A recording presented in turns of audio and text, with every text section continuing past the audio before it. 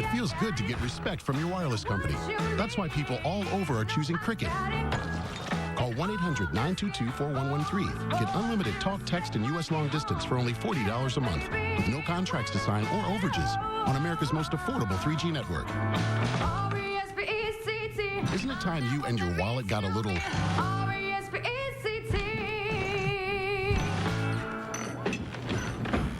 You know I don't like it when you text at the table, dear.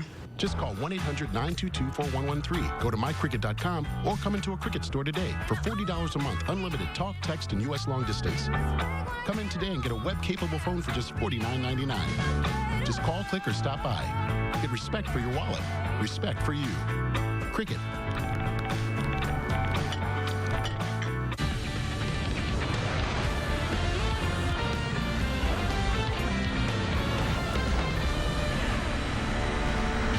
This is BMW Cubs Pregame Live.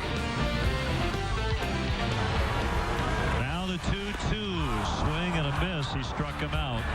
A lot of it, I'm batting fourth, and I'm not hitting, driving, and running, so it makes it hard. So, me being in the middle of the order, I got to find a way to pick it up. Well, I'm bad right now. It's really bad, so I have to make some adjustments. I have to figure out what adjustments it is to make and make them. Well, it's a brand new day for Derek Lee, a brand new day for the Cubs, and a brand new month at Wrigley Field. Will May bring a different story for Cub hitters? Game 2 between the Cubs and Marlins is coming up at 1:20. We are leading you up to game time. Hello and welcome to BMW Cubs Pregame Live. Gail Fisher and Todd Hollinsworth here with you on this 1st of May. And it's been a cry of Mayday, Mayday for the Cubs offense. The Cubs lose again last night, scoring just 2 runs. Other things went wrong in that game to contribute to the loss, of course, but the spotlight right now is on the hitting. We just heard Derek Lee blaming himself already. Well, taking some accountability, no doubt about that, but there have been a lot of things that have gone wrong. I guess for me, the one thing that is still positive is that they're only 1 game under 500. Hard to believe. Awful on offense, awful on defense, and the bullpen has been so shaky up and down, and just a lot of things going wrong for this team right now. I'm really looking forward to Rich Harden hopefully stepping up today and taking control of this game like he can. He has been the one bright spot in that rotation. He's been solid. Hopefully he can take over this game today, and maybe the Cubs offense plays a little small ball today. Yeah, that would help. Now, we realize that playoffs have been going on between the Bulls and the Blackhawks last night, so in case you missed this Cubs game, let us bring you the highlights. It wasn't pretty, especially at the end. Cubs have lost 13 of their last 17 against the Fish coming into this one. Sean Marshall's curveball was just nasty, though. He pitched well. He got Dan Uggla there. He had struck out the side in the first. Now in the 5th, Milton Bradley going the other way. His first home run as a Cub. Well, he is, he's looking better. He's kind of getting his swing back. Milton, this team, in order to be productive, have got to get something going from him. He's got to be out there on a consistent basis. One of the big problems with this offense is that guys don't seem to be out there. The 3, 4, and 5 hitters only together 7 times in the team's first 21 games. That's just not going to get it done. There's got to be that gelling, that coming together. But, that's part of the struggles. A lot of these guys are taking it upon themselves. This offense, top to bottom, has not been getting it done. Well, the Cubs hit 2 home runs. Mike Fontenot had the other one. Those were the only 2 runs they scored. We saw Sean Marshall give up a home run. It was 2-1. And this is Carlos Marmol now coming in relief in that 8th inning, and he was just struggling. He gives up the game-tying run there. And then this is where things just sort of really go wrong. We have bad defense going on and then bad pitching. And Florida takes the lead in the top of the 10th as this game went to extra innings. A lot of the Cub fans, though, were too busy watching the Bulls playoff game. About 300 people on the concourse. Can you blame them, though, when the Cubs implode, giving up 6 runs there, and the Cubs lose it 8-2 in 10 innings? Now, the Cubs need to get back on the winning track. Rich Harden might be the guy to do it since he's been pitching well, and he takes the mound for the Cubs today. For more on this matchup against the Marlins and a read on the mood of the team, let's head out to Wrigley Field and join Luke Stuckmeyer. Luke, I was there last night. You're obviously there today, and it's pretty quiet in that clubhouse, isn't it? Yeah, it's real quiet, but the team is trying to stay positive, at least for now.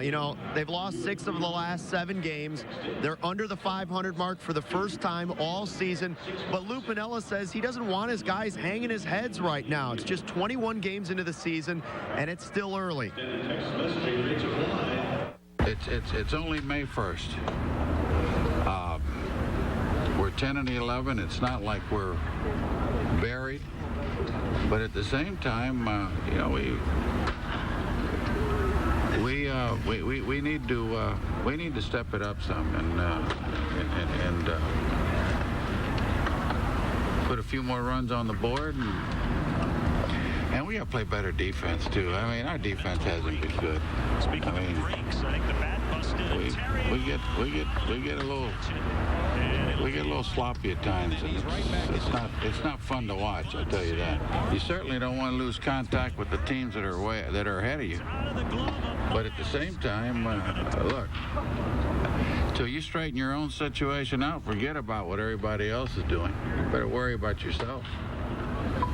Try to win some ball games and get back on track. I mean, what's the sense of looking where everybody else is at if you're not getting the job done yourself? Well, we heard from Derek Lee at the top of the show. D. Lee batting cleanup again today. He took last night's loss pretty personally. Now, he's hitting just 189 in the season. He was 0 for 4 last night, and he left some runners in scoring position in key situations. Lou Piniella, however, this morning said this is not Derek Lee's burden to bear alone. He shouldn't, really. I mean, it's a team. I know he's struggling, but it's still a team. This is not like golf, where you can control your own destiny by yourself. You got 25 people, and you win as a team and you lose as a team. Right now, the Cubs have been losing as a team. Lou Piniella pointed out in their last 7 losses, the Cubs have scored just 10 runs. They need some offense today, and hopefully maybe a little sunshine too, Gale. Right now, 50s, nice outside, cloudy, just a few light sprinkles, so the grounds crew tells me this game will get played today. We'll send it back to you in the studio. All right, Luke, that's the good news. Boy, Lou Piniella is suddenly a numbers guy, isn't he? He knows the stats. Yeah, he doesn't like to talk numbers too much, but right now the numbers tell the story, so he's okay with doing that, at least this time. All right, enjoy the game, and let's hope the W flag flies high today. Yeah. All right, I don't need to go through the numbers since Lou Piniella is providing that for us. Obviously, they're losing and they're not scoring runs. Basically, your pitchers have to throw a shutout in order to win ball games when the offense isn't working. Well, I would anticipate Lou starting to take over this offense a little bit, and what I mean by that is, you know, using some creativity, hitting and running, bunting, even with the big boys in the middle of your lineup. That's how you kind of get yourself out of these things.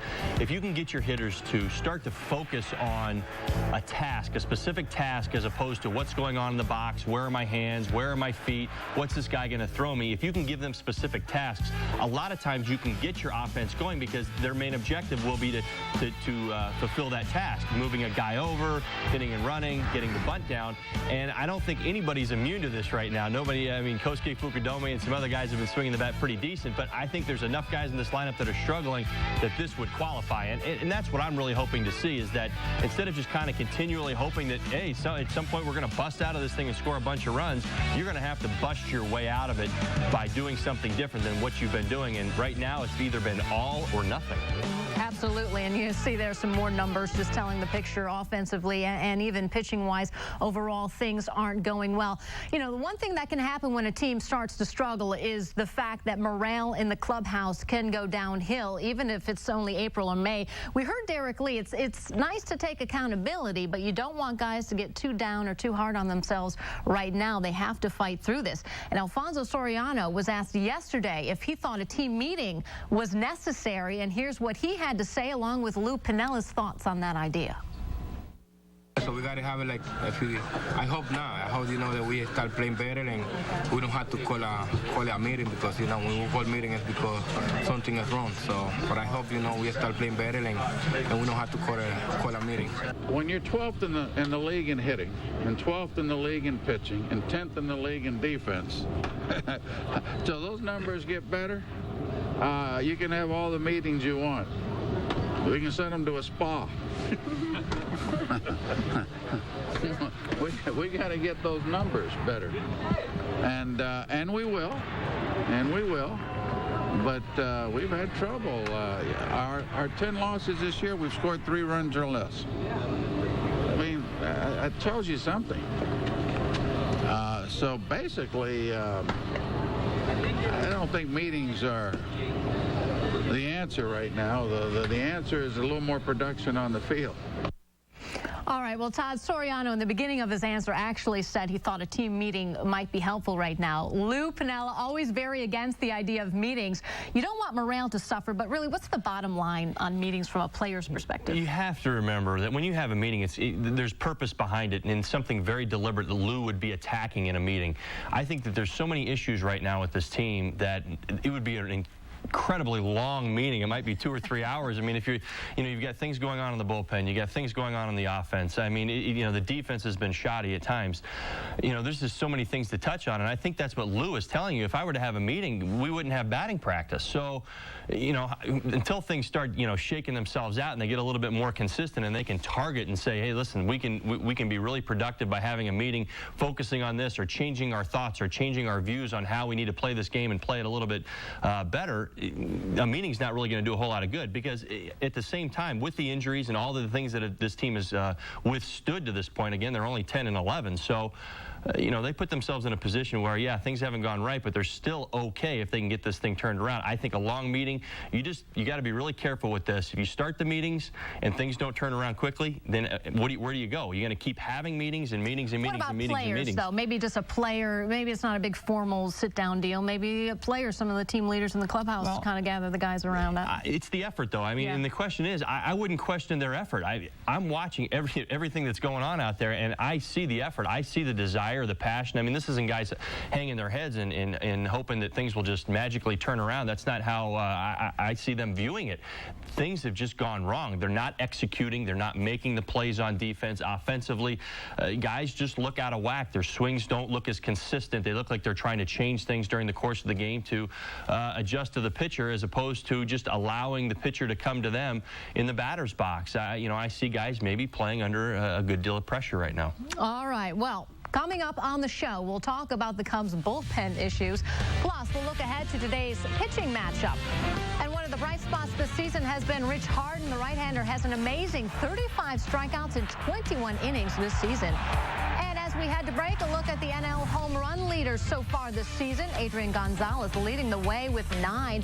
Alfonso Soriano is third in a group who has 7.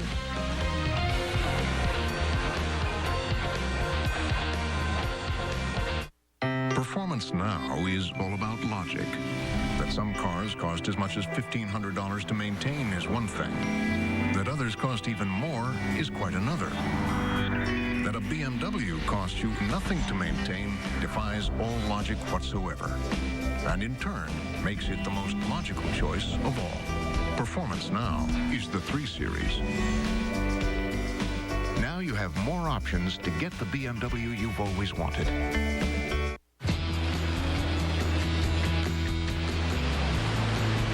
Every Sea-Doo is built to last a decade.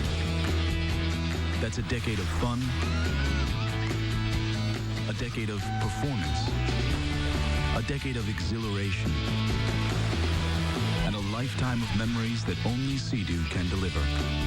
Sea-Doo, the good life just got better. A decade of thrills now comes with a double warranty. Hurry, offer ends soon. I'm Faye McClure, Vice President of Strategic Marketing for Farmers Insurance. Farmers is proud to be the sponsor of diversity programming on Comcast Sportsnet. To learn more about our diversity initiatives, please visit ichoosefarmers.com. Yeah, you know the spot. Right away, sir.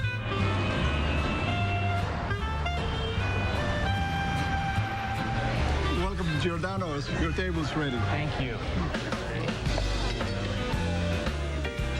How's everything? Fantastic. What's your secret? It's the fresh ingredients, and it's been so for the last 30 years. We made it good. You made it famous.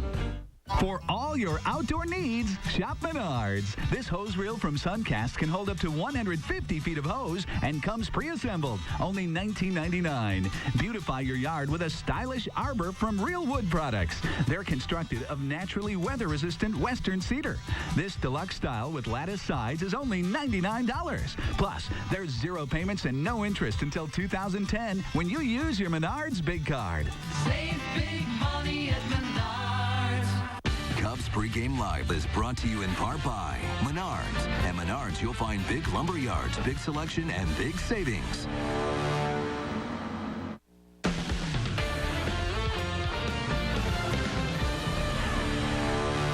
Welcome back to BMW Cubs Pregame Live. As the saying goes, you can't win a championship in April or May, but you can lose one. In other words, you don't want to dig yourself too deep of a hole. Now, the Cubs aren't there yet, but you can't let a slump linger for too long. Now, Game 2 against the Marlins coming up. Let's take a look at the starting pitchers for the game. Rich Harden takes the mound for the Cubs. Graham Taylor goes for the Marlins. You know, I don't know much about the Marlins rookie pitcher here, but his numbers don't look so good. Harden, meanwhile, is enjoying a very good start to the season. Well, this is a good opportunity for the Cubs today to bust out, to get their kind of get going offensively. They've got a young man only making, I believe, his second big league start today for the Marlins and Graham Taylor. This is an opportunity to get things going. Plus, you've got kind of your big dog on the mound. He's been the big dog in the rotation so far, and Rich Harden. Things are definitely stacked in the Cubs' favor, but the bottom line is that they're going to have to go out there and perform and produce.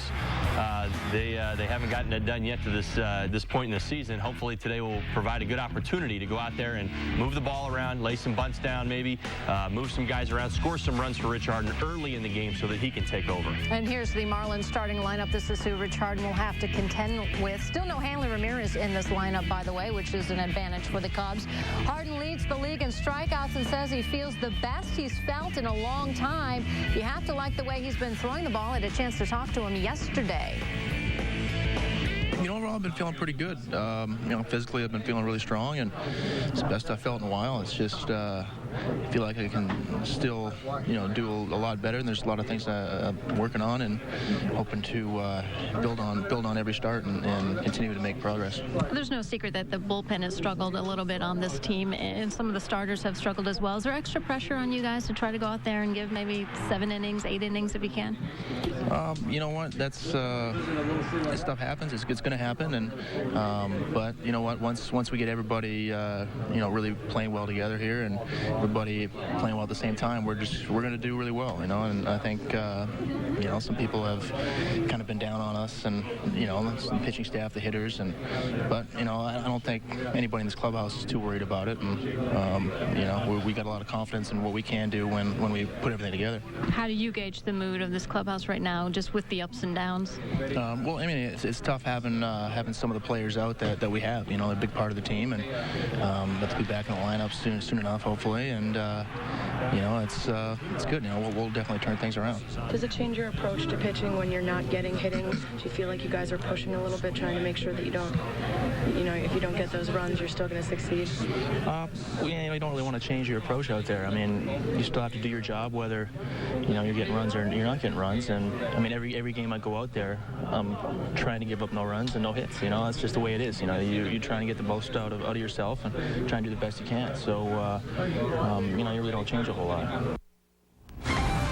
Rich Harden has been looking good so far this season. Here's his run support backup as we take a look at the Cubs starting lineup for the day. Milton Bradley back in that 3 spot. Derek Lee batting cleanup. Giovanni Soto, by the way, starting again today behind the dish. You have Miles Infantino rounding out the back end of this lineup. Lou Piniella a little upset yesterday, Todd, after the game, obviously last night, says, what do you want me to do, start playing my bench guys? He could switch up this lineup. You don't have a whole lot of options. You got to stick with your guys, and they have to fight through it. Well, not only do they have to fight through it, but they have to find a way to fight through it. I look at that the late innings yesterday against the Marlins, and that's the one thing I keep thinking about. Why doesn't the Cubs offense try a little bit more of this? And it's, trying to put pressure on the defense again with the bunting and the hitting and running and capitalizing on walks. And opportunities. Just a few games ago, we watched the last game in Arizona where they scored 5 runs in an inning on 1 hit.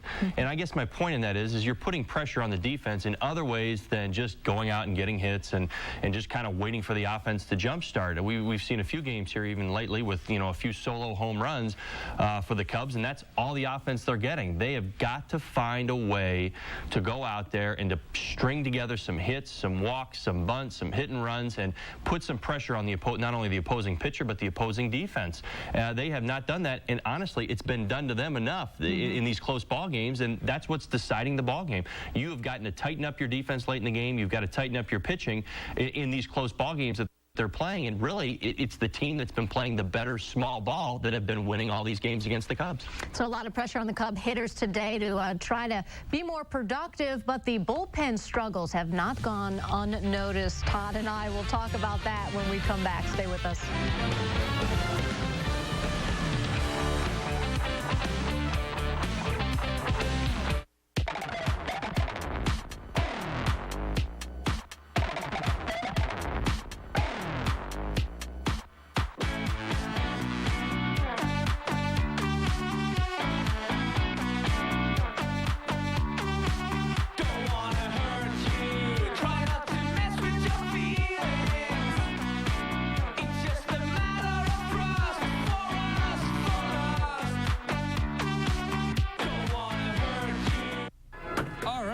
One too. My name is Mohammed Panjwani, and I'm from Houston, Texas. And I'm working for an engineering firm. We design oil refineries and a lot of procurement and civil work around the globe. This is exactly what I wanted. Before ITT Tech, I was working 2 jobs and still couldn't accomplish and didn't enjoy what I was doing. I was in customer service. That was okay, but that wasn't really my dream. I always felt something was missing. He succeeded, and here we are today, and everything's just worked out wonderful. That's what I tell him all the time. Be hardworking, be honest, sincere, and all your dreams will come true. We are educators helping people build a foundation for the rest of their lives. ITT Technical Institute, education for the future. Call 1-800-942-0088 or visit us on the web. Get an education that can help you reach your goals. ITT Tech has information on financial aid for those who qualify. Call 1-800-942-0088. 1 in 3 American adults has cardiovascular disease. It remains the #1 killer of both men and women. Join me, Craig Summers, the Executive Director for the Genesis Heart Institute and Chairperson for the American Heart Association's 2009 Start Heart Walk, and walk Saturday, May 16th in the Rock Island District. Our festivities will educate the Quad Cities about heart disease and celebrate our commitment to prevention. Walk as a corporate team, walk as a family, come out and walk your dog, just start walking. What your engine feels, you feel. And when it's running clean, you feel it. Which is why we developed full synthetic Pennzoil Platinum with active cleansing agents that clean out up to 46% of sludge in your first oil change and continue to clean in your next change. Pennzoil Platinum Motor Oil, our ultimate clean for your ultimate feeling. Not just oil, Pennzoil. Being live tonight at 5:30 on Comcast Sportsnet, fans' best friend. And now it's time for the Stay in the Game Hold of the Day, brought to you by Just for Men Hair Color. In our Just for Men Hair Color Stay in the Game Hold Spotlight, we take a look at the Major League leaders in holds after month 1 of baseball. The Tigers, Bobby C. leads the majors with 7 holds. The Angels, Jose Arredondo has 6. Aaron Heilman, by the way, leads the Cubs with 3. Just as these middle relievers keep their team in the game, you too can stay in the game with Just for Men Hair Color. Rich Harden looks to pick up his 3rd win of the season as the Cubs try to snap a 3-game losing streak. It's the Cubs and Marlins live from Wrigley Field coming up at 1:20. And as you can see, another cloudy day in Chicago. But the Cubs are looking for a silver lining. Not going to find it in the bullpen right now, though. We sound like a broken record talking about it, but it's because the Cubs keep getting the same results. Walks and runs are a problem, and last night the pen gives up another 7 runs. Well, it's been unfortunate. I think the walk walks have been the thing that's been most glaring. It's been the inconsistency on a daily basis that really has been the problem. They're going to have to rally the troops down there. I mean, that's how it kind of works. You've heard Kevin Gregg refer to it as this, we're not a bullpen of ones. We're a unit, and we have to work together. They have not found their gel yet, as those numbers indicate right there. The high ERAs, runners, you know, I mean, they've just had runners on base all the time, and I think there's been a tremendous amount of pressure on Carlos Marmol at the same time, which I think has led a little bit, that and the injury has led to his inflated earned run average as well. And we did talk to Marmol last night, by the way, after the game. He gave up the game-tying run, and he had trouble with walks again, and asked him if he was still injured, still feeling the effects of the knee, and he said no, he's fine. He's just having a problem throwing strikes. Well, again, you look at the pressure, and that's what I keep seeing is, you know, the constant pressure that these guys are under. Now, whether they're creating it themselves or whether they're, you know, picking up inherited runners, what you're seeing is an awful lot of pressure on these relievers, and, you know, you're seeing bunts, you're seeing these hit and runs, and you're seeing pitchers trying to make, you know, fantastic plays that just haven't worked out. And that's the pressure I'm kind of hoping that the Cubs offense will start putting on the opposing team to get the offense going, because when you create that kind of pressure, there's been all these errors as a result of all this. You're watching balls going down the line. Last night, it's Mr. Maven in the back on a throw, and I mean, really, it's all about the pressure. And when your earned run average is up there, you're picking up on different things. You're saying, well, maybe I'm not throwing the ball well right now, or my knee might be hurting. He's saying that's not, you know, that's not what this is all about. But the one thing that has been constant throughout this has been the walks, the errors, and the inconsistent defense. And the two aren't working hand in hand. One's not picking up the other right now. And so you kind of have a bigger problem. It's not one or two guys struggling. They're all struggling. And that tells me that there's more to this. It's not just, you know, I mean, this is a group effort. So the defense isn't helping pick up the pitchers, and the pitchers aren't, you know, they're putting so many guys on base. There's just so much going on out there, and there's being a lot of mistakes made. Well, and we saw the 3 blown saves, and that doesn't even tell the whole story, not to mention the leads they relinquished in the 7th and 8th innings as well. So it's a problem. All right, coming up, we'll get Todd's keys to a much-needed Cubs victory today. And as we head to break, a look at our Cubs poll question of the day. How concerned are you about the Cubs? Lou Piniella had an answer to this last night. I'll save it for the postgame show, not to influence your answer, but you see the options there. A, B, or C. Log on to CSNChicago.com. Go to the Cubs team page to vote, and we'll have the results later this afternoon on Lowe's Cubs Postgame Live. Okay. No, you don't need. We don't need that.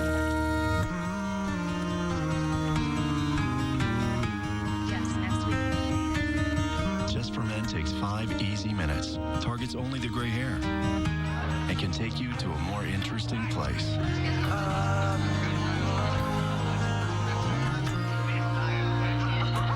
Who's that?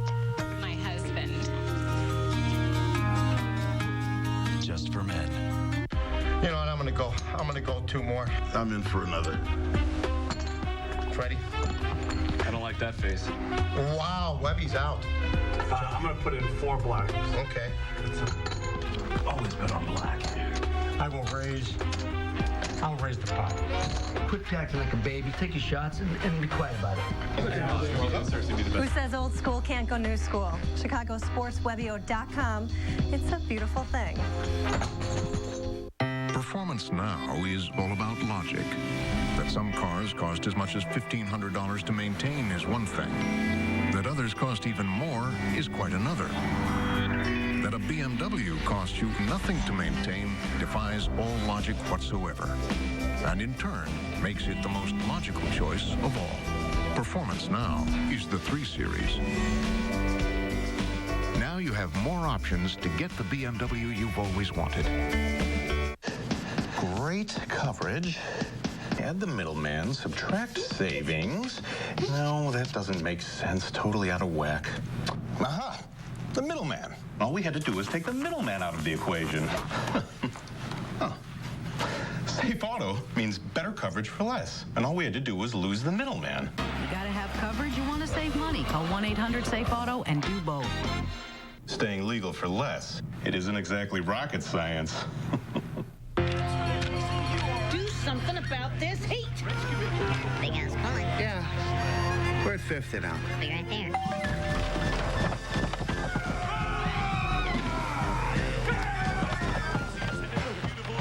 Don't just trust anybody to cool you down. Those fellas sure were fast. Call Four Seasons Heating and Air Conditioning at 866-4Seasons. For all the right reasons, Four Seasons.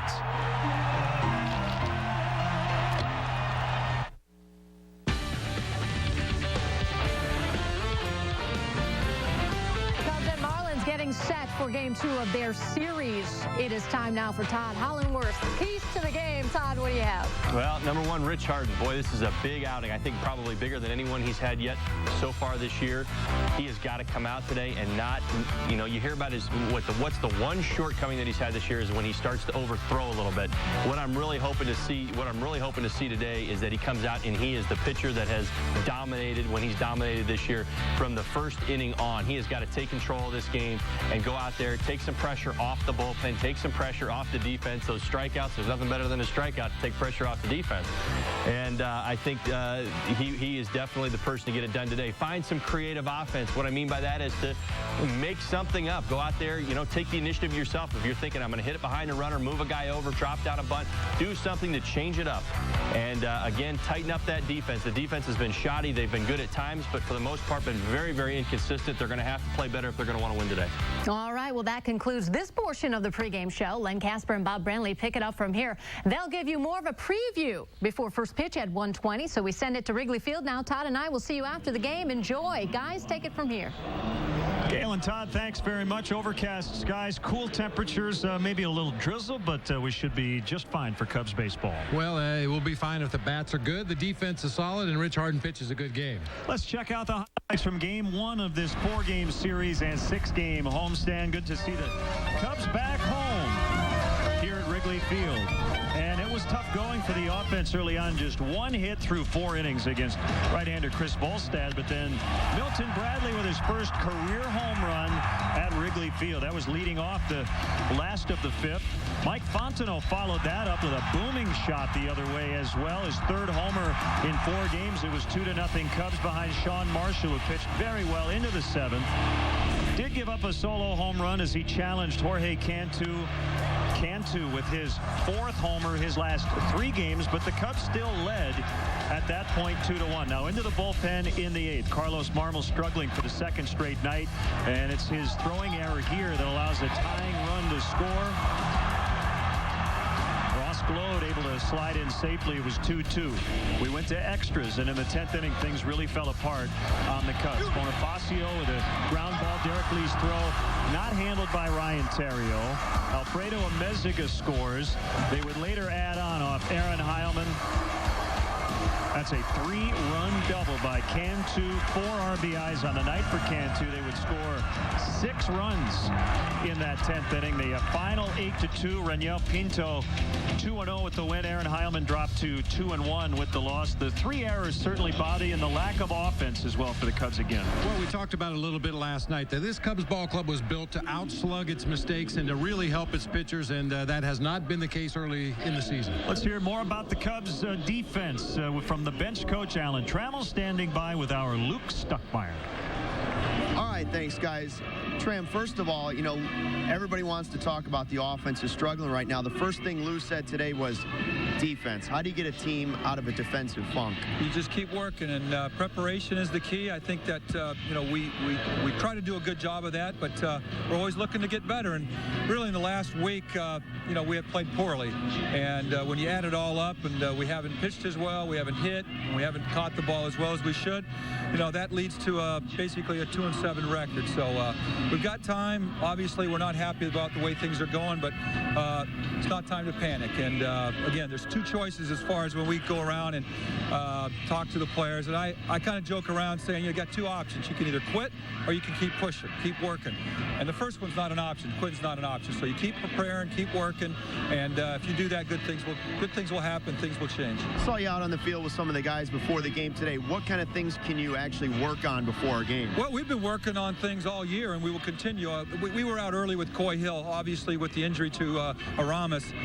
He was our backup third baseman. He came in and he signed as a third baseman, so he just wanted a little extra work. That's all that was about. Everybody wants to talk about Aramis and his bat, but if he's improved anywhere on the field since he's come to the Cubs, it's been defensively. How much of a loss is that? Well, it's huge. Both offensively and defensively. He's an all-star, and he's a Gold Glove caliber type player, and we need him. But there's no one player that's going to turn this thing around. It's a team effort. Again, it's May 1st. We know that there still is a long way to go, but you certainly don't want to put yourself in too much of a hole.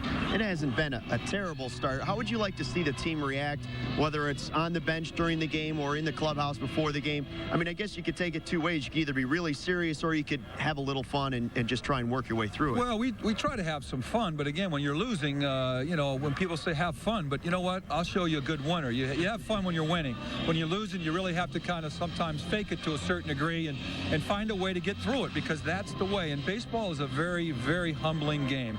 And it's easy when it's going good, but it's really when things are going bad is when you find out. And you got to, as I said before, you got to keep pushing. Do you have to treat different players differently just because of their personalities? Well, absolutely. I mean, everybody is different. So, I mean, that's part of the spring training and getting to know people over a period of time. And we know our players. Just a matter of keep doing the things and making sure that they don't get down. And it's easy to do. I mean, everybody wants to be successful. I mean, it's a great town. We got people filling the ballpark every game. These guys want to play well. They're just not doing it. But again, we just got to keep working. What's the one thing you can tell these guys from your playing days when you're out in the field that made you a great defensive player? Well, you've got to put offense and defense separately. You've got to treat that totally separately. I think that we do, but I think that everybody is human beings. Sometimes you got to kick yourself into, to not do that. When you're not hitting, you're not scoring runs, you haven't gotten a guy in from third with less than 2 outs. Those things wear on you. But as a major league player, you can't let that affect you defensively. And that's something that, again, that we've talked about. I think we do a pretty good job, but right now we can be better. All right, thanks. Go get them today. Appreciate it. Thank you. Take care. Guys, we'll send it back up to you. May is a new start. Len? All right, Luke, thanks. Thanks to Alan Trammell as well. We'll hear from the manager, Lou Piniella. When we come back, the Marlins and the Cubs in Game 2.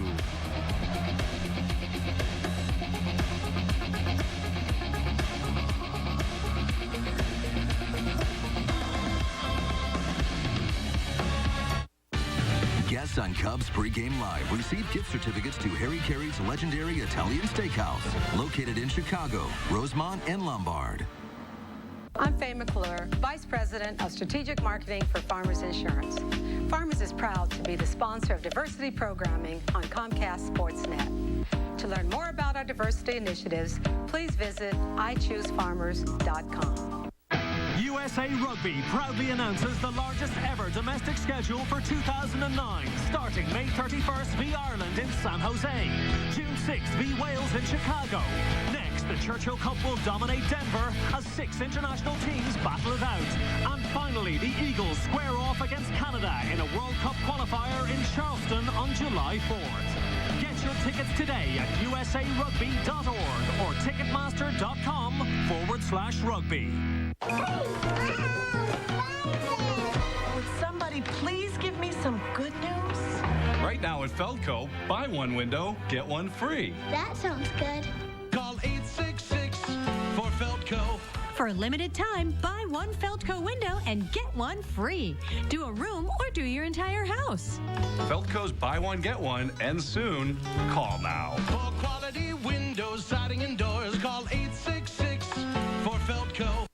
There's a new game in town, the Quad City Stallions semi-pro football team. 11-on-11 hard-nosed football, 100 yards of action the way the game is meant to be played. The Stallions have some of the best talent in the area, players you are familiar with playing the game they love. This team is serious about the game, 4 quarters of high-energy, smash-mouth football. Don't miss a single down. Come out and see the Quad City Stallions as they face the Iowa Sharks May 9th at 6 p.m. at Erickson Field, Augustana College, Rock Island. Stallions football, for the love of the game. Come to Menards for all your home improvement needs. Protect your home from water damage with Spectra aluminum gutters. They're maintenance-free and won't rust or crack. A 10-foot piece of gutter in white or brown is 99 cents after rebate. Easy Roll chain link fence makes installation a snap and features a 10-year no-rust warranty. A 42-inch roll is just $48.99. A 48-inch roll is only $49.99. Dedicated to service and quality. Menards. Save big money at Menards. Sports Rise every morning only on Comcast Sportsnet. Fans' best friend. Well, the Cubs getting stretched out. Alfonso Soriano and his teammates. Game 2 of this 4-game weekend series against the Florida Marlins. Offense, defense, pitching, the three main components. The Cubs starting pitching has been very good. Some concerns with walks with the bullpen. Offensively, when you're not scoring runs, you look flat. And defensively, the Cubs have been a little shaky here lately. Well, the defense, when you're not playing good defense, it just puts so much pressure on the pitching staff, puts a lot more pressure on the offense, and Lou knows that as well as anybody. Let's hear from the Cubs manager. You got to have good defensive play. It all starts with good defensive play because invariably it helps your pitching be a lot better. So when you're not catching the ball, it makes it very tough. You're going to have to score more runs, and your pitchers are going to have to pitch better, and everything's magnified. He shouldn't, really. I mean, it's a team. I know he's struggling, but it's still a team. This is not like golf, where you can control your own destiny by yourself. You got 25 people, and you win as a team and you lose as a team. You got to score runs. You got to score runs. You know, I think in our last 7 losses, we've scored 10 runs. It's hard. You can't win with consistency that way. So you just got to start swinging the bats better. That's Lou Piniella, part of that talking about Derek Lee taking a lot of the blame for what happened last night. Rich Harden getting set for the start today against left-hander Graham Taylor. We'll set the table for the first pitch and all the action coming up.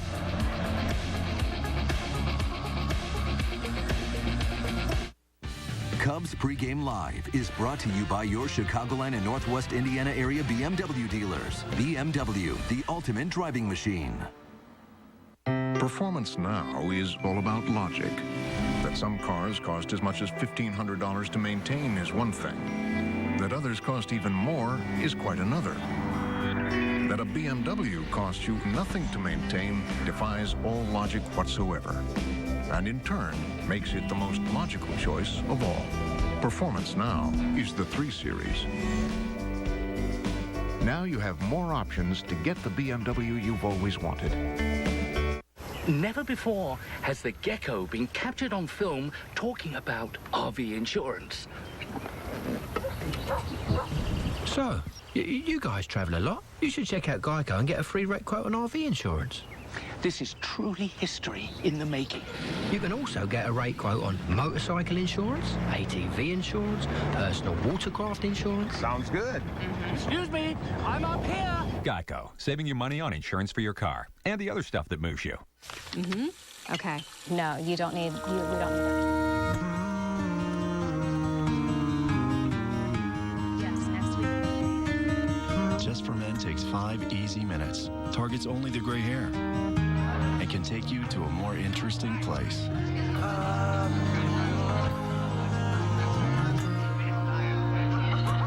Who's that?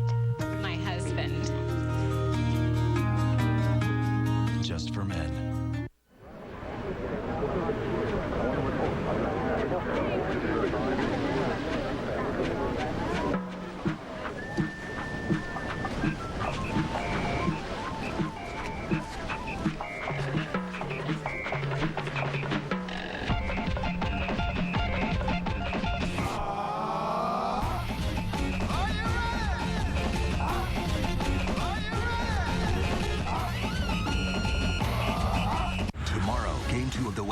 Semifinals is on Comcast Sportsnet Plus, and Nikolai Habibulin looks to stand tall between the pipes as the Blackhawks battle Roberto Luongo and the Vancouver Canucks. Coverage starts with Chevy Blackhawks Pregame Live. Blackhawks Canucks Game 2 tomorrow night at 7:30 on Comcast Sportsnet Plus.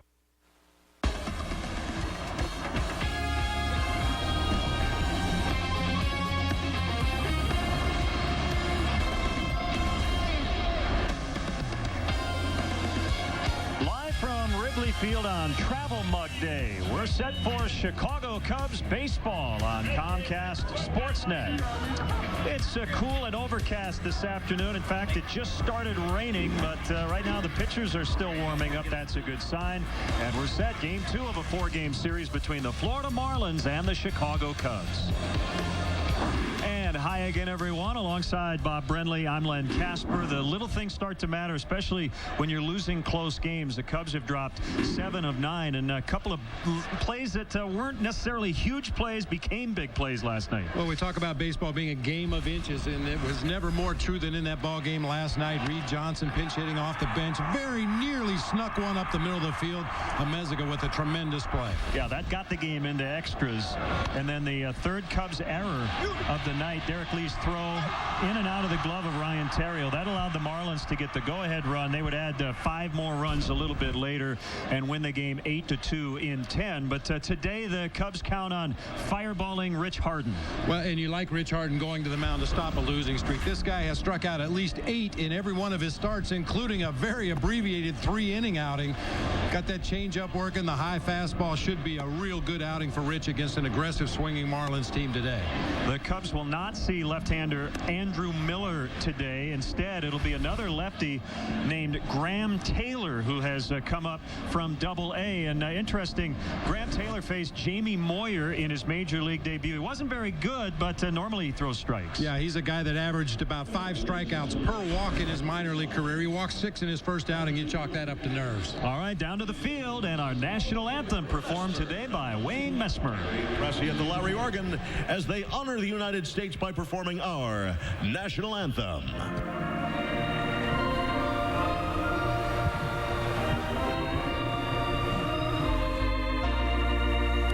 Oh, say, can you see by the dawn's early light what so proudly we hailed at the twilight's last gleaming, whose broad stripes and bright stars through the perilous fight o'er the ramparts we watched were so gallantly streaming, and the rocket's red glare, the bombs bursting in air, gave proof through the night that our flag was still there. Oh, say does that star-spangled banner yet wave o'er the land of the free and the home of the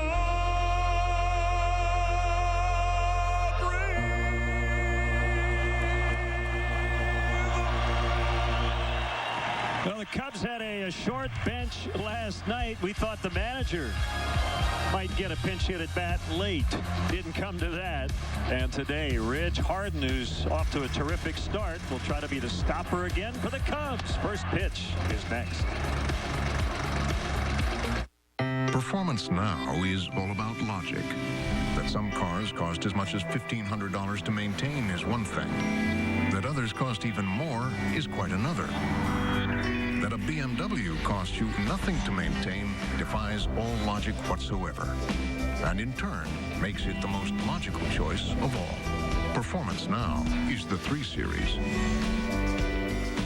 Now you have more options to get the BMW you've always wanted.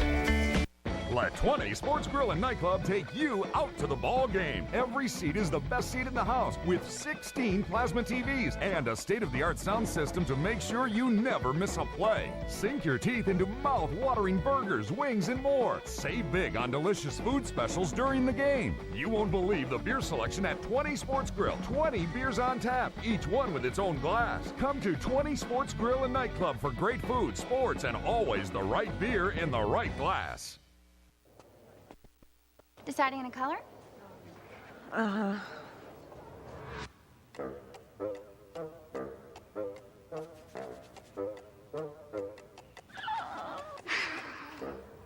Let's start with some idea cards. That'll get you to the right one. We're here because we've been there with the tools, products, and advice to get it done right. True Value. Start right, start here. Get the right products and expert advice for your next painting project at K&K True Value. Start right, start here. Cubs baseball on Comcast Sportsnet is brought to you in part by the all-new 2010 Lexus RS, reinventing the vehicle that invented it all. Menards. At Menards, you'll find big lumber yards, big selection, and big savings. McDonald's of Chicagoland and Northwest Indiana. Honda. Test drive a 2009 Honda today at your Honda dealer. Blue Cross and Blue Shield of Illinois, dedicated to giving you the security to experience wellness everywhere. Jimmy John's, America's favorite sandwich delivery guys. And by Southwest Airlines. Low fares, no hidden fees.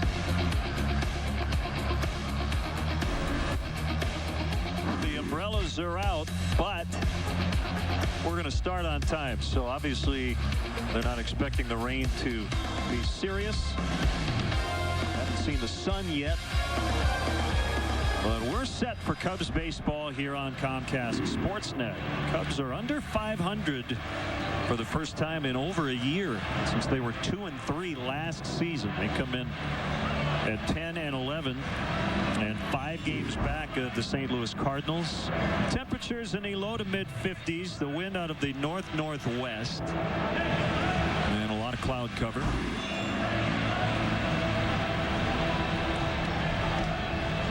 Let's set the umpires for you today. The crew chief, Brian O'Noran, his 13th year will work home plate. Fielding Culbreth is at first, Brian Knight at second, and Jim Wolf, who was the home plate umpire last night, will be at third today. Cubs got another quality start last night from Sean Marshall, but they went for naught. He was terrific, gave up just a solo home run. You know, Len, that's one of the more frustrating things when your team is in a collective offensive slump and you're making some miscues defensively, is you feel like you waste those good pitching performances, and Sean Marshall was really good last night. So here are the updated standings in the NL Central. Reds are at Pittsburgh tonight. St. Louis again at Washington after a win last night. Houston will be in Atlanta. Arizona at Milwaukee. The Brewers playing well, now in second place. And the Florida Marlins come in at 14-8. They're 2 games up on the Phillies in the National League East. Their Southwest starting lineup: Bonifacio, Maben, and Hermida at the top. Cantu, red hot. Ugla at second. John Baker's first start of the series. He bats from the left side. Ross Glode out in right. Amezaga is the shortstop. He was a hero late. And Graham Taylor comes in 0 for 1 in his major league career. Let's take a look at the Home Depot Cubs defense today. Soriano in left, Reed Johnson in center, Milton Bradley back in right field, Fontenot and Terrio once again on the left side of the infield, Miles and Lee on the right side.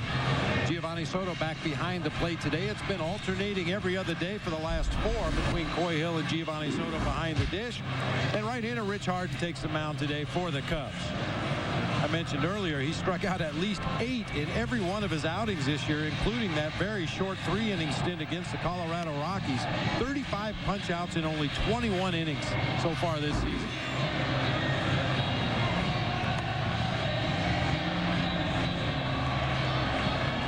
Well, Lou just has continued to talk about production, especially offensively, and he touched on the defense before the game, which you heard in our pregame show. Still no Aramis Ramirez, day-to-day with the calf injury.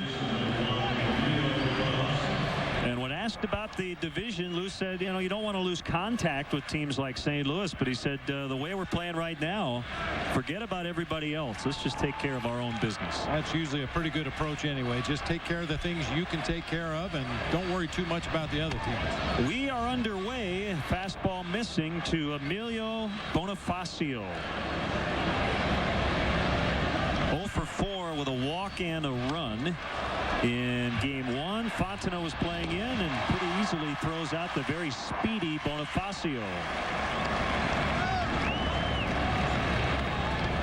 It's going to be pretty hard for Bonifacio to catch anybody by surprise bunting for a base hit. Because of his speed, that is a big part of his offensive arsenal. And Mike Fontenot was all over that one. That's not a poor bunt, but because Fontenot was anticipating a possible bunt, he made it an easy play.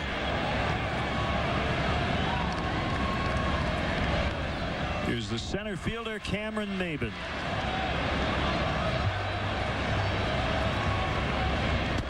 The wind officially out of the northwest now at just 2 miles an hour, so that's a crosswind. It's only the second time there's been a crosswind. Right now there's barely any wind. That doesn't appear to be enough to affect any balls hit in play today.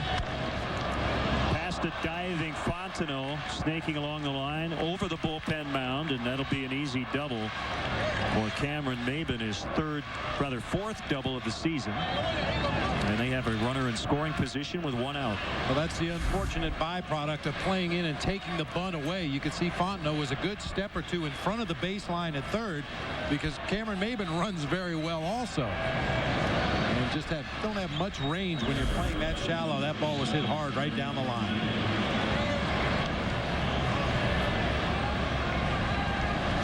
Here's Jeremy Hermida with 18 walks. He's tied for third in the National League. That is why he has an on-base percentage well above his batting average.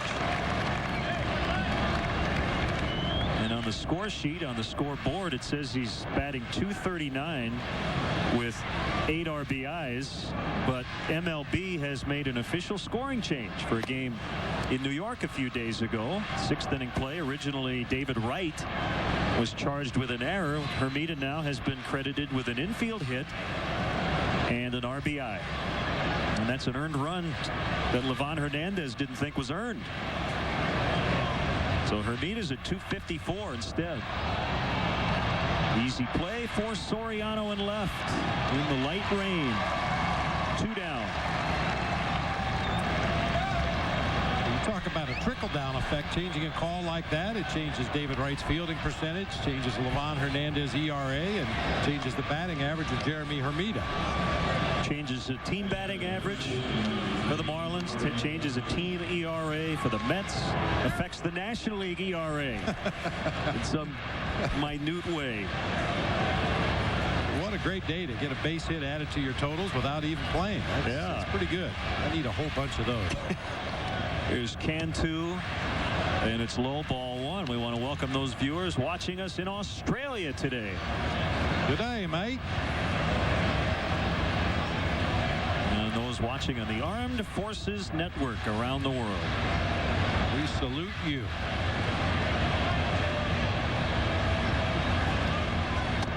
We're on in Dublin, Ireland, too. Cubs baseball very popular around the world. Got to be careful here with Cantu. Leads the majors in slugging at .778. Last 3 games, 6 hits, 4 homers, 10 RBIs. Missed a changeup to make it 2-1. They brought the rain gear. It's a smart move. That changeup should be a great pitch for Rich Harden today. If he's got a good feel for that pitch and can throw it in 2-0 counts and 3-1 counts, full count, he should do pretty good against this Marlins team today. Another one, 2-2. They have a number of hitters in their lineup, including the guy at the plate. If you put him in those good hitters counts where he can gear it up for a fastball, he showed last night what he can do. This guy can hit a fastball about as good as anybody in the National League.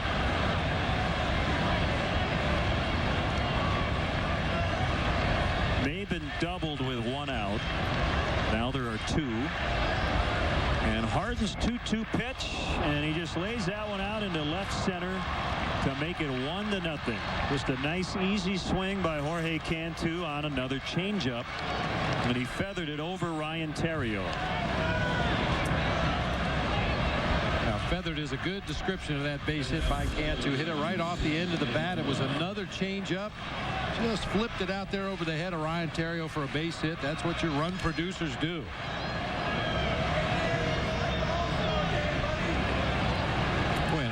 run in this ball game. We're not sure what the conditions are going to be throughout the afternoon, but as you mentioned, a light rain falling right now. You definitely want to get a lead in a ball game like this in case it is short. Fouled back by Dan Ugla. It's only the second first inning run allowed by Harden on the year.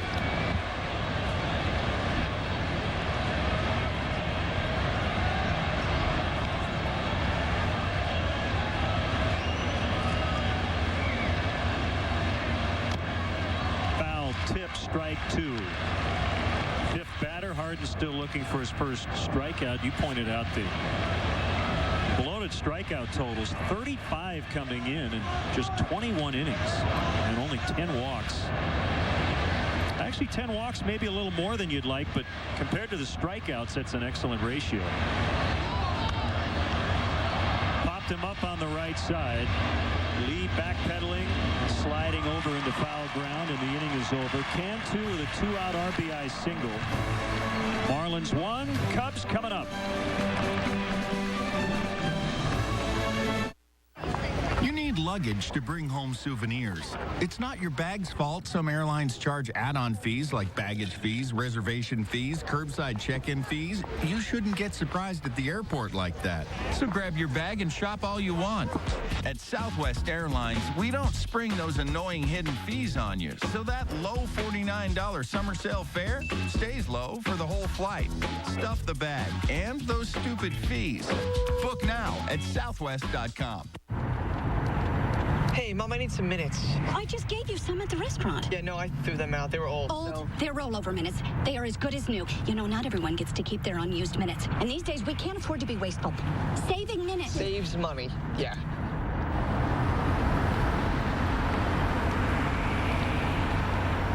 Only AT&T's Family Talk with Rollover saves your family's unused minutes. And saving minutes saves money. This Mother's Day, buy Mom a Samsung Propel after mail-in rebate and get one free after mail-in rebate.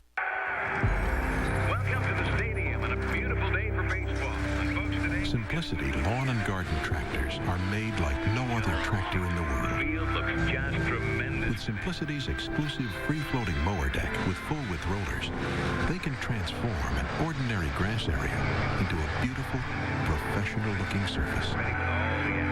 Even if it's just your backyard. Rebates are now available on select tractors and zero-turns until May 9th. Let's check out the Cubs Southwest starting lineup. The 8th-ranked offense in the National League, middle of the pack in runs at this point. Soriano, Terrio, Bradley at the top. Lee, Johnson, and Soto in the middle. Miles, Fontenot, and Harden at the bottom. Take a look at the Marlins Home Depot defense. Jeremy Hermida in left, Cameron Maben in center, Ross Glode over in right field, Bonifacio, Amezaga, Ugla, and Cantu across the infield for the Fish. John Baker doing the catching today for left-hander Graham Taylor. His second major league start. I mentioned in the minor leagues he was a strike-throwing machine coming into this season in his minor league career. 296 strikeouts against only 60 walks.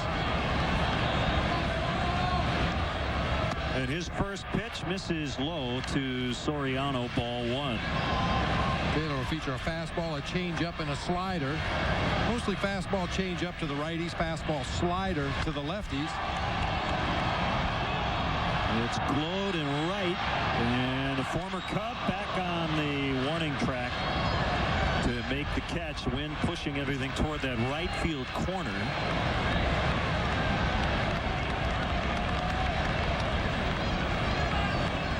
Wind blowing a little bit harder now, left to right. Wrigley Field is not an easy right field to play under the best of conditions, but the wind, as you mentioned, blowing from left to right, pushing that ball toward the corner, and Glode looking up into the raindrops on top of it. Called strike to Terrio. Taylor will turn 25 in a little over 3 weeks. Born in Covington, Kentucky. Now lives in Villa Hills, Kentucky. There's about a dozen members of his family and friends. A lot of them came up from Kentucky for this start. He grew up rooting for the Cincinnati Reds. And he's here because Andrew Miller is on the disabled list with an oblique injury. But you look at his minor league numbers going back to 2006. And in the minor leagues, he's walked about a batter and a half per 9 innings, which is excellent. So we'll see if we're going to see that guy or the guy who walked 6 in his major league debut. Went in the 10th round in that 06 draft. Out of Miami of Ohio. You're not a big fan. As a former Ohio Bobcat. In the right globe, however, is right there.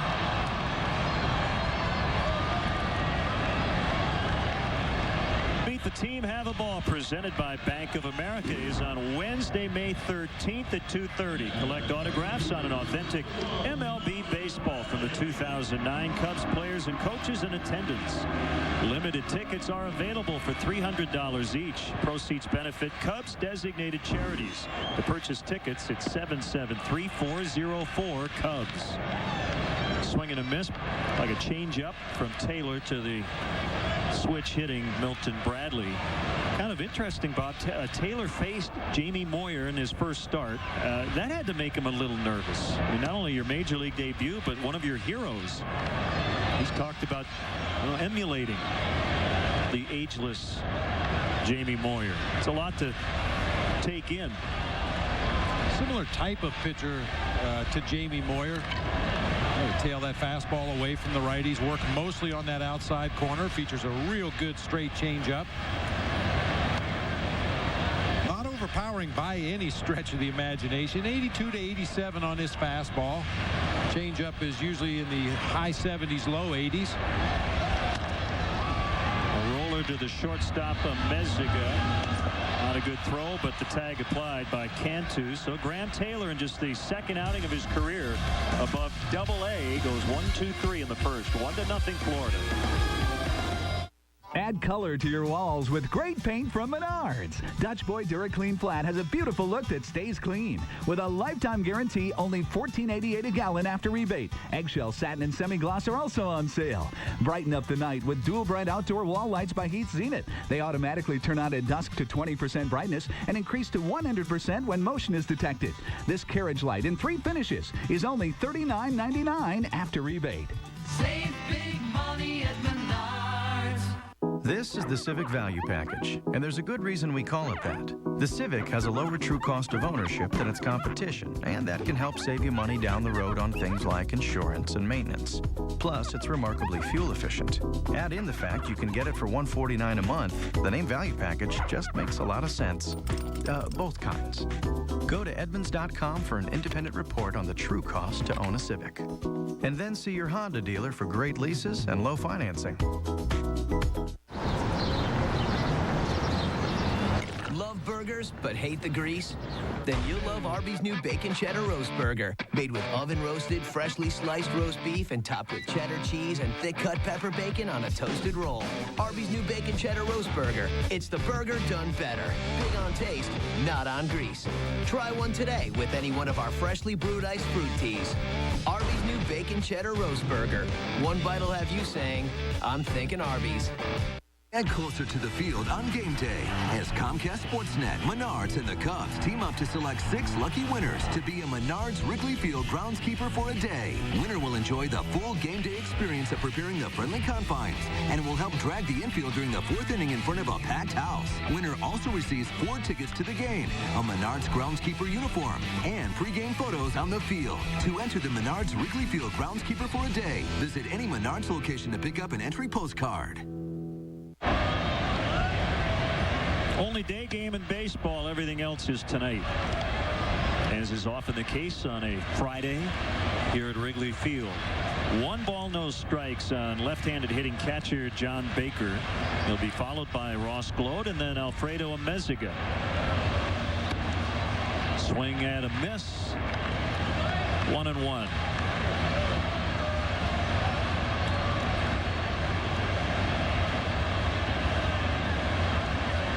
Are getting good production from their combination of catchers. Ronnie Paulino started the ball game last night. Baker in there today. Baker hitting for a .278 average with a homer, 9 RBIs. Paulino .323 with a homer and 5 RBIs.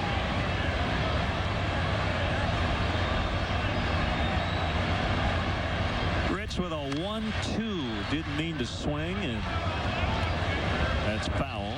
Count holding. Those are the best kind of strikes for a pitcher and a catcher. You missed your spot badly with the pitch, but in his effort to check his swing and get out of the way, Baker just taps it over into foul territory for a strike.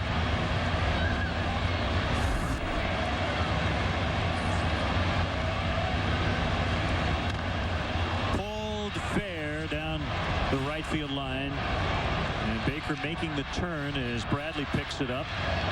And they have their second double. Maben in the first, and now Baker leading off the second. Ron Baker showing a quick bat on a fastball inside part of the plate, spanked it down that right field line. Milton Bradley had a little problem over there against that sidewall. It's going to take a while to get the experience to know how to play that sidewall down the right field line. Used his right hand to protect himself against the wall, reached down with the glove, and was able to get that one before it hit that drain down there, and who knows where it'll bounce. Fouled back by Ross Gload, former Cub, and he's back with the team that originally drafted him back in 1997.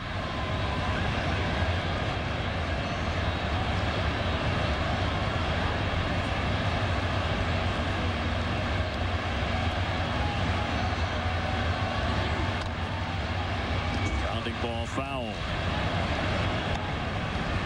to the University of South Florida.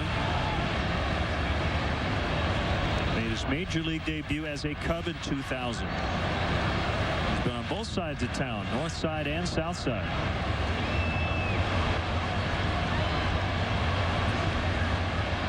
Oh, 2 pitch. Downstairs, 1-2.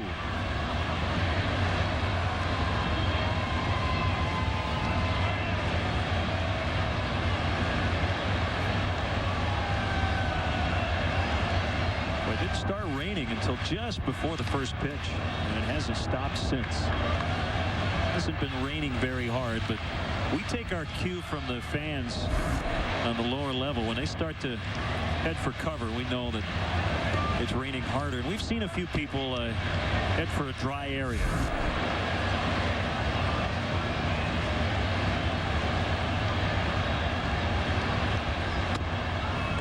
The outside edge, and he's run it full after an 0-2 start. Baker started the inning with a 2-base hit.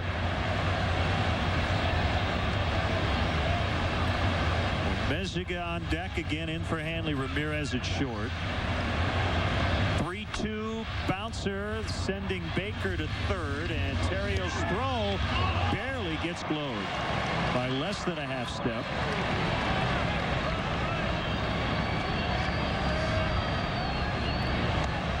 Productive out there for the Marlins. Gload able to advance Baker onto third base. That was one of those swing as you're running out of the box plays, and Terrio just does get Gload over there at first base. Maybe. You saw Ryan be pretty deliberate, and I think, Bob, that's because you have a wet baseball today. I was going to say that when you were talking about the rain. The footing should be good. What we've seen from the new turf here at Wrigley Field, the footing is good no matter what the conditions, but the baseball will be wet if it rolls through the infield grass or outfield grass for any length of time. Infielders in. Meziga with the defensive play in the 9th, and then he scored the game-winning run in the 10th after a leadoff double. The pitcher Taylor is on deck. So if Harden can get a Meziga, he has a pretty good chance to get out of it. That is, get a Meziga without Baker scoring. We saw the Marlins squeeze in the ball game last night. That's one problem with squeezing in the first game of the series. The opposing team is going to be anticipating a possible squeeze every time there's a runner at third and less than 2 outs. But now with 2 strikes, you wouldn't figure that to be the case.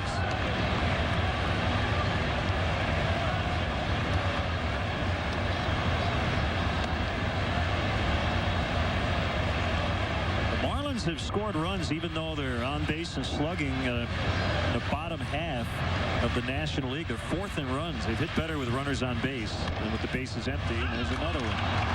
And it's 2-0 as Meziga knocks in Baker. They've made their hits count.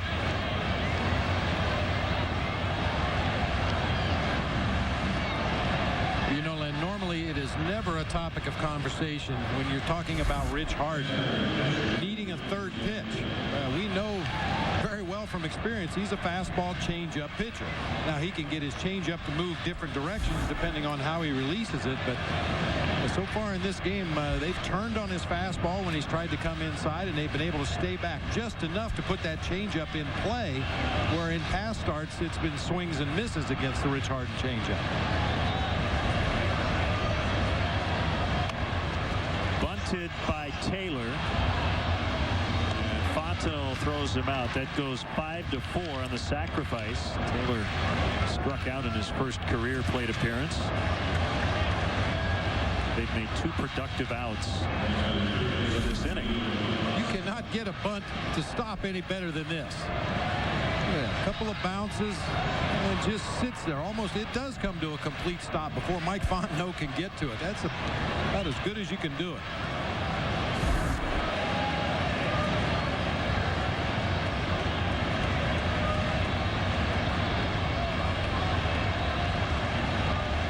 Bonifacio tried to bunt his way on to start the game and was thrown out by Fontenot. Strike 1.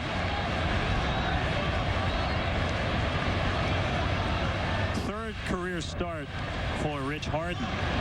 No record at a 1.69 ERA against the Marlins last year. One time as an Oakland A in Oakland, and the other one here at Wrigley in July.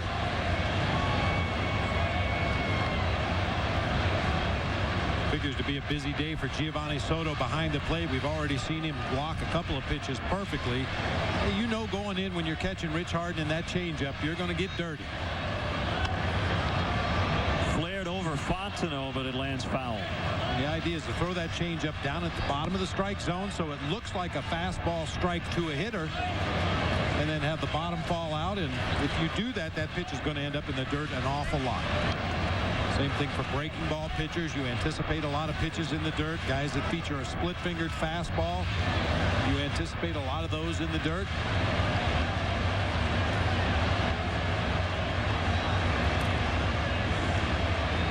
The kick and the 1-2 pitch fouled back.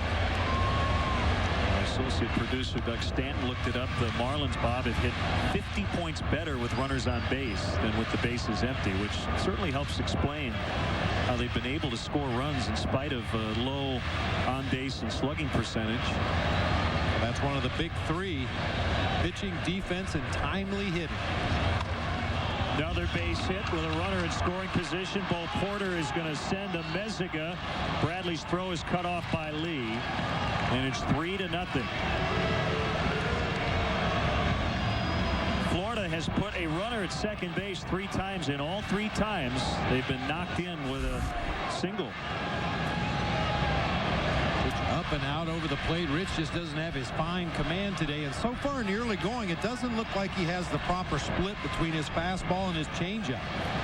The pitches are a little too similar in speed, and that's allowing the Marlins to stay back just enough to get the changeup. As I mentioned just a few moments ago, we're used to seeing a lot of swings and misses on the Rich Harden changeup. That has not been the case with the Marlins today. Maben with a double and the first run in the opening inning. Florida looking now for a 4-game winning streak. Put together a bunch of them.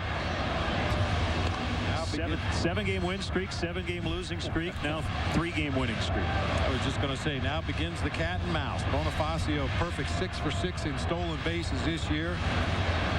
We talked to a lot of scouts around the game. Arguably the fastest man in the game today.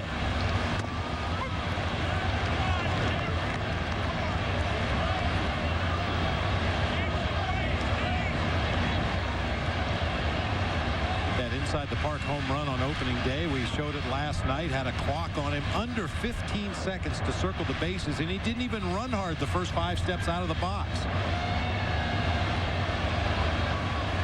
That was something else.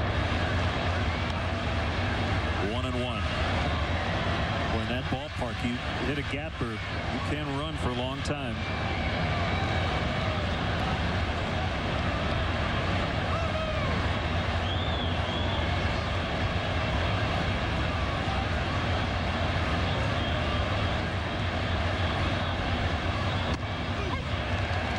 The corner. 1-2. Rain lightening up. The sky's getting a little brighter. Lights are on.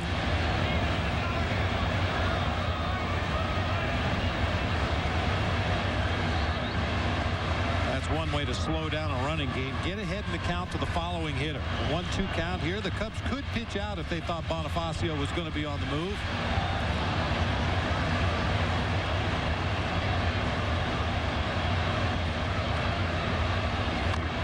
Check swing grounder. Lee will tag the bag to end the inning.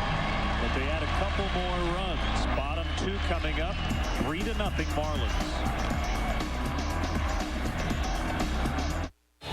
Hey Cubs fans, are you looking to get tickets to the hottest Cubs games this year? Visit Cubs.com and click on StubHub, the official fan-to-fan ticket marketplace of Cubs.com. Don't miss all the fun and excitement at the friendly confines with StubHub. There's always a ticket available to a Cubs game. Dames en heren, we gaan beginnen.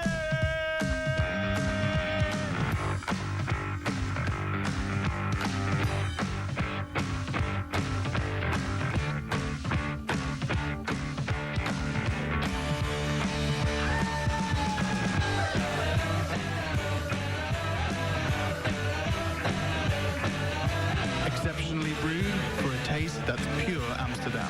Amstel Light, one damn good beer. Does your mouthwash work in 6 different ways? Introducing Listerine Total Care. Everything you need to strengthen teeth, help prevent cavities, and kill germs. Introducing 6-in-1 Listerine Total Care, the most complete mouthwash. Where can a marketing administrator be a watercraft engineer? Where can a doctor serve his community while also treating patients around the world? Where can a student stay in school while expanding his education beyond the classroom? In the U.S. Army Reserve, you'll find the strength to develop new skills and gain an edge to get ahead. There's strong, and then there's Army Strong. Visit goarmy.com/reserve. Tomorrow night, Game 2 of the Western Conference semifinals is on Comcast Sportsnet Plus. And Jonathan Taves leads the Blackhawks into battle with Roberto Luongo and the Vancouver Canucks. Coverage begins with Chevy Blackhawks pregame live. Blackhawks Canucks Game 2 tomorrow night at 7:30 on Comcast Sportsnet Plus. Fans' best friend. Derek Lee takes ball 1 as we start the home half of the second. Also, we want to tell people that tomorrow at 8 there will be an official Chicago Blackhawks City Road Watch for that game on Comcast Sportsnet Plus. And you can catch it at the Captain Morgan Club right here at the corner of Sheffield and Addison. Derek Lee with a solid base hit through the 5.5 hole on the left side. And the Cubs have a base runner. They'll be giving away prizes, including tickets to Tuesday's first playoff home game of that series. Some autographed pucks, Winter Classic DVDs, and much more. And a reminder, you do not need tickets to a Cubs game to get into the Captain Morgan Club. It is open to the public daily at 10 a.m. whether there's a game going on or not. Great place to hang before and after a Cubs game. We'll make an appearance or 2 there as we get into the home schedule here. Yes, indeed. Look forward to that. 1-0 on Reed Johnson. I think we both thought he was going to have a game-ending RBI, his first of the year last night, but then Alfredo Amezaga took it away. And reading the comments by Amezaga in the Miami Herald today, he said, my first thought was just keep the ball on the infield. He was thinking about Ryan Theriot more than Milton Bradley. And then he realized, I've got to play at second base. Made the flip to Ugla, and they got out of it. 2-0 is in there for a strike. I also talked with Mike Quaddy, the Cubs third base coach, and he said that those are tough plays because, you know, with 2 outs, you think, oh, you're just going to send the guy to the plate. Well, no, he had to make sure that it got past Amezaga. And when he saw him make the play, Terrio was at the bag, and Mike had held him up. So he would not have gotten caught in a rundown between third and home. But sometimes, Bob, a shortstop will stop, make the play, look at second, and immediately look at that runner at third, almost try to deke him. It's almost a natural instinct as a runner, and as a third base coach, for that matter, to go ahead and send the guy, especially when it represents the go-ahead run in the ball game. That was just a great play by Amezaga. He covered a lot of ground just to get to that ball. And as you said, his comments in the paper, he just wanted to knock it down and keep the run from scoring, and ended up making what figured to be the game-saving play. And I think that's an interesting comment because sometimes maybe a guy tries to make the fabulous play, and in doing so, you kind of forget the big picture. Trying to get the out at second. If you don't get that, you lose the game. As Johnson singles, 2 on, nobody out.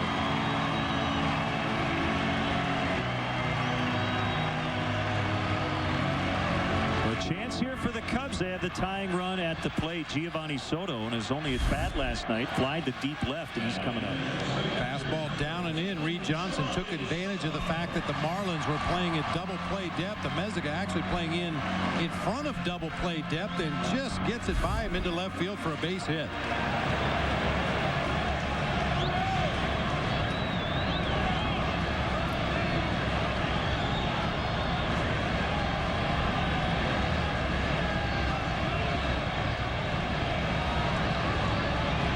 Comment by Amezaga reminds me of something I was told once by a pitcher about a runner at second and no outs. And the line was, when I get in that spot early in a game, I just assume the runner from second is going to score. All I care about is the hitter. And he said more often than not, that guy doesn't score. But if you get it in your mind, I can't let him score, I can't let him score, that's usually when you give up the run. Keep it simple. Well, the bottom line is you have to execute your pitches to the guy standing up there with a chunk of wood in his hand. You know, you can worry about the runner to the point where you make mistakes to the hitter, and suddenly, instead of looking at 1 run, you're looking at 2 or 3 or 4 runs. And Amezaga just told himself, I don't care about getting it out. I just don't want the game to end. 0-2 on the way outside, 1-2. Taylor was wiping his pants as his hands might have been a little wet, even though the rain has almost completely stopped.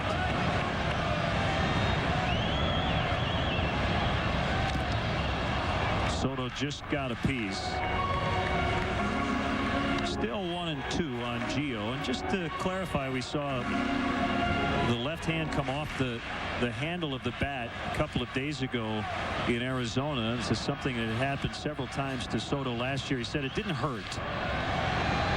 Well, the left hand is fine. That's good news. Yeah. I mean, it looks really awkward when it happens. He takes a full swing, but just at the point of contact, that bottom hand comes off the bat. He finishes a swing with his top hand.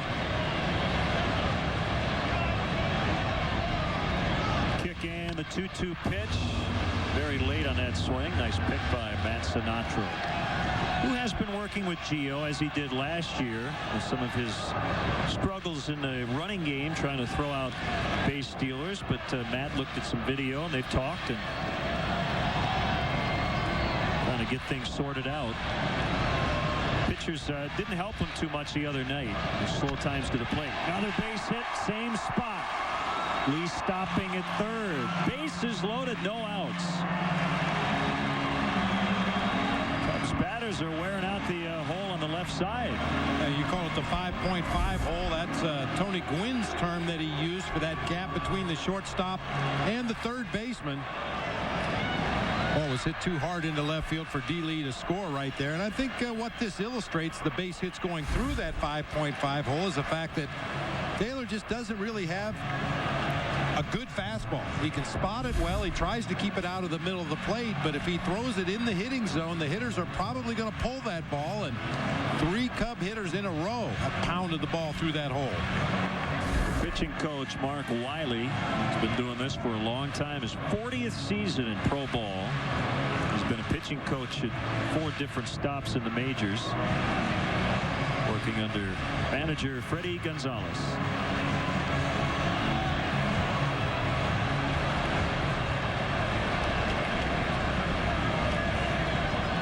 An opportunity to do some damage with 3 on and no outs.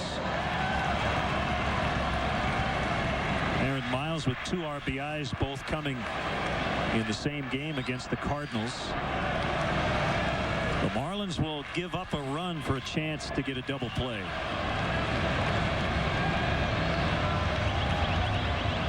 Here we go. Strike 1. And the Marlins play about as shallow up the middle in double play situations as any team I've seen. Meziga at shortstop, Uggla at second. At least a step or 2 shallower than most teams we see coming in here to Wrigley Field or on the road in a double play situation. Another explanation for why those balls are getting through into left field. You play that shallow, unless the ball is hit really slowly, you're not going to have much of a chance to make a play.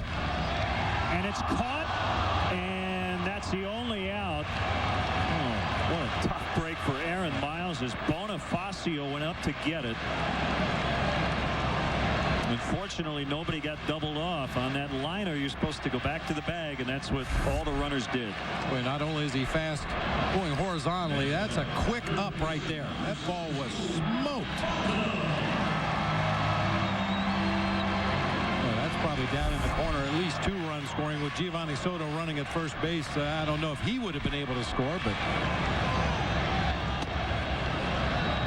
outside on Mike Fontenot, who's gone deep in 3 of his last 4 games.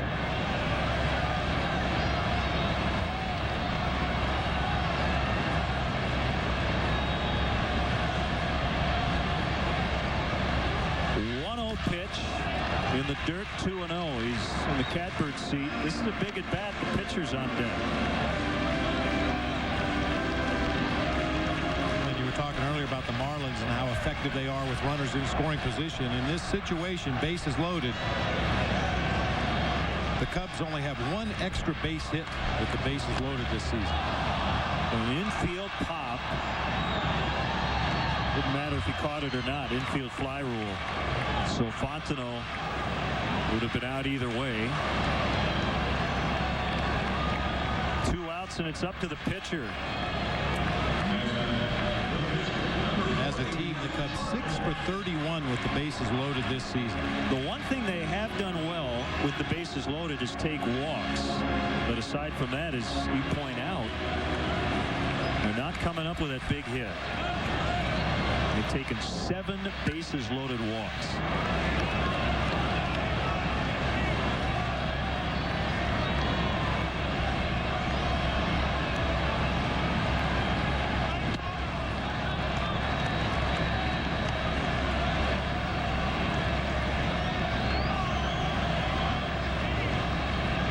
Harden protecting that pitching elbow as he bats from the left side. Kicks away, and Derek will score as Baker couldn't locate the ball. So they get a run without a hit on a wild pitch by Taylor.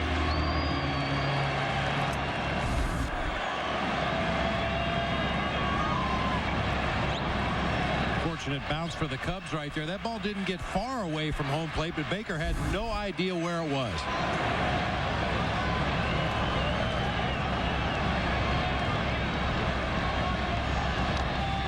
Another bad one that Baker had to slide over to get. 3-0. We're watching John Baker behind the plate give his signs with a runner at second base as you get one more look at that pick of a pitch in the dirt.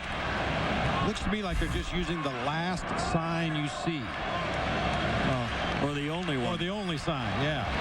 Well, you knew he was going to get a fastball on a 3-0. They do not want to walk Harden to get to Alfonso Soriano. There we go again. It is the last sign. Ball 4, setting it up for Soriano has 7 home runs on the year. Well, you'll see a catcher do that once in a while when the runner at second base is not looking in at the signs. Giovanni Soto may have been taking his lead, looking back to second base or looking over his shoulder. And in those cases, the catcher just hangs one sign quickly before the guy looks back toward home plate.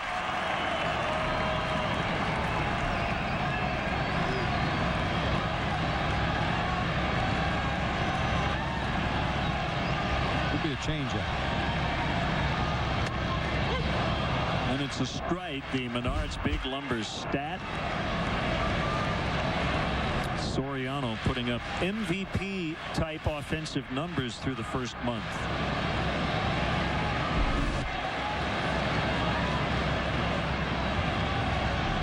Baker that time had called for a fastball inside in the 0-1 count. And Taylor went into his set position. He thought better of it.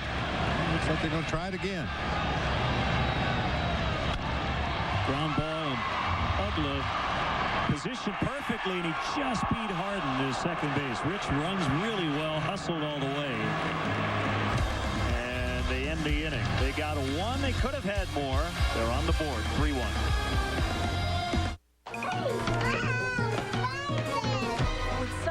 Please give me some good news. Right now at Feldco, buy one window, get one free. That sounds good. Call 866 for Feldco. For a limited time, buy one Feldco window and get one free. Do a room or do your entire house. Feldco's buy one, get one, and soon. Call now. For quality windows, siding, and doors, call 866 for Feldco. This copyrighted telecast is presented by authority of the Chicago Cubs and may not be reproduced or retransmitted in any form. And the accounts and descriptions of this game may not be disseminated without the express written consent of the Chicago Cubs.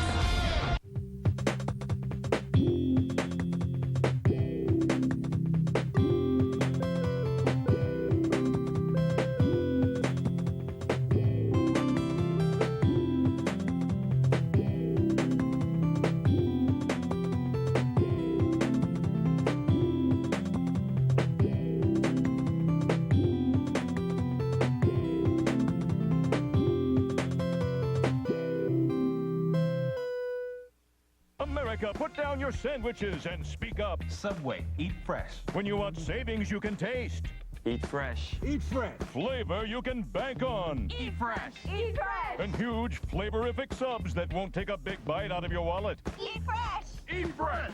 Right now at Subway restaurants, you can get one of 8 regular 6-inch fresh value meals for just $5. That's one of 8 regular 6-inch sandwiches, plus chips and a drink for just $5. Subway, eat fresh. Cub fans, we invite you to sign up for a subscription to Vineline, the official monthly magazine of the Chicago Cubs. Only Vineline offers exclusive coverage from spring training all the way through the Cubs' next postseason run. Visit the Vineline blog at Cubs.com and order today.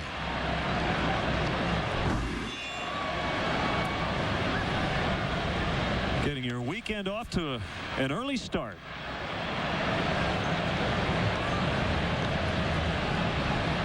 There's a lot of information on that sign. Hopefully, whoever it was intended for, you were able to read it. We like to keep it simple. Go Cubs. Hi, Mom. Send money. Hermida, Cantu, and Ugla. Rocketed foul. You think? Wow.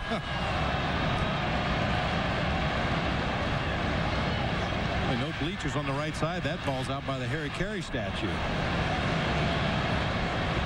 0-1. Fastball at 90. Congrats to Terry Shawn and Aiden Fleischhacker. They welcomed in their newest addition to their family last night, Brennan Thomas Fleischhacker. 9 pounds, 4 ounces, 22 inches. Everyone doing well. Terry is the Cubs co-director of finance. We hope everyone's doing well. That's right. Throws right.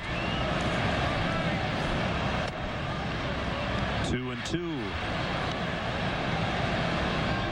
At Happy birthday wishes to our good friend Sarah Puntong, Cubs Executive Coordinator of Business Operations.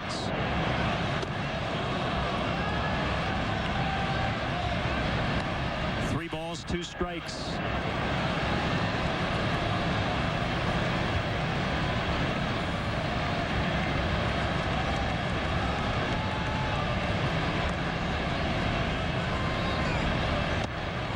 Ball four.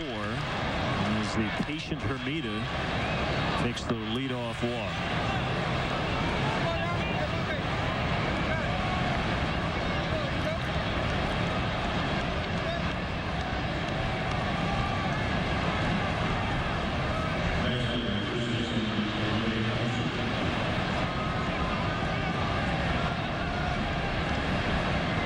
Cantu at the plate. RBI single his first time up. Last 4 games, 11 knocked in.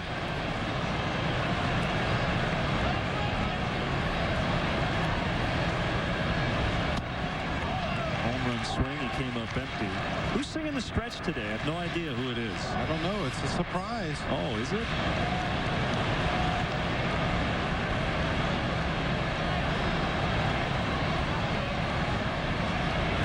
Camera guys were fighting to be in the booth today. As Denise Richards will conduct the stretch. They were putting on Cologne. Yeah, the single guys, they're in line. So Soriano makes a catch to retire Cantu.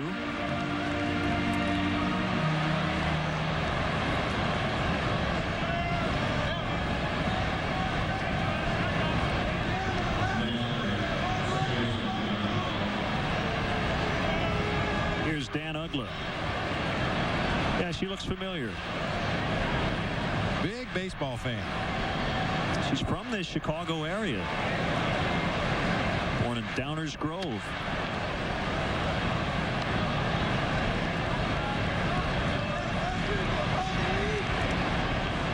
Just be nice. She enjoys kickboxing, according to her bio. Uh-oh.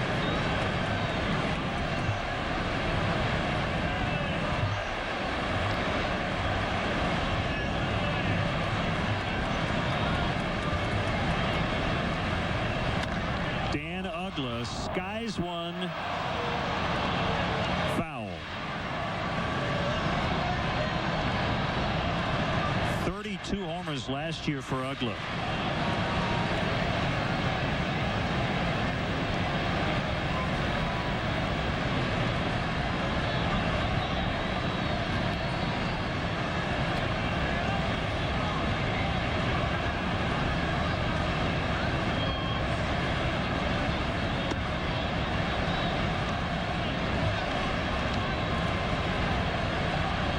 Tough all-star game last year. 0 for 4 at the plate at Yankee Stadium. 3 strikeouts, a double play ball. Committed 3 errors. An all-star game record. In extras, in the National League's 4-3 loss. Season ended on an up note for him, however, as it pertained to the record books. He hit the final home run ever at Shea Stadium. It was an insurance homer off Luis Ayala in the top of the 8th as Florida beat the Mets to crush their playoff hopes. It was Ugla's first and only career homer at Shea Stadium. He hit 163 there in over 100 plate appearances. I think he was happy to see that thing go by the wayside. This is Bradley and Wright, 2 outs.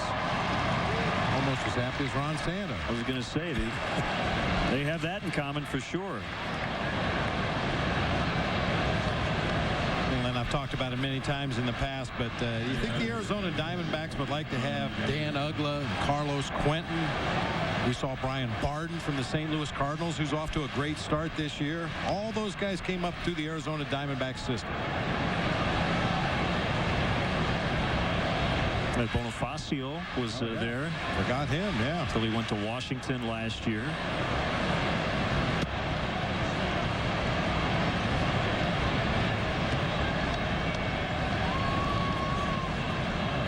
Cheat sheet. At least you came prepared. That's good.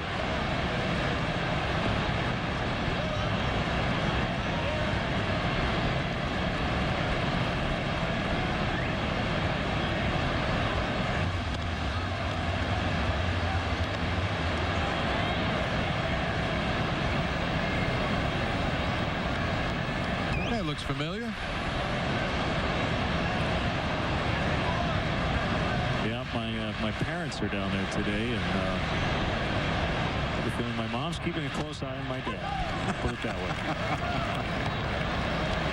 Keep your eyes on the field, Dad. With any luck, she'll get up to, go up to the concourse several times.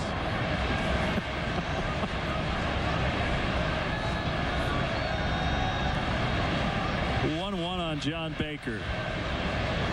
The pitch. Bounced foul.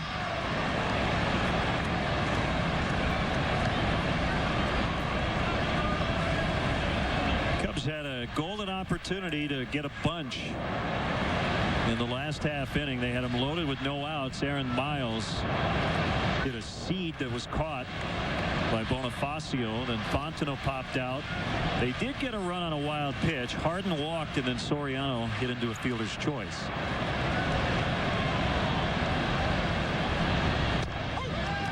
Called strike 3, and that, believe it or not, is his first strikeout of the day. It's 3-1 Florida.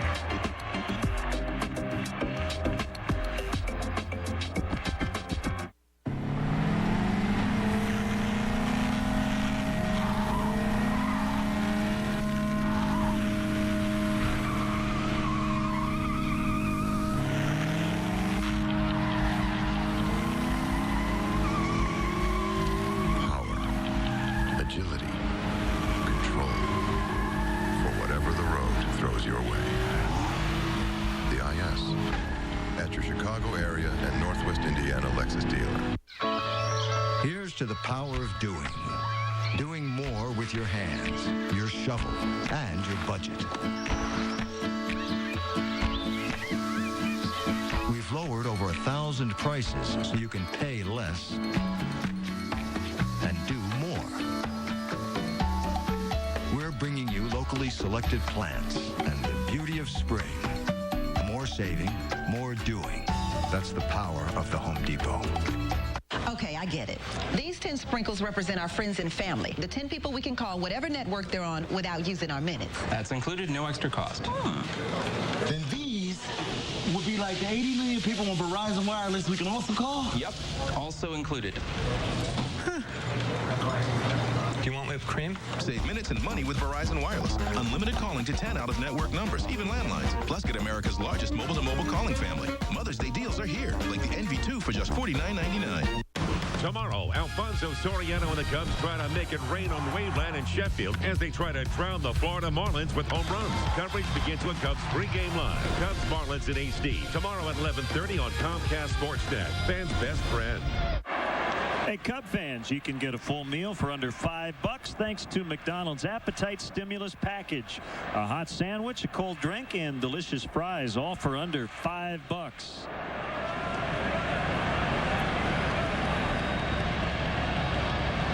Last of the third.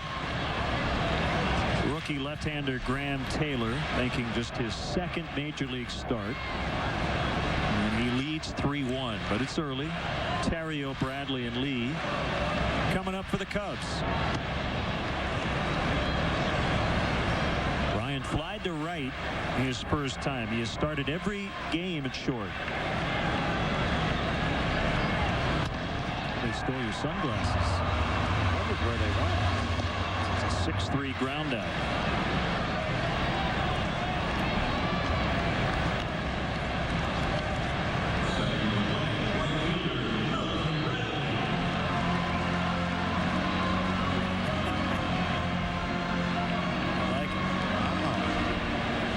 I would think those have to be pretty heavy. I was going to say a bunch of paraphernalia on those shades. Can you buy those anywhere? Are those homemade? Say I've seen those anywhere else. One strike on Bradley. Apparently she got a glue gun for a Christmas present this year. Went to work.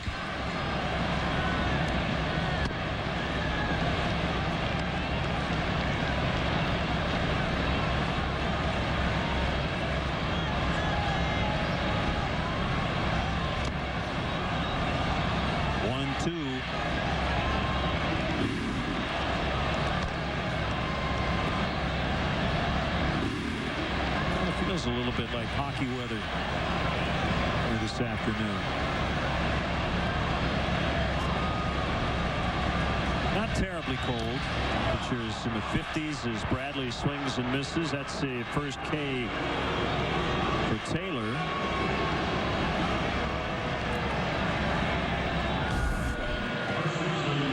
Changeup. He's got a real good one. We mentioned that's his out pitch against right-handed hitters. He'll show fastballs inside off the plate and then try to get them out with changeups away. Got Bradley to chase 2 of them in that sequence. He's got a funky arm delivery. I'm sure he hides the ball pretty well. 1 strike on Derek Lee. Isn't that an Ohio Players song? Funky arm delivery.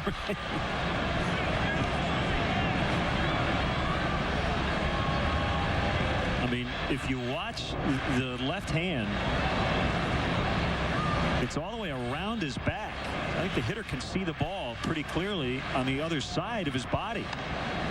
That's a little bit reminiscent of Rick Sutcliffe. Of course, Sutcliffe was a right-hander, but he used to hook that hand way behind his back. The hitter could see the ball behind his back, and then Meziga's throw. And actually plenty of time. What a defensive play by Alfredo Amezaga. He's been a Gold Glover there in this series, and he gets Derek Lee to end the inning. Can't do it any better than that. 3-1 Florida.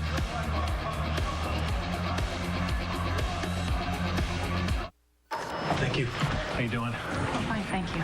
9, please.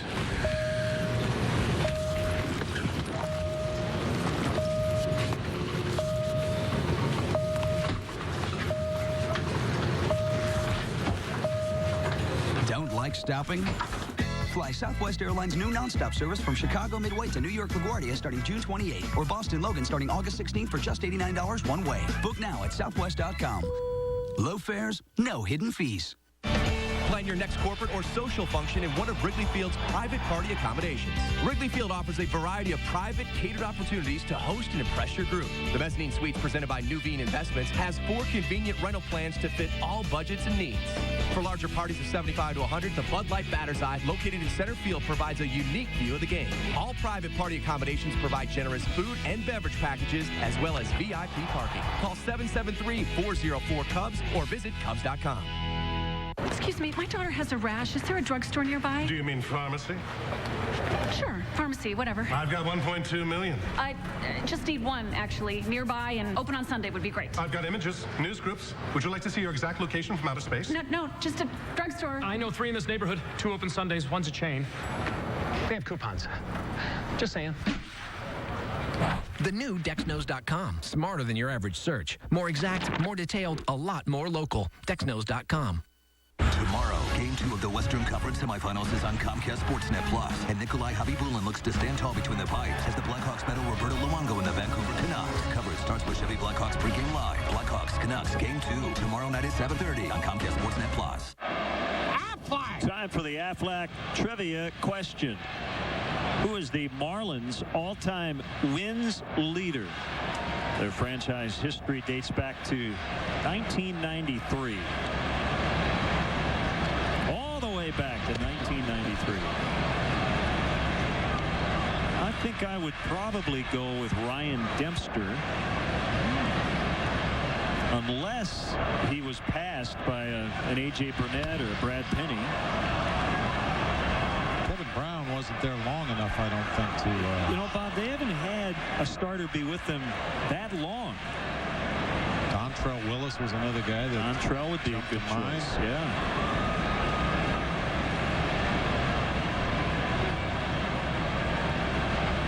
1-1 to Ross Glow. The pitch. That's low and inside. Have you seen the highlight of the first pitch in the history? It was against the Dodgers. Charlie Huff, the knuckleballer. Don't know who the home plate umpire was, but he called it a strike halfway to the plate. I mean, it wasn't even close. Glowed with a single to right. I guess the first pitch in the franchise history, you want it to be a strike.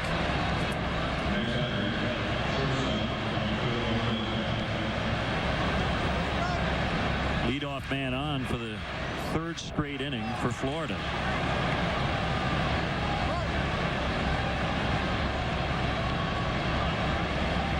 It's Amezaga, but I think it should be Amezaga the way he's played defensively. That play was fantastic. Taking away a single from Derek Lee. One thing to get to the ball, another to throw out the guy, and it wasn't even that close. Got to his feet quickly. I mean, he was fully extended, diving for that ball in shallow left field. I didn't think he had a chance to make a play.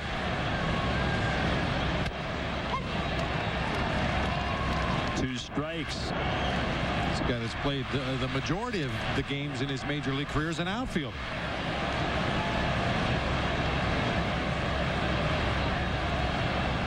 You can see over there as Gloach takes his lead off first. Some of that drying surface has been sprinkled around the infield here.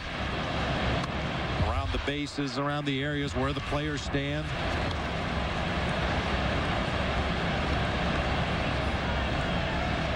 And that stuff tends to clump in your cleats. Feet get heavy, and for those of us who had heavy feet to begin with, really takes away from your speed. 0-2 pitch, struck him out.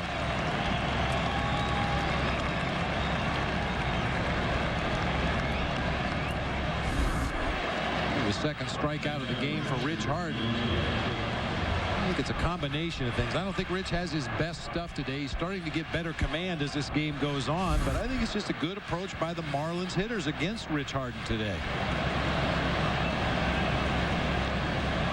Giovanni Soto trying to call Fontenot in closer at third base. Bunted toward Hart. He throws to Miles, so Taylor's gotten it done twice with sac bunts. For individual health insurance from a name you can trust, call Blue Cross Blue Shield of Illinois at 866-575-BLUE.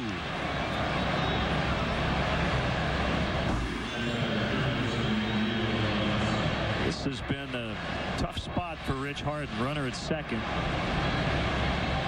And the Marlins have not left a runner in scoring position today. They've left 3 on base. Those guys were all at first.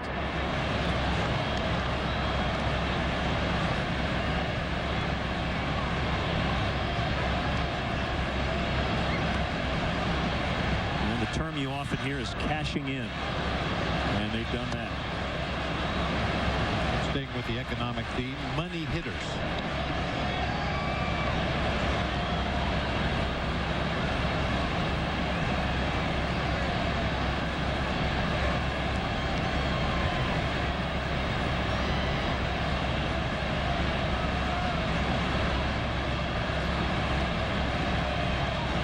A 2-0 pitch, caught the outside corner. As Giovanni Soto was getting ready to throw that ball back to the pitcher, he made contact with the mask of Brian O'Nora. He got some dirt in his eye or something there. The umpire is oh yeah.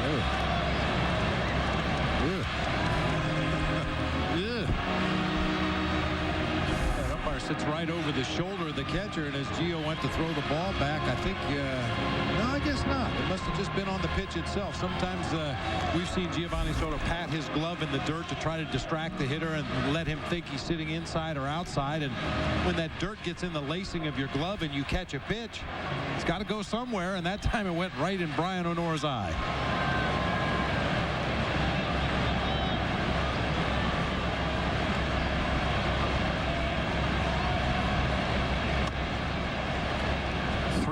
The count.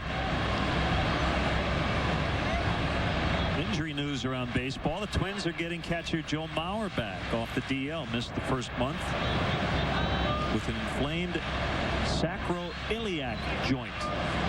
Sits in the back. Swing and a miss. How about just a back problem? Sore back. Twins are at 511-11. In fourth in the American League Central, but only a game back of Kansas City. bunched up. It's foul. And in fact, they host Kansas City this weekend.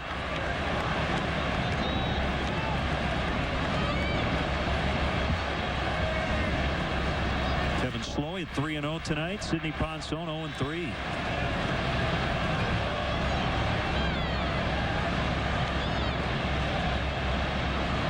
Another 3-2 to Bonifacio and another foul.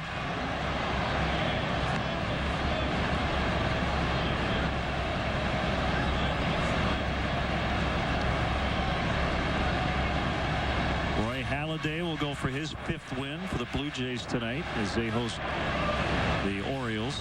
Toronto at 15-9, tied for first with Boston in the American League East.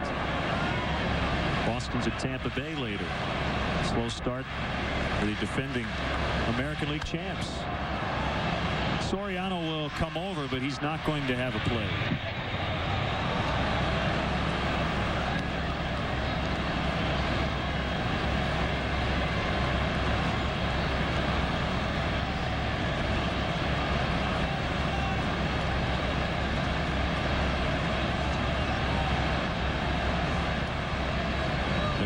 Rich Harden work. Another payoff pitch.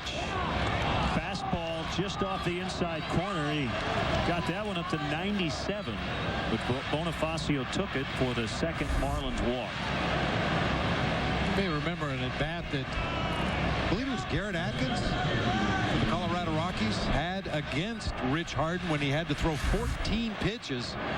And after that pitch, Rich admitted he got a little ahead of himself. He was trying to work too quickly, wasn't really focusing on each pitch. Hopefully he learned from that experience because Bonifacio just had a real good battle.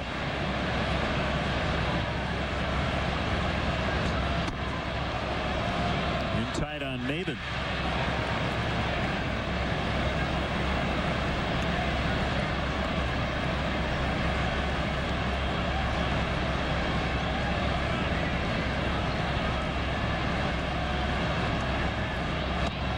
Maben was involved in the deal that sent Miguel Cabrera and Dontrell Willis to Detroit in December of '07.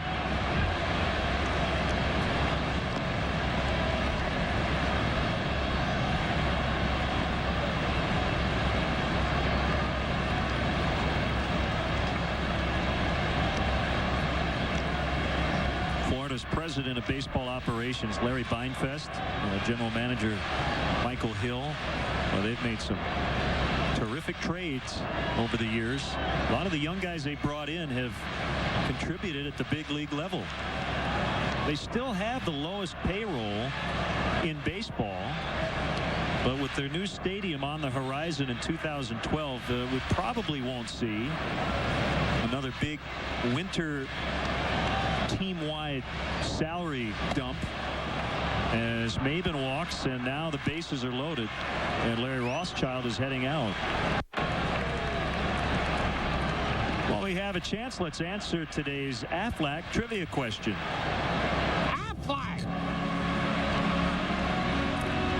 The Marlins all-time wins leader. Let's stick with Dempster. I think you're probably right. Oh, it's no. Dontrell. You were on it. Dontrell Willis, as you mentioned, one of the guys that Cameron Maben was traded for. Maben was a #1 pick by the Detroit Tigers. I remember hearing his name repeatedly when he was in the low minor leagues as a guy that was going to be the center fielder at Tiger Stadium for years and years to come. So Demp is on that list, but yeah, look at Dontrell. 68 wins with Florida. Starting the year on the disabled list with an anxiety disorder with the Detroit Tigers. And originally was a member of the Cubs organization. I hope Dontrell gets it back. He struggled last year. 35 walks in 24 innings at the major league level for Dontrell Willis. Harden all of a sudden has lost his command, going back to that long at bat, as you mentioned. Speaking of walks, yeah, after back-to-back walks to load the bases, and probably the most patient Marlins hitter at the plate. Already drawn one walk in this game as Jeremy Hermida. 3 balls, no strikes, and you have to throw Hermida a strike, especially now. I mean, he's going to take 3-0. And he has probably the best eye at the plate of all of their hitters. Samardzija cranking it up in the bullpen.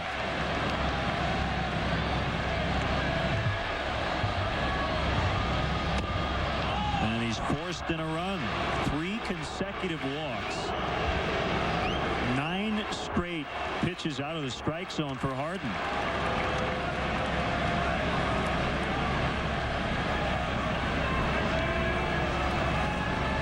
So Glode scores, and Bob, again, they got a guy to second, and they got him in, this time with walks.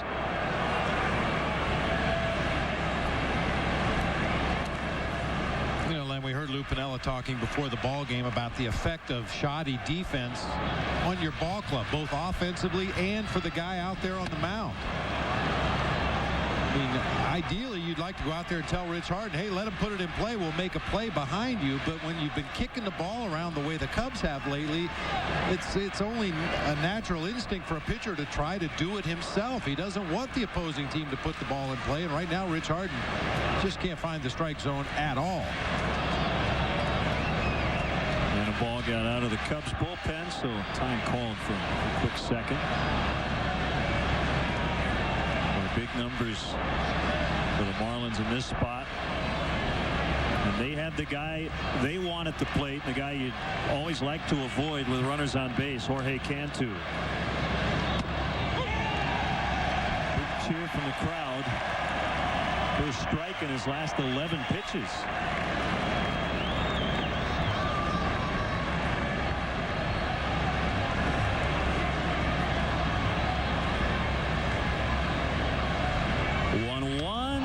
Hit him for another run.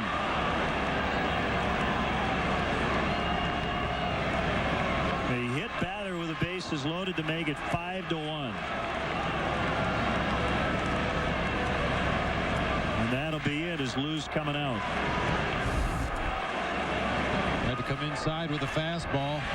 No intent there whatsoever on the part of Rich Harden. He's just completely lost his release point in this inning.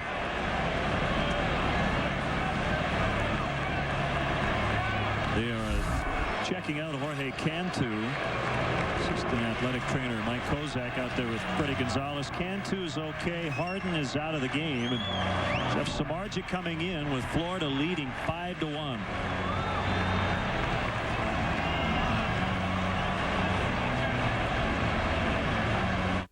Why do so many people who drive a Honda Accord buy another one? Well, when you have a reputation for quality and reliability, a proven track record for low cost of ownership, and been recognized as the longest lasting car in its class, is it any wonder the Accord has the highest owner loyalty? Yeah, we came up with the same answer. Go to Edmunds.com for an independent report on the true cost to own an Accord. And then see your Honda dealer for great leases and low financing. Dames en heren, we gaan beginnen!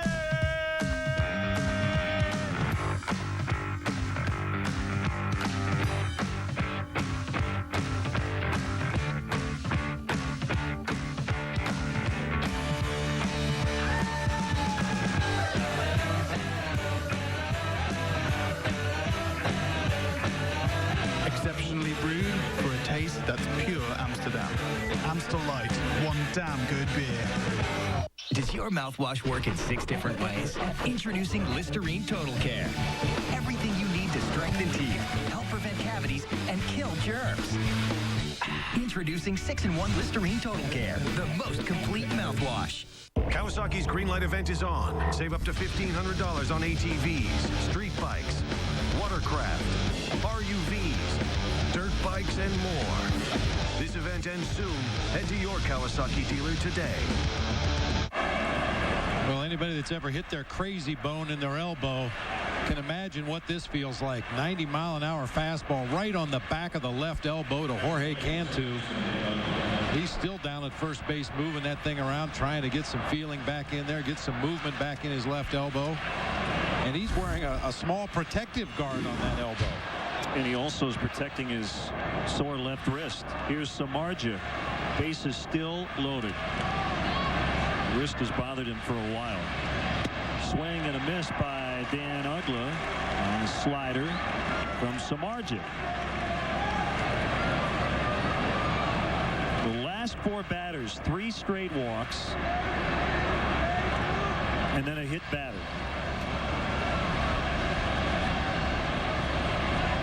The kick and the pitch off the plate outside.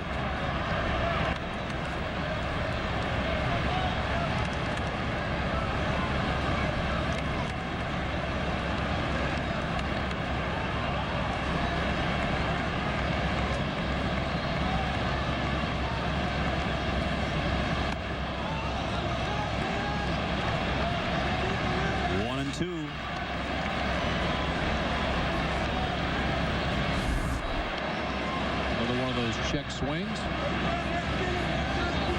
love that as a defensive team. Anytime you can put Dan Uggla in a 1-2 hole.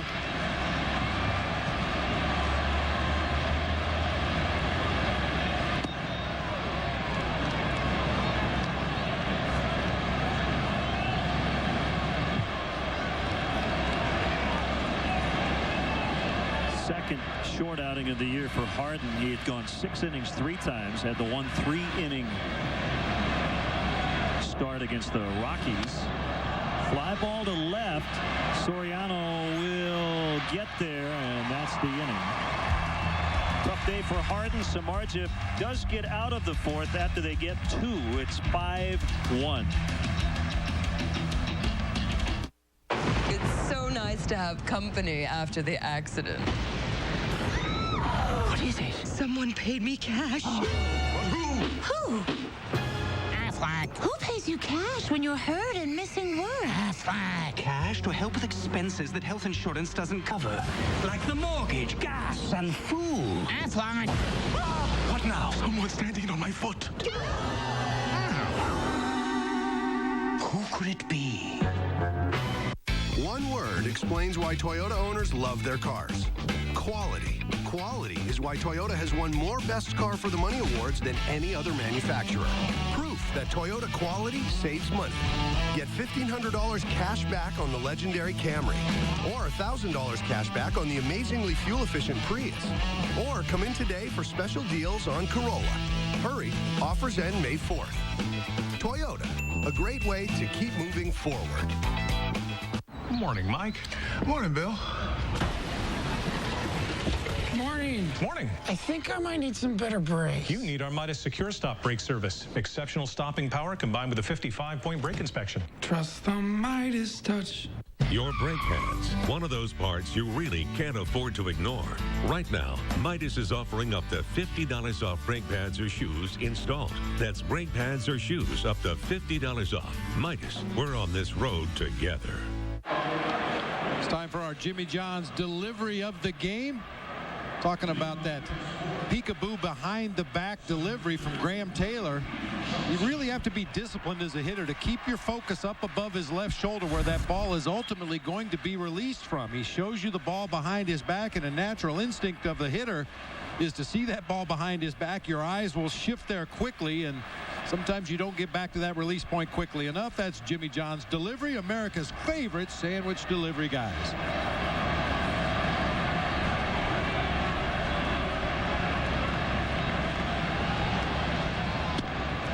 Ball 1 to Johnson.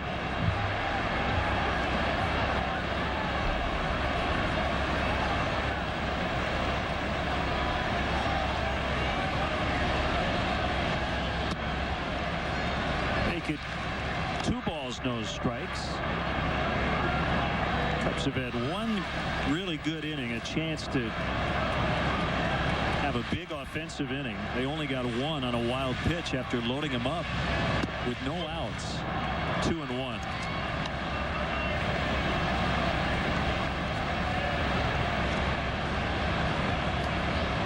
those guys talking to one another or on their Bluetooth to somebody else?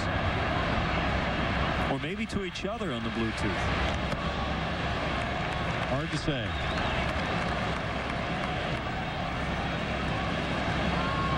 I think that's probably happened to just about everybody by now. Standing at the airport or in a restaurant, and somebody will be talking very loud, and you assume they're talking to you because you don't see them holding the phone or anything, and you answer them or try to engage them in conversation before you realize that they're talking on the Bluetooth to somebody else.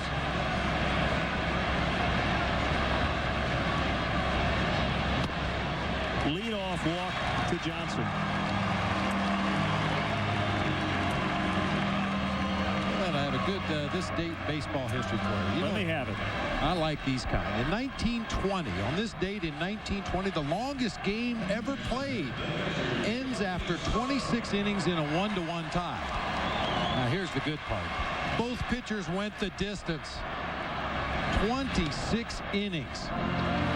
Robin Leon Cador and for the Braves, Joe Oshker went the distance.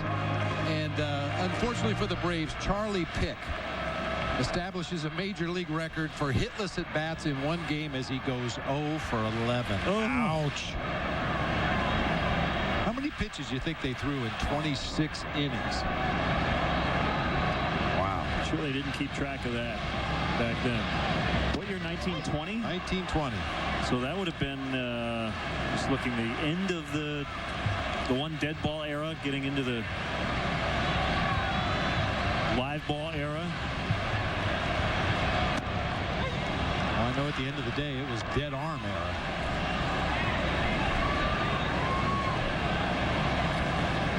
Won 6 innings. I think the skipper said after inning number 25, "How you feeling?" Well, it's still connected to my body. I guess I can go one more. Yeah.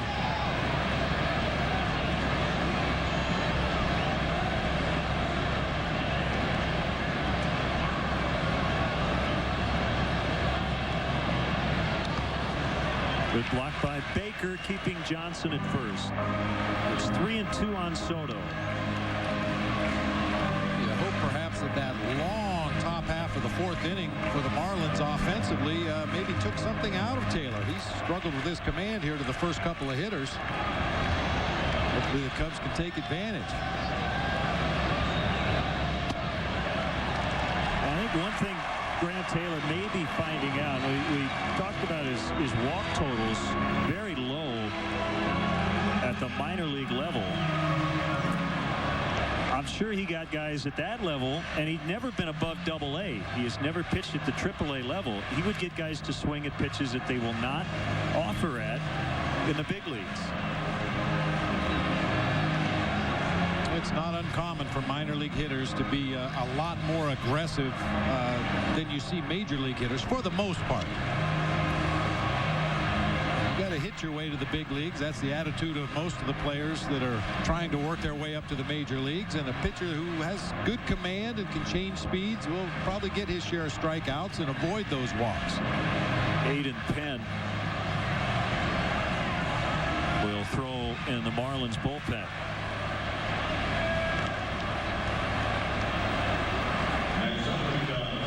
Miles came up with the bases full the last time around and lined hard to third. He comes up with 2 on this time and no outs.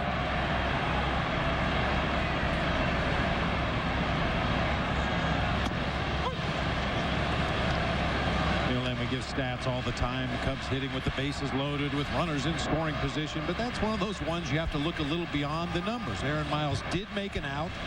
He was 0 for 1 with the bases loaded, but he did everything he could. He hit the ball right on the button, scalded a line drive, unfortunately, right at Bonifacio at third base.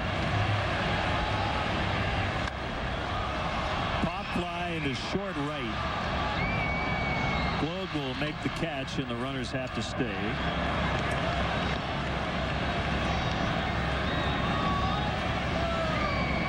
Brings up Fontenot, and then Lou will definitely use a pinch hitter. He has David Patton loosening in the bullpen. If we get to that 9 spot, We saw Carlos Zambrano last night. He came up with a hit in the pinch. Right now, Samardzija is jumping into the on-deck circle.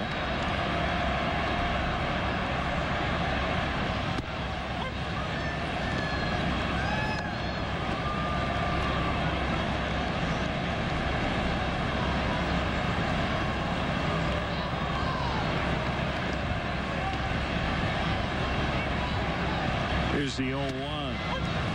That's a strike. Big Z with the gloves on has a bat in hand. We joked about it in Arizona on that last road trip. I assume it was Carlos hand wrote his own name under the extra men on the lineup card. I think it was printed on there today. It was. And a base hit. Johnson's going to be set. And Maben not even worrying about the run scoring. His throw went towards third. It's 5-2. And Spontano collects his 11th RBI of the year.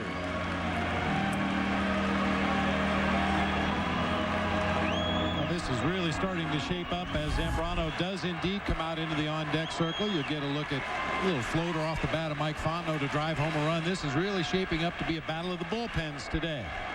Rich Harden with a short outing. Graham Taylor starting to give up some hits and walks. Number 38, Carlos Zambrano.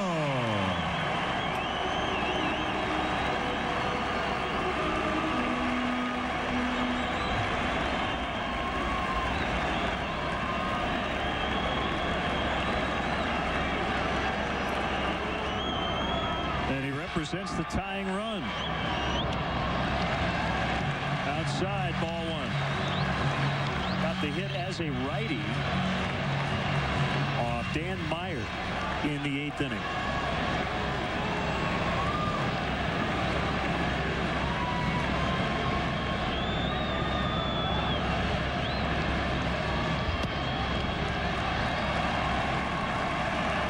Watch this swing. Taylor throws something close to the strike zone. Zambrano's going to try to hit one out onto Waveland Avenue.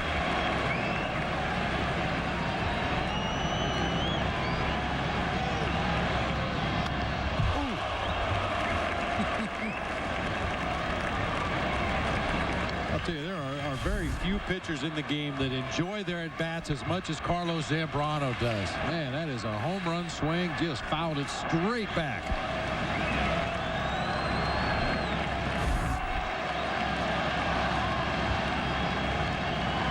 The kick and the 2-1. High fly ball not going to go as Maben makes the catch. Soto now at third, 2 outs. I think the Marlins might appeal that Soto left too soon out there at second base. See that high fly ball to deep center field. In the foreground, you'll see Soto go back to tag, and he kind of slipped right there. Very awkward the way he went back to the bag at second. Meziga immediately pointed at the bag at second. I thought the Marlins were going to appeal that play, but I guess not.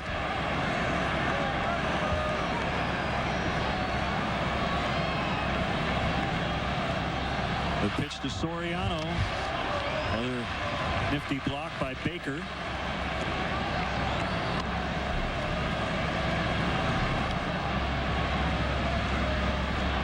The Mohawk makes him a good hitter. 1 for 2 with the new do. Hit hard. Meziga backhands from his knees. Got him. Ugla stretching like a first baseman. And they force Fontenot to end the inning. The Marlins defense continues to come up huge. A double play combo getting a big force out to save a run. 5-2. Add a decorative touch to your home with pre-assembled PVC fence panels from Menards. They're ultrasonically welded for superior strength. This Cape Cod panel is $44.98. The 6-foot privacy fence panel is $39.88. Set fence posts and mailbox posts quickly with the Instant Post cement. Just pour the mixture in the hole and add water. Sets up in 10 minutes, no mixing and no mess. A 50-pound bag is just $4.99 each. Dedicated to service and quality. Menards. Save big money at Menards. For more than 20 years, people have been coming to Bud's Skyline Inn, the Quad City's #1 supper club. Fly in for some of Bud's favorites, like their famous surf and turf, tantalizing steaks, succulent catfish, or mouth-watering prime rib. Relax at Bud's Skyline Inn with your favorite cocktail while keeping track of the arrival and departures at the Quad City International Airport. In a hurry? Get in and out with their $6.95 lunch specials every weekday. So for your next special occasion or just a quick lunch, Bud's Skyline Inn, just 2 minutes from the airport. Come out to Valley Falls Adventure Golf for exciting and affordable fun for the whole family. Watch the kids explore the premier miniature golf course in the Quad Cities as you sit back on the patio at Happy Joe's and Rudy's Tacos. Or take a swing yourself. There's adventure at every turn at Valley Falls. We also offer birthday, charity, fundraising, and special events packages for miniature golf and Happy Joe's. Valley Falls Adventure Golf, one slice short of heaven. Located behind Happy Joe's and Rudy's Tacos in Coal Valley. Watching the home of the Bulls, Blackhawks, Cubs, and White Sox, Comcast Sportsnet. Cubs baseball is brought to you in part by Bank of America. Want to show the world it's not like, it's love. Get MLB banking only from Bank of America. The Menards grounds crew taking care of that pitcher's mound. Having a little diamond dry as David Patton gets ready to work.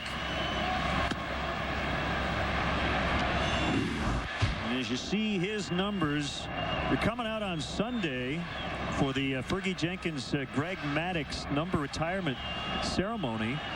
Cubs are making available a commemorative scorecard wrap, which is designed exclusively for the big event coming up on Sunday. It's an elegant limited edition scorecard wrap. It'll be available for $2 at all the ballpark kiosks and gift shops only on Sunday, May 3rd.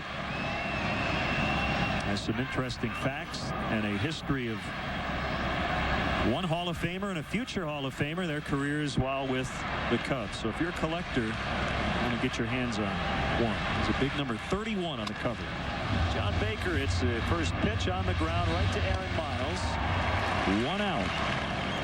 I'll tell you, Len, I would assume that you're in agreement with me, but I miss watching Greg Maddux pitch. I'll tell you, that was, other than when he was pitching against my team, that was one of the great joys in the game, to watch a true craftsman go out there and do his thing.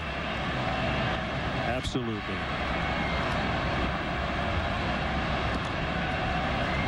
And we both had many fun and interesting conversations with Greg. We both enjoyed just watching him go about his business during batting practice, watch other teams hit. He would ask questions. Where's this guy from? I don't know who he is. What college did he go to? Sometimes if a ball club had a number of new players, he'd actually have a roster in his hand as he was sitting in that dugout watching the other team take batting practice. One of my all-time favorite moments in this job, it was asking Greg Maddux to show me the grip on all of his pitches, which he graciously did in the clubhouse. What's your slider grip? What about your two-seamer? That was neat. Kind of wish I had been about 12 years old and still been pitching at the time. That would have helped. Where were you when I needed you? Yeah.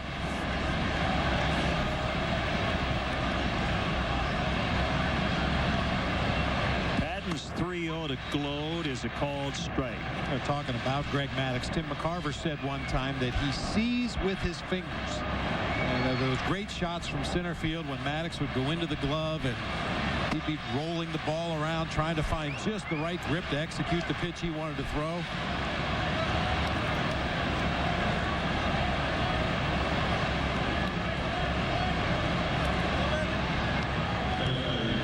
There's a Meziga.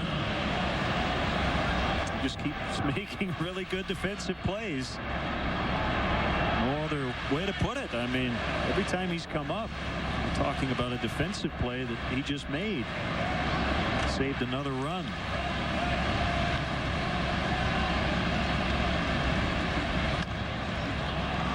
Pops it up. Terrio backpedaling and catching. Well, it's funny, Len, you talk to good infielders, and they talk about their fielding like hitters talk about hitting. You can get into a fielding slump where it just seems you're always a little bit out of rhythm and just a little bit short making the plays. And by the same token, you can get in a fielding streak where everything hits your way, seemingly finds your glove. You make all those tremendous plays like Amezaga has in this series.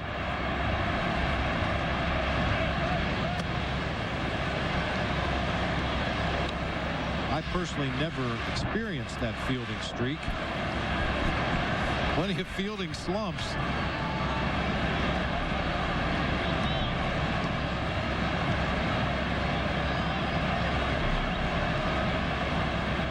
It will be interesting to see down the road if Hanley Ramirez remains a shortstop. I mean, he has the power to play corner spot. Has added some muscle. Now batting third in their lineup. We haven't seen him in this series.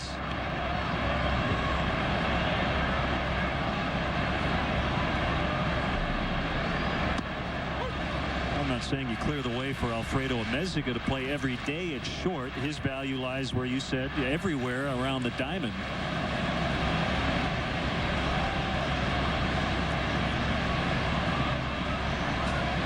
To Taylor. He makes contact, but he's going to ground out to Aaron Miles. One out walk, but no runs. They've left at least one on every inning, and Marlins lead 5-2. Cubs baseball on Comcast Sportsnet is brought to you by Dos Equis. Stay thirsty, my friends. Please enjoy Dos Equis responsibly. His reputation is expanding faster than the universe. He once had an awkward moment just to see how it feels. He lives vicariously through himself.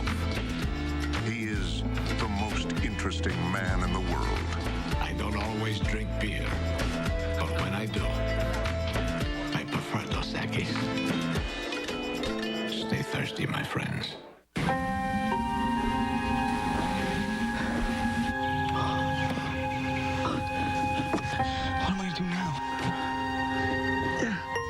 Roadside assist. I see you've been in a crash. I'm pinned. I'm sending an ambulance. Oh no. I need you to do something for me. Of course. Can you call Jimmy John's? Sorry I'm late. I got stuck behind an ambulance. Jimmy John's, America's favorite sandwich delivery guys. Kawasaki's Greenlight event is on. Save up to $1,500 on ATVs, street bikes, watercraft, RUVs, dirt bikes, and more. This event ends soon. Head to your Kawasaki dealer today. Chicago Tribune Live tonight at 5:30 on Comcast Sportsnet. Fans' best friend.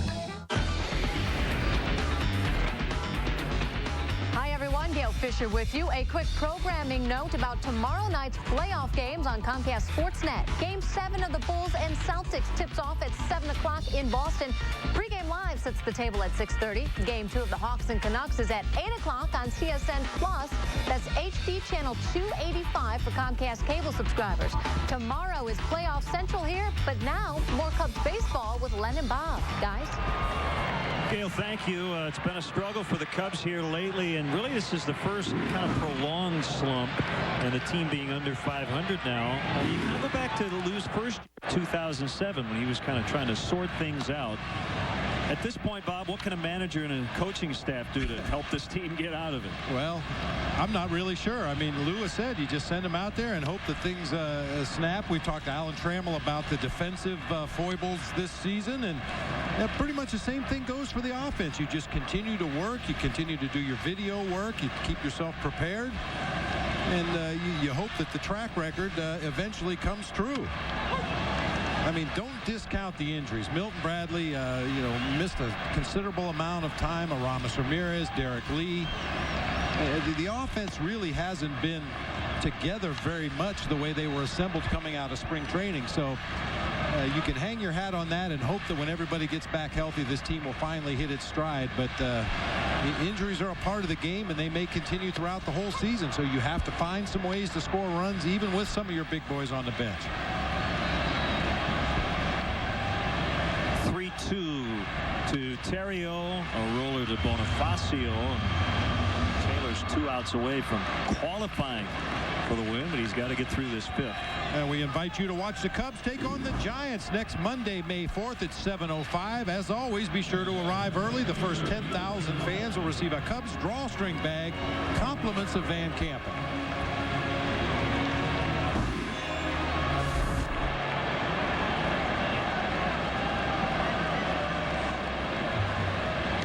Outside Bradley.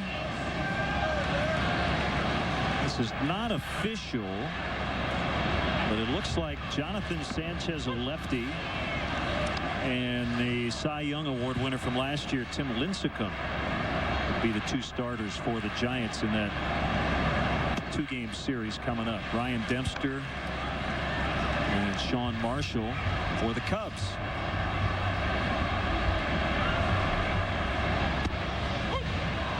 Knee-high strike. Boy, early in the year we saw Bradley take a lot of pitches, a lot of walks. He's been a lot more aggressive since he's come back. Maben will have to play that one on a bounce. First hit for Milton today.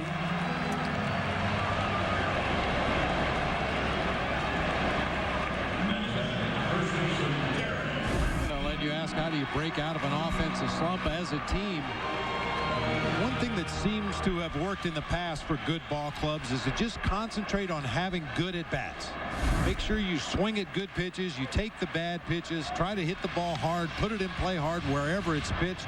Just concentrate and focus on putting together good at-bats. And if everybody in the lineup does that, it's going to put a lot of pressure on that opposing pitcher. You're going to force the defense to make plays to get you out. I think there have been a lot of at-bats in the early going this season where Cubs hitters got themselves out chasing pitchers' pitches. I was talking with Aaron Miles. 5-4, and they do get the out. Out recorded as it was determined he was pulling the ball out of his glove. So 2 outs. We get another look at it. Lou's going to come out. Brian Knight made the call at second base. Well, definitely was a bobble by Ugla, but in the determination of the umpire, it was after he caught it and he was taking the ball out. Well, as always, we'll have the benefit of a replay here. Derek Lee rolls over a little slider down and in. I don't know. I don't know either. I mean, you see that call made routinely all the time, whether the second baseman is indeed going into his glove or not. Well, on that look, actually. Yeah, that time I would have to agree with the call. With the naked eye, it looked to me like the ball bounced out of his glove before he got his bare hand down there in a position to take the ball out of the glove. But once again, looking at the replay, I think Brian Knight got it right. So they stay out of the double play, and it's Johnson who has singled, walked, and scored. Aaron Miles said, you know, it's not like we've been in these really close games and just missing. So there are a lot of guys in this lineup who really haven't gotten it going. He would have included himself. He's batting under 200. The track record says that all these guys are going to hit. One term you hear in the statistical community is a regression to the mean. Sometimes guys get off to great starts and you say it'll turn. Well, it goes both ways. And that's the inning. We've played 5. It's 5-2 Florida. People think life in California is one big vacation, but it's really a lot of work. We have board meetings. Lots of board meetings. We're always playing catch up. We're really just a bunch of pencil pushers. We burn the midnight oil. Hey, it's a dirty job. Someone's got to do it. So if California seems like your kind of work, when can you start? Find yourself in California. Fly Southwest Airlines from Chicago Midway to cities in California for just $99. Book now at southwest.com/California. Low fares, no hidden fees. Want to see all the action from the front row? Now you can with the CBOE Front Row Seats auction. Front row seats will be auctioned off to each game all season long. For more information, visit Cubs.com and click on the CBOE Front Row Seats auction. The best seats are always a click away. My name is Blake, and I'm the chief shoe giver at Tom's Shoes. I operate my entire business from my phone.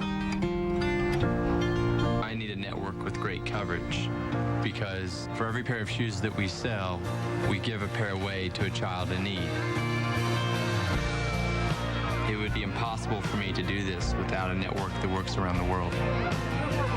More bars in more places. AT&T, the best coverage worldwide.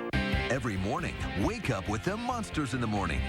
Traffic, weather, sports, and a whole lot of fun. Monsters in the Morning, presented by Next Step Medical Staffing. Every weekday morning from 6 till 9, only on Comcast Sportsnet. Tomorrow, Alfonso Soriano and the Cubs try to make it rain on Waveland and Sheffield as they try to drown the Florida Marlins with home runs. Coverage begins with Cubs pregame live. Cubs Marlins in HD. Tomorrow at 11:30 on Comcast Sportsnet. Fans' best friend. Cubs trail by 3 as we head to the top half of the 6th inning. It's time for our Coors Light freeze cam. Carlos Marmol with the blown save last night, and we were talking about his arm angle. If you look at these pictures, on the left is this season. Look at the angle from his elbow to his hand as opposed to last season. It may seem like a very subtle difference, but that little bit of change in the arm angle will cause his slider to flatten out. It'll cause his release point to be a little bit different. And in talking to Larry Rothschild, the pitching coach, earlier this morning, he said indeed they saw the same thing on the videos. They're not sure if it's related to the knee injury that Carlos had or if he's just trying to overthrow the ball. But for whatever reason, his arm angle was considerably lower last night than it was at any point last season. He's worked 2 in a row and said he would be available today as Bonifacio bounces out to Fontenot.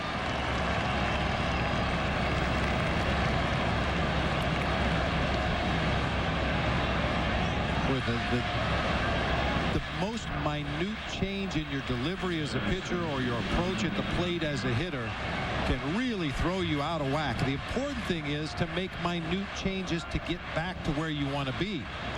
Sometimes a guy will struggle at the plate, and the next thing you know, his stance is completely different. He's holding his hands in a different area, taking a bigger stride or a shorter stride, really making massive changes in his approach. And it really doesn't involve that. It's usually very small changes to get back to where you need to be. And I guess for some of the fans to relate, think of your golf swing. Sometimes you can't even see what you're doing wrong, but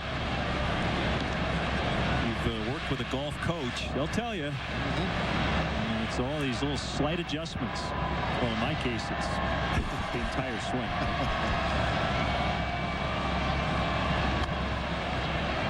I think back to Dusty Baker's days as a hitting coach. One of the best hitting coaches I was ever around in my days with the San Francisco Giants. And he used to talk about just changing the part of the baseball that you look at as a hitter. Instead of looking at the middle of the ball, if you're hitting a lot of ground balls, focus on the bottom part of the baseball. Try to make contact with the bottom part of the ball. Conversely, if you're under the ball hitting a lot of flies, try to hit the top half of the baseball. I mean, that's about as minute a change as you can make. You're talking about less than a half an inch adjustment on that baseball as you're looking at it coming into the hitting area. But sometimes that's all it takes.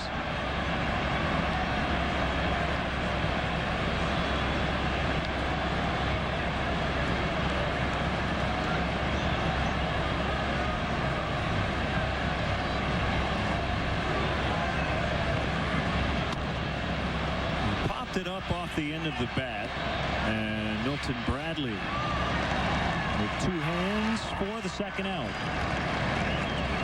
Tomorrow night, Game 7. It's win or go home for the Bulls as Derrick Rose and company battle Ray Allen and the Celtics. Game 7 showdown in Boston. Coverage starts with Bulls pregame live. Bulls and Celtics Game 7 tomorrow night at 7 on Comcast Sportsnet. Fans' best friend. Did they just start that game with a 5-minute overtime?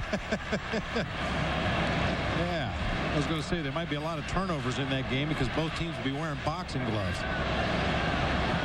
That has been a very physical series, to say the least.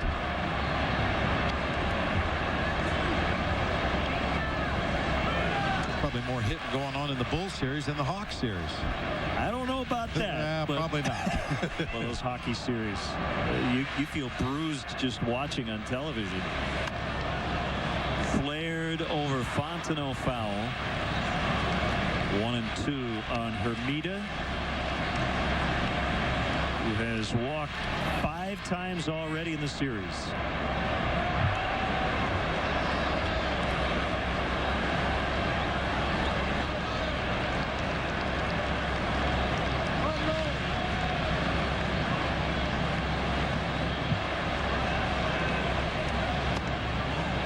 inside.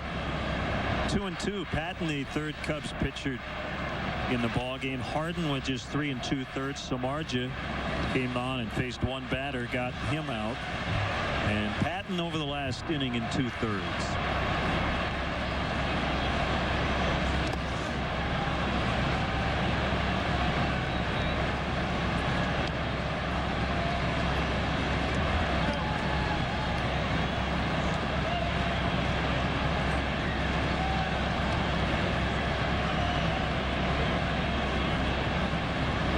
By the right-hander, gets the sign from his battery mate, and we'll have another 3-2 pitch coming up.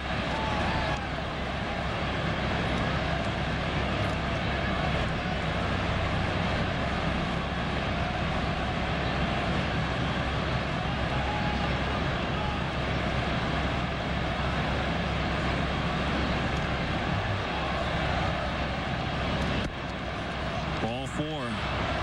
Romita with 6 walks in the 2 games.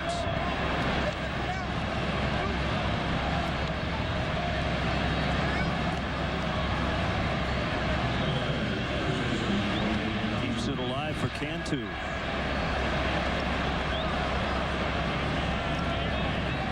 Well, he certainly hasn't had the sustained success of a guy like Albert Pujols, but for right now, Jorge Cantu, you have to treat him like an Albert Pujols. He is red hot at the plate, and you'd like to get him up there with nobody on base whenever possible.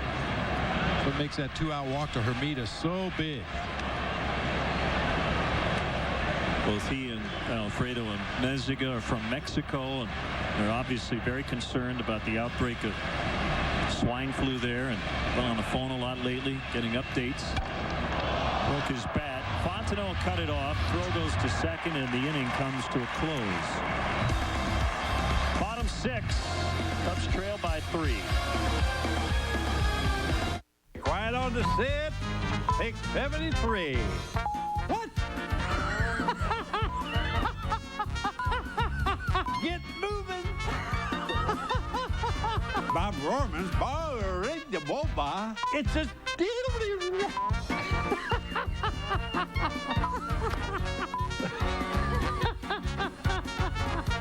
There's only one Bob Rohrman.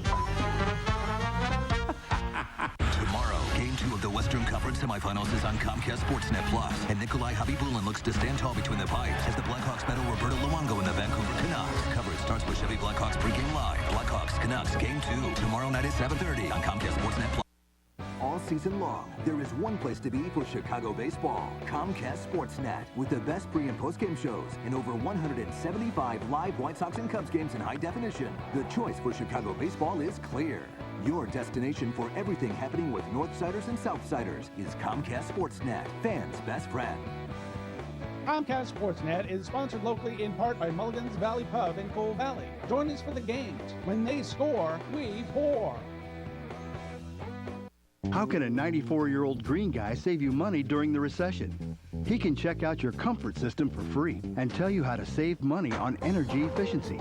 J.L. Brady has been offering the best HVAC service in Iowa and Illinois since 1915, and they can show you how to go green and save up to 30% on heating and cooling expenses. A system like that could pay for itself in less than 2 years.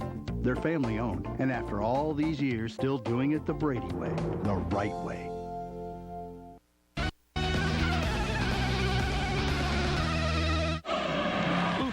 Favorite spot to hang after the game is Harry Carey's Tavern at the corner of Sheffield and Addison. Go where Lou goes for Wrigleyville's best salads, pizzas, and burgers.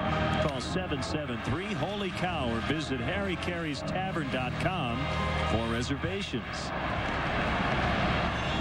Right-hander Hayden Penn will take over for the Marlins as their relief corps will try to get Graham Taylor his first career win. Numbers haven't been pretty for Penn at this level. As a reliever, 6.75 ERA, all with Florida this year. As a starter, 9.31 at 14 starts prior to this season.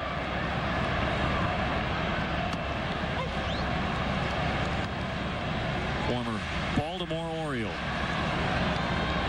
Previous close to this season. His last big league time came in 2006.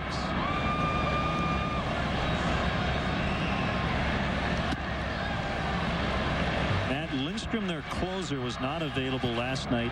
He is today, looking down the road as Neil Cox gets loose.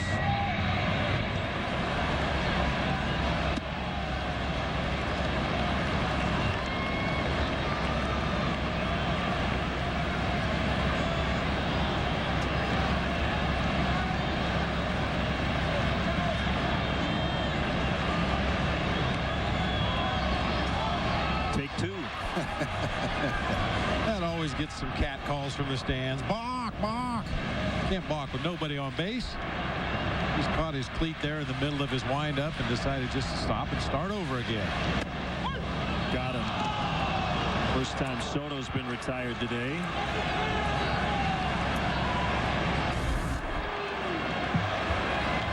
Nothing tricky. It's a four-seam fastball right at the bottom of the kneecaps over the middle of the plate. You might have thought that pitch was a little bit down. Last outing for Penn was not pretty against the Phillies. He gave up 7 runs, 6 were earned in 1 inning. First earned runs he has allowed this year. His first appearance, he gave up 3 runs, but they were all unearned.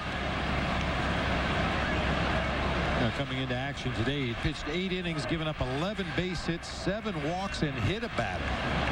A lot of that in his last appearance.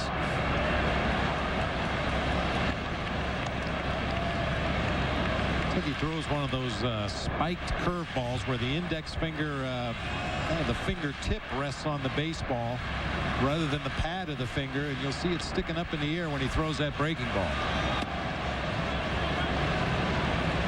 2-1. I asked Aaron how he was doing after getting hit in the side of the head on that bang play at second. He said that was fine. He said he was more concerned about the play at first. As you pointed out, sometimes a collision at first can cause a broken wrist.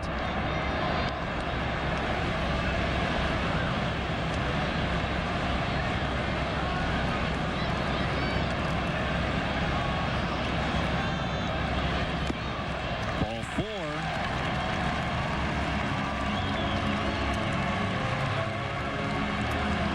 It's always dangerous down there at first base when that throw tails back into the runner, but especially for that second baseman. I mean, more often than not, he's on a dead sprint to get over there to the base on time. He's got to find the bag, find the baseball, and try to avoid the runner all at the same time.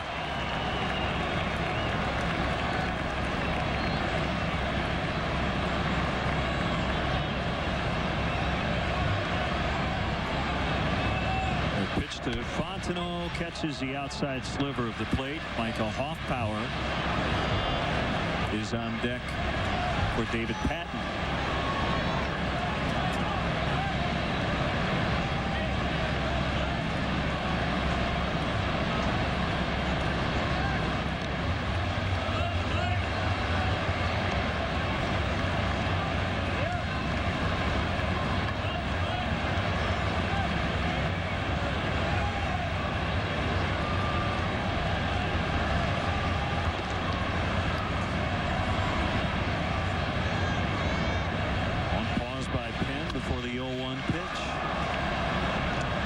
In 2 on Fontenot. Game 3 tomorrow. Straight up noon. Pregame at 11:30. Ted Lilly for the Cubs. Anibal Sanchez for the Marlins. Velasco and Zambrano on Sunday. Upcoming schedule. Comcast Sportsnet tomorrow, and then Tuesday afternoon, and I should have looked at the game notes. Actually, yeah, Sanchez and Lincecum are on the game notes, so that's about as official as it gets. So Marshall and Lincecum on Tuesday here on Comcast Sportsnet. Mazza to hold up, make sure it got through. And we'll end up at third anyway, and Penn slipped. He was off the mound. One of the athletic trainers, Sean Cunningham, is going to come out with Freddie Gonzalez from the Marlins dugout to check on Penn. Well, he went down in a heap. I'm not exactly sure what happened. I think he just flat out slipped. Get another look as Fontenot grounds that ball through the right side. We kind of lost sight of him on that replay, but he definitely went down coming off the mound out there, getting over to cover first base, and then changes directions to go back up third, lost his footing and went down. You could really see that ball slow down once it got to the outfield grass out there in right field. Initially, I didn't think Miles was going to be able to go first to third, but the ball just got out there and died in the wet grass, and he made it easily.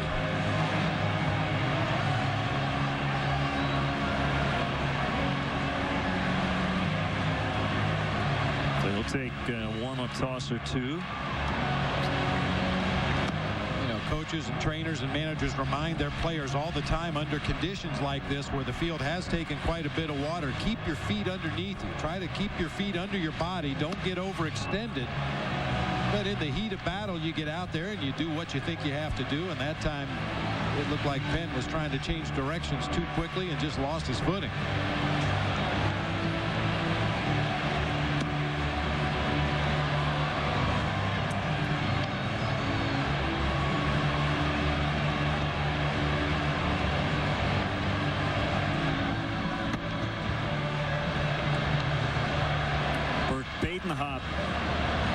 Is now up.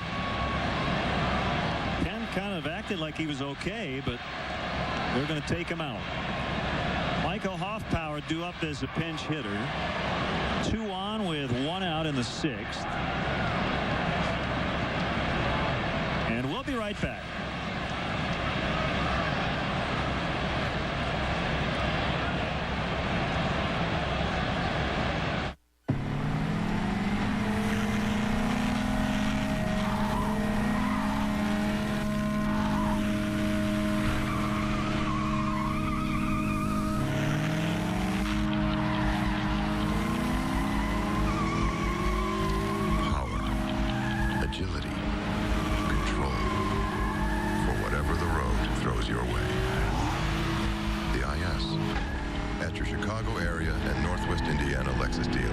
Morning, Mike. Morning, Bill. Morning. Morning. I think I might need some better brakes. You need our Midas Secure Stop brake service. Exceptional stopping power combined with a 55-point brake inspection. Trust the Midas touch. Your brake pads, one of those parts you really can't afford to ignore. Right now, Midas is offering up to $50 off brake pads or shoes installed. That's brake pads or shoes up to $50 off. Midas, we're on this road together. Okay, I get it. These 10 sprinkles represent our friends and family. The 10 people we can call whatever network they're on without using our minutes. That's included, no extra cost. Then these would be like the 80 million people on Verizon Wireless we can also call? Yep, also included.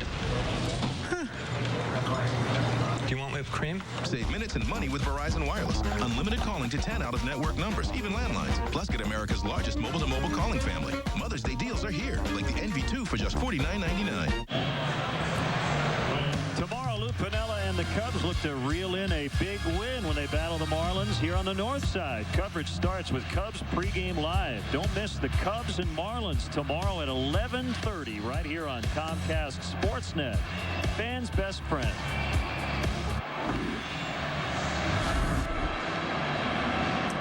Burke Badenhop will get as much time and as many warm-up tosses as he needs as Hayden Penn slipped. Get another look at it. He started to go over to cover first, and right there his right foot just slipped out from under him. Down in a heap. Had to come out of the ball game. Burke Badenhop will now take over, pitching in his 3rd game this season.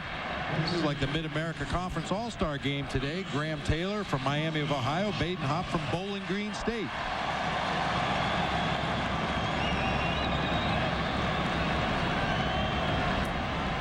Oh, he went to Penn.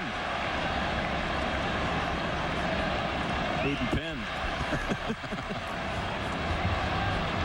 So here's a pinch hitter, Hoffpower. Outside, ball 1.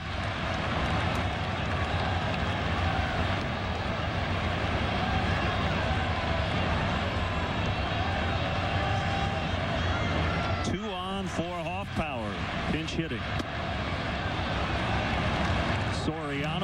deck. It's 2-0. Clean job in relief today by David Patton. 2 scoreless innings. Didn't give up a hit. He did walk a couple batters, but was able to pitch around. Jump foul into the upper deck. 2-1.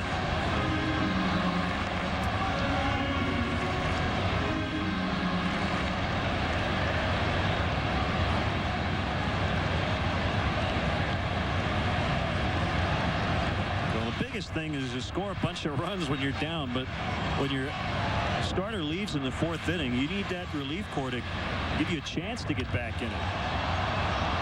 Fly to left. Hermida catches. It's not deep enough for Miles. 2 outs.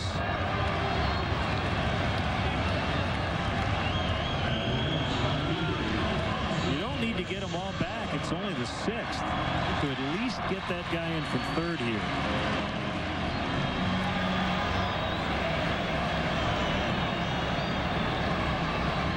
I'm sure Lou would like to see the Cubs get the guy in that's at the plate.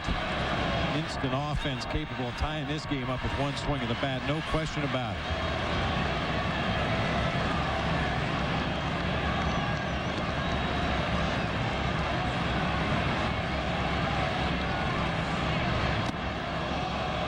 Sounded like it hit something. Yeah, it sounded like it got Jersey right there. Sinker was supposed to be down and in. Goes up above the belt.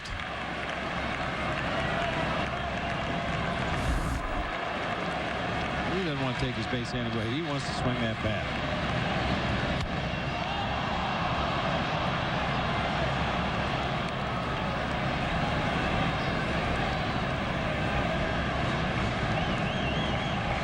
Badenhop was another guy involved in that Dontrell Willis Miguel Cabrera trade with the Detroit Tigers.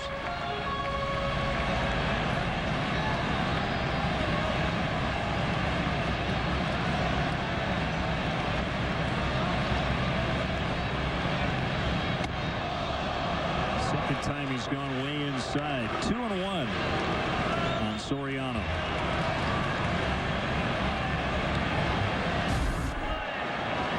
The first one was in the midsection. This is up near the neck.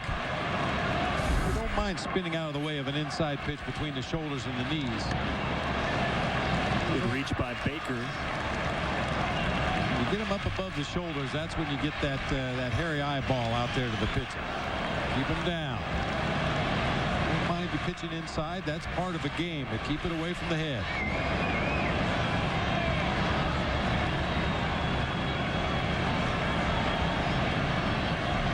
At 3rd, Fontenot at 1st, and a 3-1 to Soriano. Ball 4 loaded up for Terrio.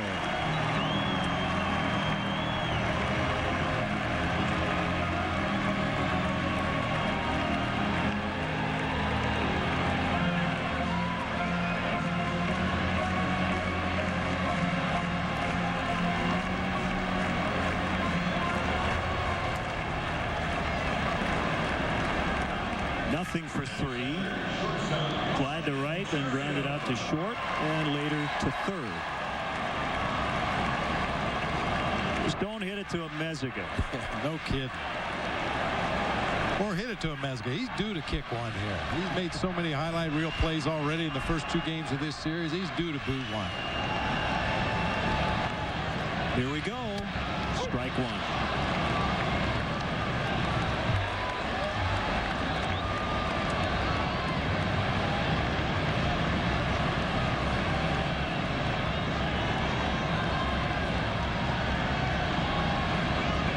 Ready in the 0-1 pitch. Fly ball to left.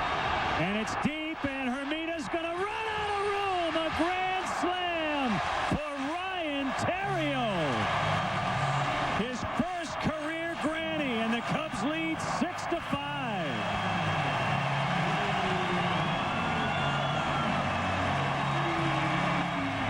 That's just what the Cubs needed.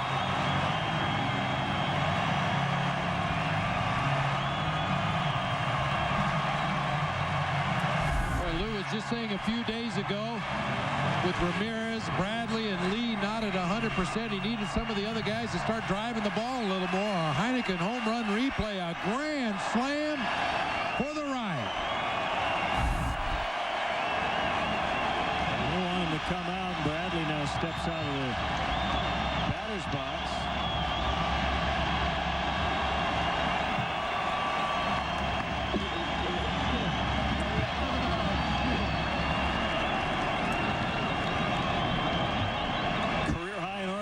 In one swing. 6-5 Cubs.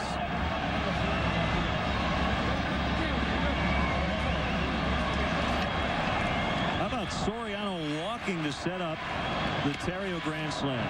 Outstanding. Those are the kind of at-bats it's going to take for the Cubs to snap out of this offensive slump. You know, set the table for the guy behind you. Trust that he can make something happen, and that was a great at-bat by Soriano to set up Ryan Terrio's grand slam.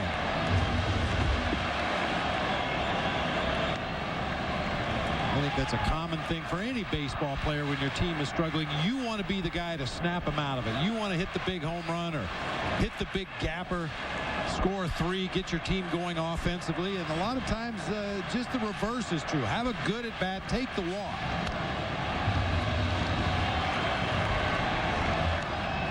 It's giving your teammates RBI opportunities. And now David Patton, look, long way to go. We're only in the 6th, but David Patton has a chance for his first Major League win. The bullpen will try to hold him the rest of the way. Offense will try to continue to press and add on. Leading for the first time today, Terrio with a grand slam. Didn't get all of it, but he got enough of it. As Hermida ran out of room and left.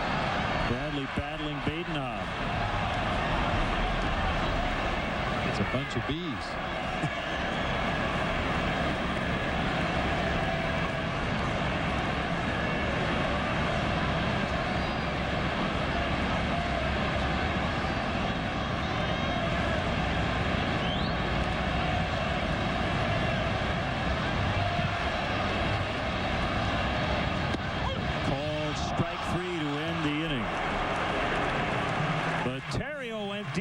Bases full, and the Cubs have their first lead of the day. It's 6-5. Performance now is all about logic. That some cars cost as much as $1,500 to maintain is one thing. That others cost even more is quite another. That a BMW costs you nothing to maintain defies all logic whatsoever, and in turn makes it the most logical choice of all. Performance now is the 3 Series. Now you have more options to get the BMW you've always wanted. I am the strength and you are the breath, and you will grow, become the best, and in your time find blue skies everywhere. For generations, families have built lasting traditions with the confidence that Blue Cross and Blue Shield of Illinois will continue to be there for all the celebrations yet to come. Find blue skies everywhere. Here's to the power of doing. Doing more with your hands, your shovel, and your budget. We've lowered over 1,000 prices so you can pay less and do more. We're bringing you locally selected plants and the beauty of spring. More saving, more doing. That's the power of the Home Depot. After the Cubs game, stay tuned for Lowe's Cubs Postgame Live. Extended highlights, press conferences, locker room interviews, and expert analysis with Todd Hollandsworth. Lowe's Cubs Postgame Live. After the game on Comcast Sportsnet. Fans' best friend. Tomorrow, it's Game 7, and it all comes down to this. As Ben Gordon, Derek Rose, and the Bulls look for a series win against the Boston Celtics. Coverage starts with Bulls Pregame Live. Bulls Celtics Game 7. Tomorrow night at 7 on Comcast Sportsnet. Well, you just never know. Well, the offense missed out on a big opportunity early. They scored 1, but they had the bases loaded with no outs. Well, they had them loaded in the 6th, and Ryan Theriot came through with a grand slam, and the Cubs have the lead. And it's Neil Kotz facing Dan Uggla with Carlos Marmol up in the bullpen.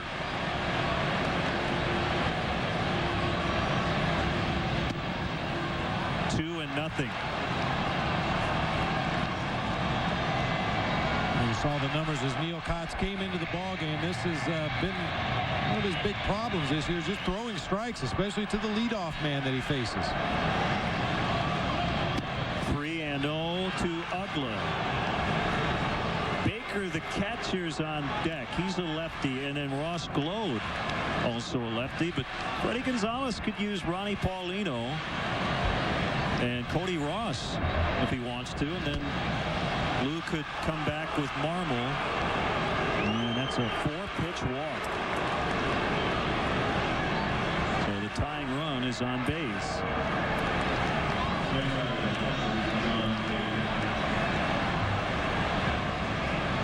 It will be Baker. I think part of the reason here, Bob, is Ronnie Paulino is 0 for 7 against righties, and Freddie Gonzalez knows if he goes Paulino for Baker, Lou's probably going to take Kotz out.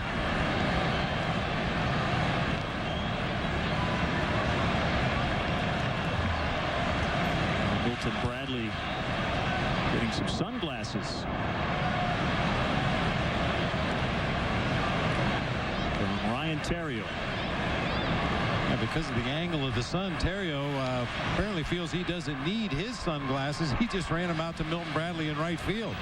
Fukudome was over there in the dugout asking, in turn, does Ryan Theriot need a pair of glasses? He waved him off. There's a strike on the slider.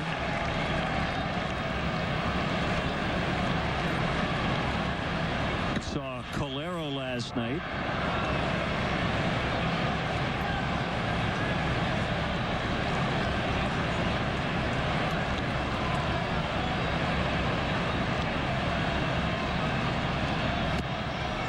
He bunts through, strike 2.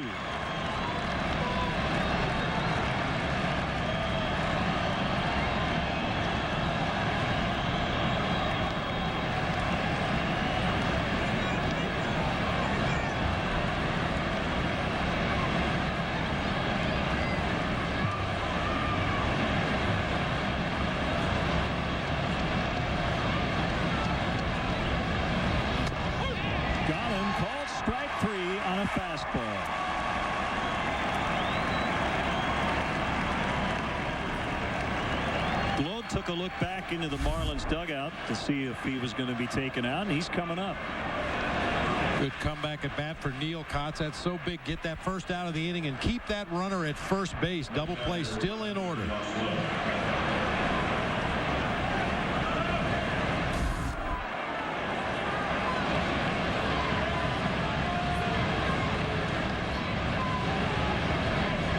And the pitch to Glode is a strike.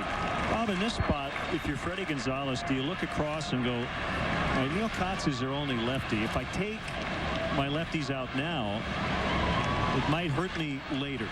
Just get through this inning with the lefties. Absolutely. You always have to not only look at this particular at-bat or the at-bat that follows, but look an inning or two down the road and see what possible matchups you may end up with.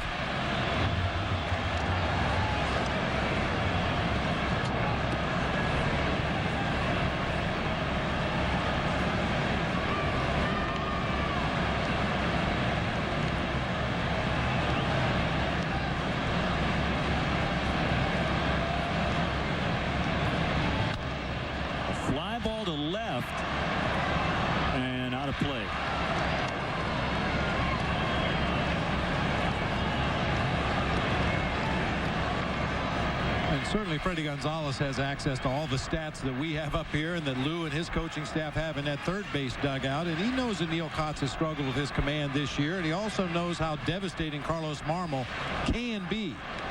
He has not been that way through the early going this season, but he's seen Carlos Marmol at his best. And he would probably prefer for Carlos to stay down there in the bullpen for the remainder of this inning.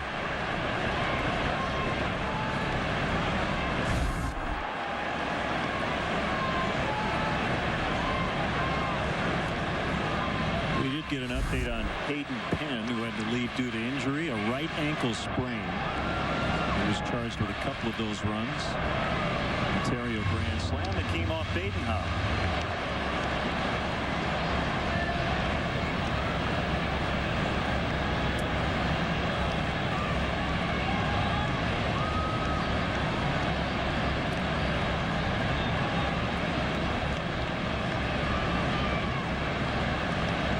One-two pitch up and in. The 2 times he's missed in this at bat have been high and inside on Glow,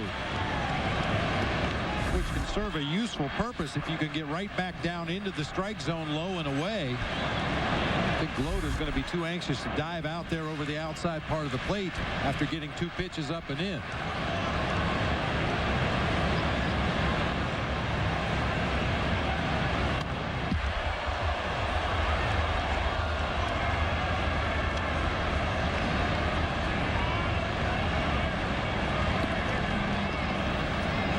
Richards getting ready for our 7th inning stretch.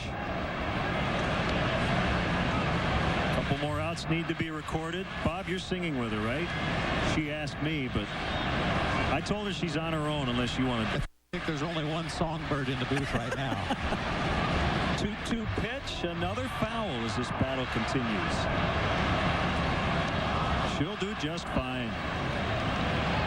Like we tell all the guests, you have about 41,000 people that'll help you out if you forget the words.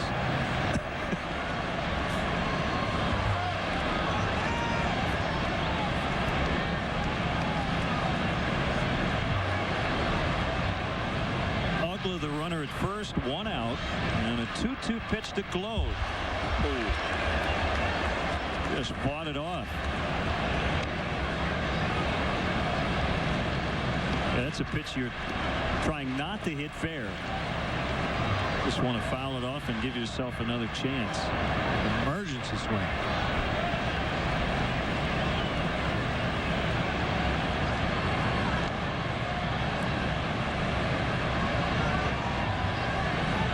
Ivana Soto wants Neil Costa to shake his head a couple times, plant a seed of doubt in that hitter's mind as to what's coming.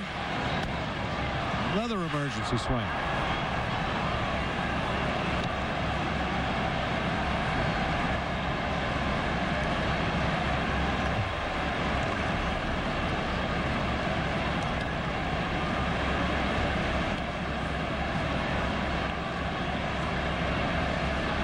For Lou, it's kind of hard to pace in that third base dugout. There's not a lot of room to walk. 4 feet to your left and then 4 feet back to your right. Oh, come on now.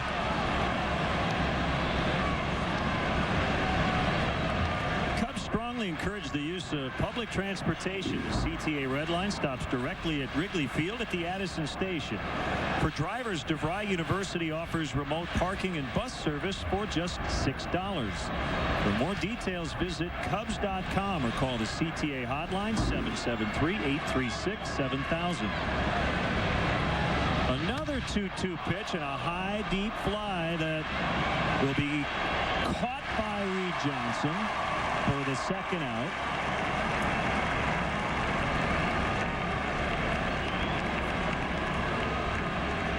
And it's Alfredo Amezaga, switch hitter. No bat from the right side. Kotz walked Ugla to start the inning. He then struck out Baker and got glowed on a fly ball.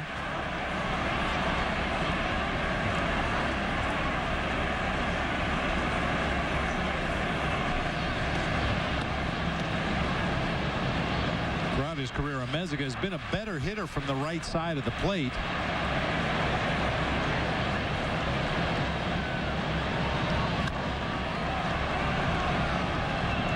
Not a huge difference. I'm sure Lou would like Neil Kotz to finish up this inning.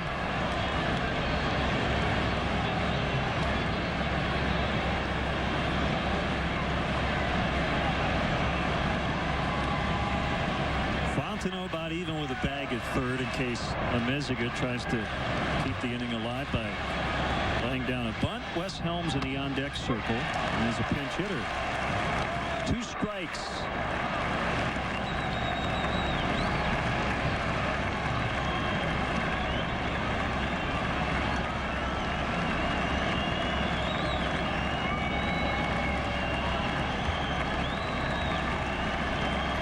Here's the pitch.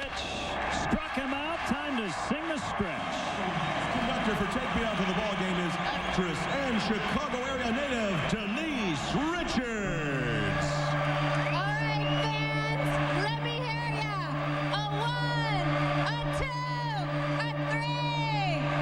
Take me out to the ball game. Take me out to the crowd.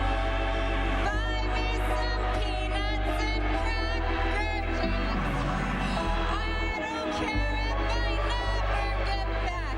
Let me root for the Cubbies. If they don't win, it's a shame. For it's 1, 2, 3 strikes, you're out at the old ball game. Let's get some runs. Come to Menards for all your home improvement needs. Protect your home from water damage with Spectra aluminum gutters. They're maintenance-free and won't rust or crack. A 10-foot piece of gutter in white or brown is 99 cents after rebate. Easy Roll chain link fence makes installation a snap and features a 10-year no-rust warranty. A 42-inch roll is just $48.99. A 48-inch roll is only $49.99. Dedicated to service and quality. Menards. Save big money at Menards.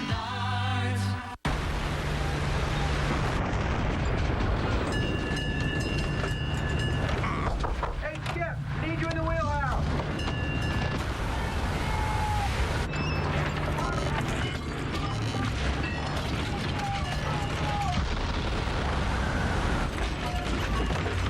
Tenacious grip, no matter the conditions.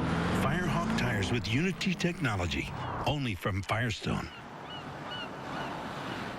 Weeknights at 11, the Monsters take over Comcast Sportsnet's late night with the very best interviews and hottest sports topics from the morning show. Monsters in the Morning Encore, weeknights at 11. Bottom of the 7th, Derek Lee leading it off against Burke Badenhop, who's still in there. Cubs lead by 1. Actress and reality TV star Denise Richards and singing sensation is with us. A singer I am not, but it's fun. Are you okay? You were... No, I was about to have a heart attack right after that. It is a little terrifying. People It don't is. realize It's that scary. you have 40,000 sets of eyes on you, and there's a little pressure, but we thought you handled it great. Well, thank you. Did you get wet earlier? It rained early. You got a pretty nice seat right down there next to the dugout. Okay, these are the best seats ever. We were very lucky. And you've got a TV crew with you? I have a TV crew with us. My dad and my sister are in the seats right now. Derek Lee drives that ball. Mabin couldn't get there in time. A line shot single for Derek Lee. So you're from the Chicago area and you moved to California and, 15 years old? Yeah, when I was 15 years old. We grew up in Downers Grove and we visited Downers yesterday, so it was nice to be back home. Baseball team growing up? Were you a Cubs fan? I was a or Cubs soccer fan, yeah. Good. Definitely. Yeah, we heard you were quite the ball player when you were growing up. I was on T-ball. Yeah, there you go. Very much a tomboy when I was a kid. So your reality show, Denise Richards, it's complicated. Some people ask how much of it is real. Is it all just everything that happens? Well, they're here now, and you couldn't get any more real than singing in front of all these fans. That's for sure. Do you mind having a camera following you around all the time? Yeah, you know, the show's been really great, especially being a mom, and it allows me to be with my family and my friends, and it's a good schedule, and I have fun on it. It's been a good experience for me. Speaking of having fun, did you have fun on Dancing with the Stars? I did. It seems like yeah. everybody that goes on that show comes away with a great experience. It is. I've never challenged myself physically so much in my life, and I had a good time, and I get to go back for the finale May 19th. 2 strikes on Reed Johnson. We're with Denise Richards. Cubs lead 6-5. Where were you when Terrio hit the grand slam? Were you up here? You were in the radio booth, yes, right? Yes, I was. It was very exciting. What was Ron's reaction? Did he just scream? He did. Very excited reaction. Oh, yeah. Ron's a happy man right now. With the Cubs ahead by 1. And we also understand you're promoting awareness for kidney cancer and research, correct? Yeah, we lost my mom a little over a year ago to kidney cancer, and so we're here supporting the foundation, Kidney Cancer Association's based in Chicago. Outside 1-2. So how long are you going to be in town? We fly home tomorrow. I have to get back to my girls. Next time this summer we'll come out with all the kids. We have to tell you, Denise, there were a lot of our camera guys, they were all fighting to be in the booth today.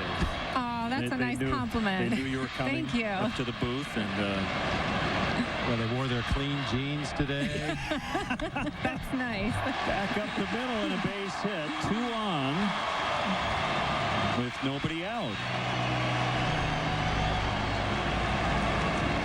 So a Cubs fan, do you have a particular favorite player? Anybody?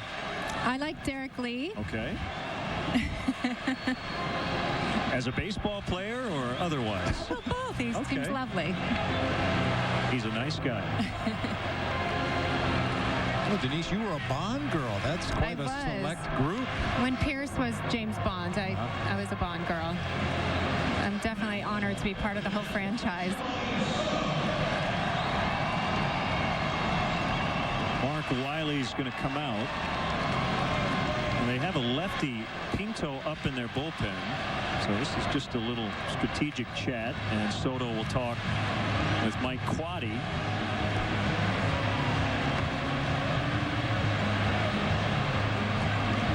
A long conversation over there. Well, this is a question we can ask every actor and actress we get up here. Does anyone ever see you and call you by a character name from like a movie or show or anything? No. They all know you as Denise. I think when you're on a TV series for a long time, then they associate you with that character. But I've done different things, so. Because your name was Christmas, right? Oh, I have gotten a few of those. Okay. You're right. Dr. Christmas Jones. Dr. Christmas Jones, okay. I was a scientist. 2 on, nobody out. You said, let's get some runs, and the Cubs are trying to do that. They are. So 2 on and nobody out. Inside, ball 1. Yeah, you really have to pay attention down in the seats you were in before. Foul balls and bats flying around down there. You do. Not to mention the guy that was sitting about 4 seats away from you. Len's father is sitting down there in the front row today. Really? Yeah, he's the guy that gave you the phone number, I think. Big swing by Soto. No, my mom's with him, so. Hopefully they were nice to you. And your Everyone's family. been so nice. Oh, there they are. My sister and my dad. Great. And are those ribbons for the kidney cancer? foundation? Yeah. Thank you. The sun's coming out. It is, finally.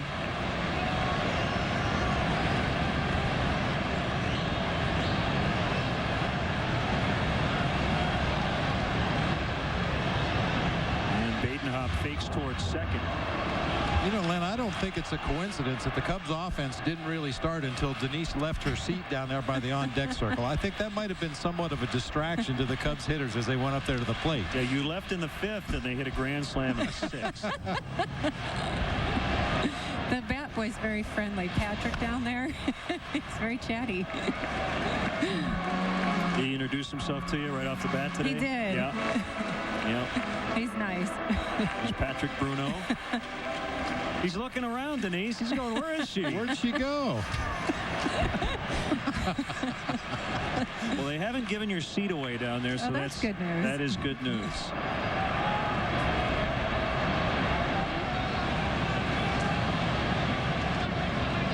A 1-2 pitch pitch is outside, 2-2. I don't think Patrick would let anybody sit in your seat. No. He's going to save it for you until you get back. So he's a nice man. Boy.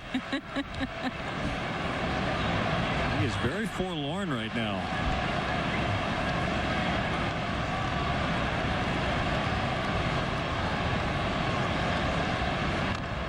And another foul ball by Soto. Long at bat here. 2-2 the count. You're feeling better now, right? I am. You've calmed down? Calmed down a bit. Did they tell you had to sing again at the bottom of the 7th inning? No. You have to sing the second verse of the song. That is something that made me a little nervous.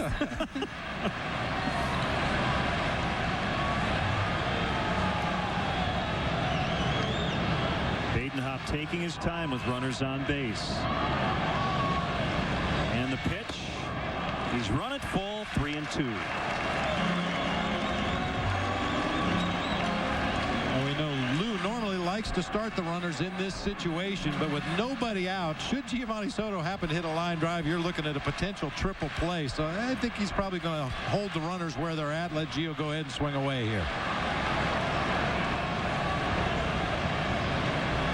Or not. They are going, and he just got a piece of it. So we'll do it again. I mean, it's one of those risk-reward things. You start the runners with the idea you're trying to stay out of the double play should Giovanni Soto hit a ground ball, but if he happens to hit a line drive at somebody, you're running right into a triple play.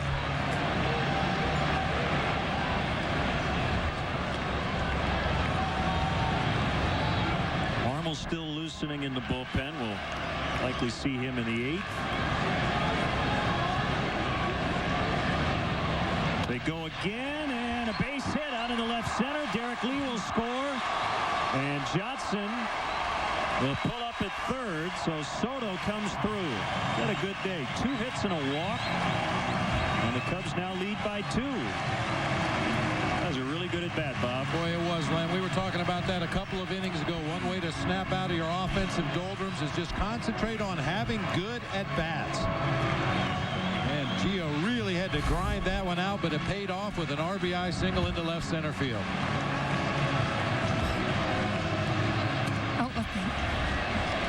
And we're going to have a double switch as Hanley Ramirez is going to come in, and they'll make a pitching change as well. Denise, we'll let you head back to your seat.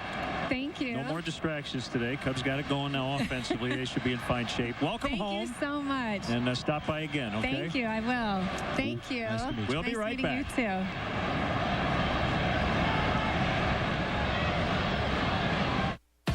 Shopping for the lowest price on a new Chevy, visit JerryHaggertyChevrolet.com. You're guaranteed to have an informative and hassle-free experience. Jerry Haggerty Chevrolet has been serving the Glen Ellen community for over 20 years. For value and integrity, it has to be Haggerty.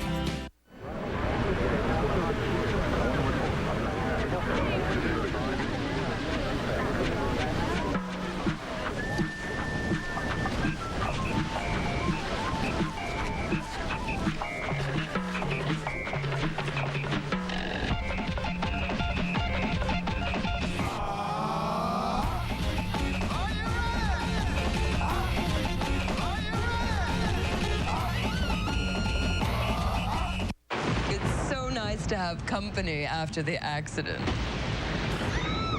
What is it? Someone paid me cash. Who? Affleck. Who pays you cash when you're hurt and missing work? Affleck. Cash to help with expenses that health insurance doesn't cover.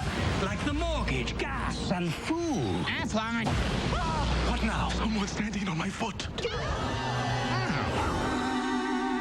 Who could it be?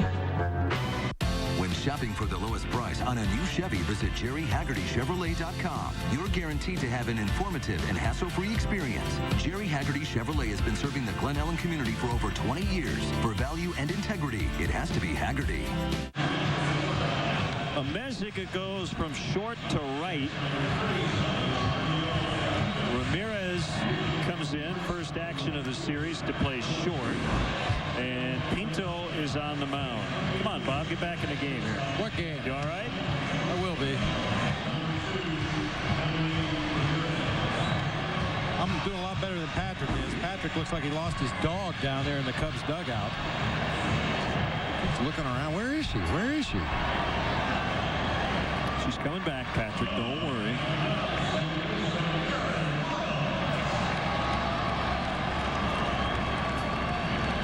Three straight hits for the Cubs. Here in the bottom of the 7th. Aaron Miles, the batter.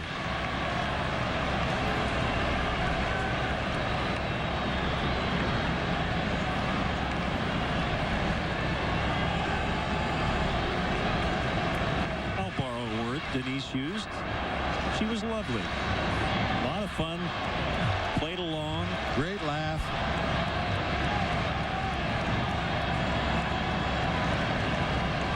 Here's the pitch. Fouled off.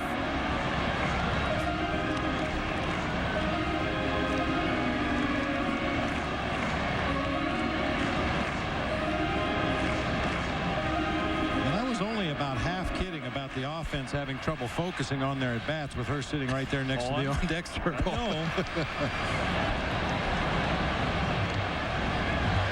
Ramirez, by the way, jumped into the 9th spot, meaning he'll lead off the 8th for Florida.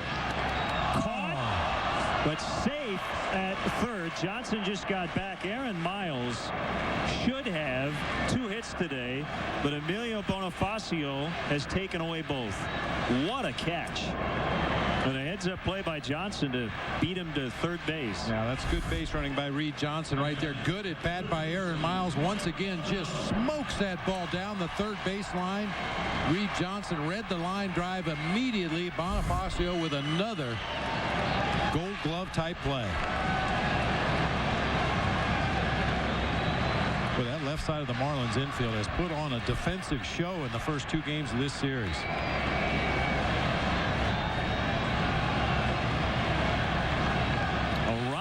Ramirez is on deck. Fontenot at the plate.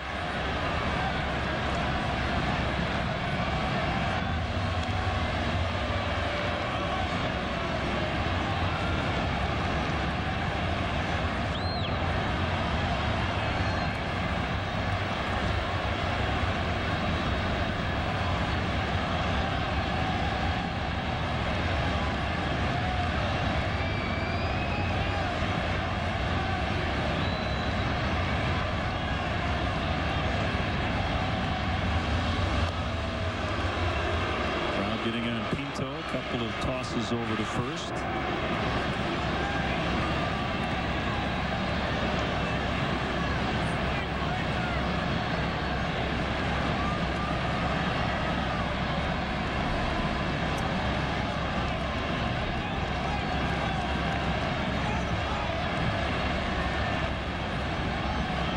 kick and the pitch. It's inside. Pinto a winner in game 1. He's won the last 2 days out of the bullpen.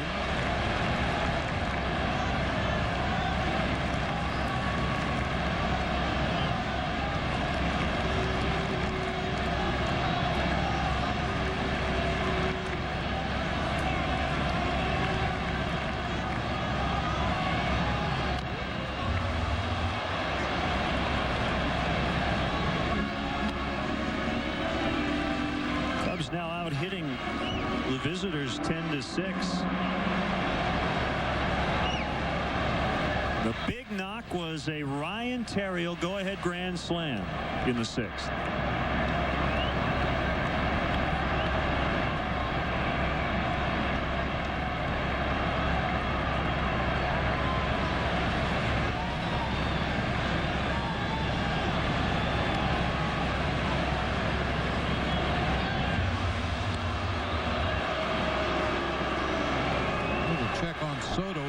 First base doesn't figure to be going anywhere. You're watching Reed Johnson down there at third base. He's in a constant conversation with Mike Quaddy, the third base coach. That left-hander Pinto has his back turned to Reed Johnson over there at third base. I know some teams have a design play where the runner at first base intentionally takes a big lead, draws the pickoff throw to first base, and the runner from third tries to steal home. We have not seen the Cubs do that in Lou Piniella's time here in Chicago, but that's a play that some teams will employ.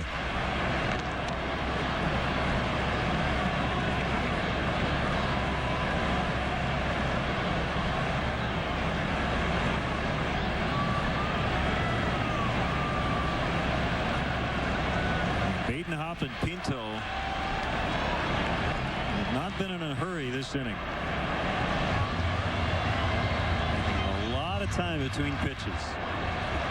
And the 2-1 is low and outside. Went with a slider. 3-1. Ramos on deck.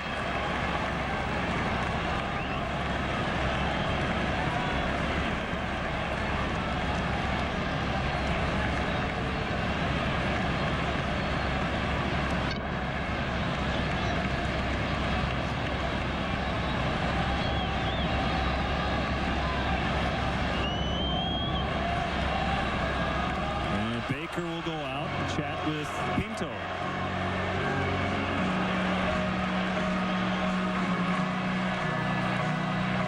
The baseball equivalent of the four-corner stall in basketball. And there's a lot of things that can happen with runners at first and third, one out. You got a left-handed hitter against a left-handed pitcher. Do you start the runner at first base to try to stay out of the double play and get that insurance run home from third? You have a Ramos Ramirez in the on-deck circle. You'd love to get him up to the plate this inning with runners on base.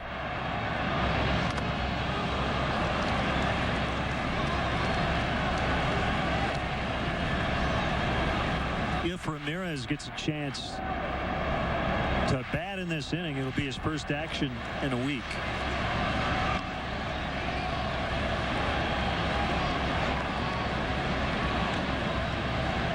Saw the right-hander Calero warming in the Marlins bullpen earlier. He's had a seat. You would think that the Marlins would have a right-hander ready for a Ramos Ramirez should he make his way up to the plate with runners in scoring position this inning. Fly ball out into center. Maben tracking, and he makes a diving catch. Johnson tagging and scoring on a sac fly. It's 8-5. Fontenot with his second ribby today. Nice catch by Maben. Giovanni Soto and Mike Fondo, two great at-bats in this inning. Nice diving catch out in center field by Maben, but that gives Reed Johnson plenty of time to tag and cruise home. Those good battling at-bats. That's what it's going to take to snap the Cubs out of the slump. Start scoring some more runs, put together some good at-bats, set it up for your teammates. We haven't seen a Ramos in action since he left last Friday in St. Louis with a strained left calf.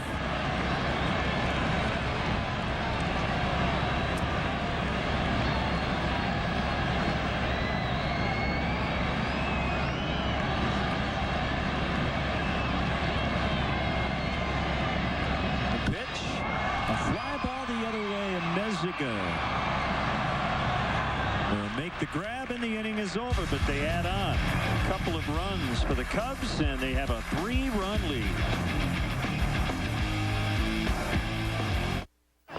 You need luggage to bring home souvenirs. It's not your bag's fault some airlines charge add-on fees like baggage fees, reservation fees, curbside check-in fees. You shouldn't get surprised at the airport like that. So grab your bag and shop all you want.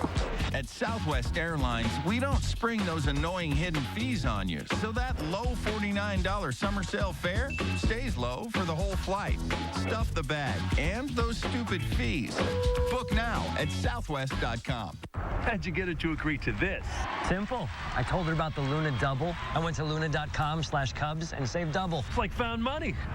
773-202 Luna. Sports Night. Tonight on Comcast Sportsnet. Fans' best friend.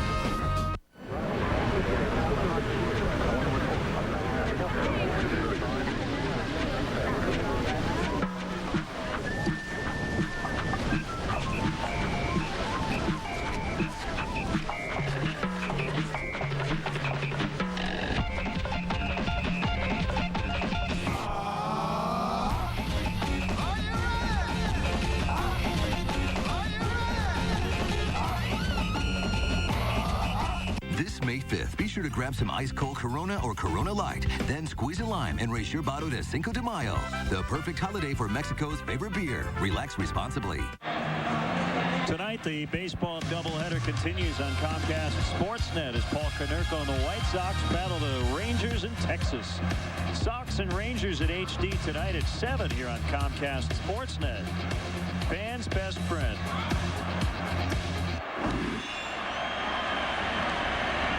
Well, he'd say an important outing for Carlos Marmol, who has struggled with his command the last 2 days. He works with a 3-run lead. They're good to get those 2 insurance runs just in case today. And he'll face Hanley Ramirez, who did not start last night, didn't play last night, didn't start today, but able to come in late. Coming back from a right hand injury suffered earlier in the week, and almost got hit again on the first pitch back.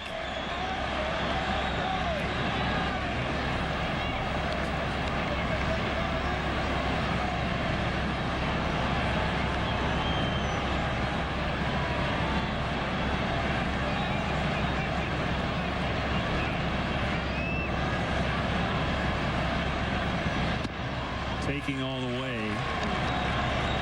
This kind of hurts to watch.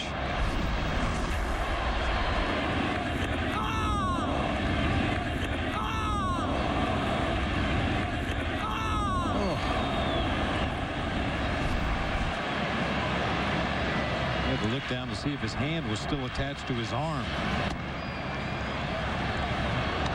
Got him on that backhand. Being a right-handed thrower, not only will that affect your swings at the plate, but it'll also affect your throws as an infielder.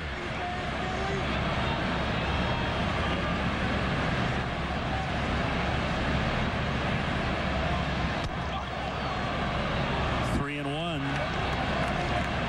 Marlins wants a new baseball. The entire 8th grade class from Sauganash School here today enjoying the game.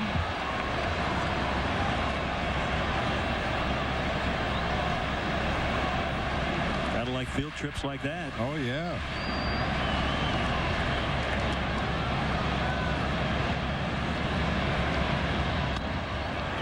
Pop foul back our way.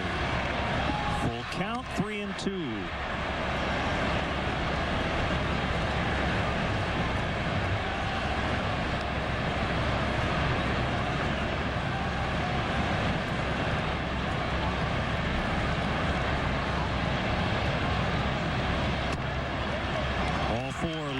Walk.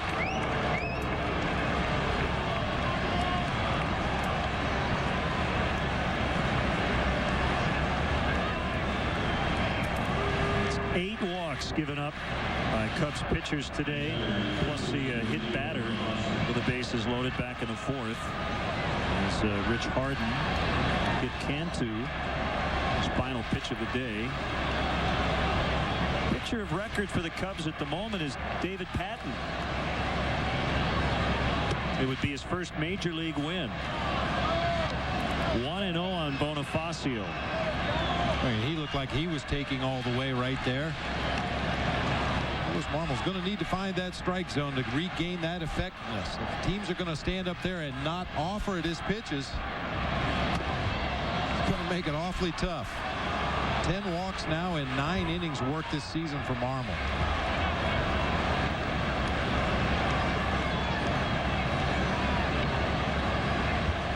But those 2 guys right there in your picture probably were hurt more, in my humble opinion, by the World Baseball Classic than any other players, at least that I've seen so far this year.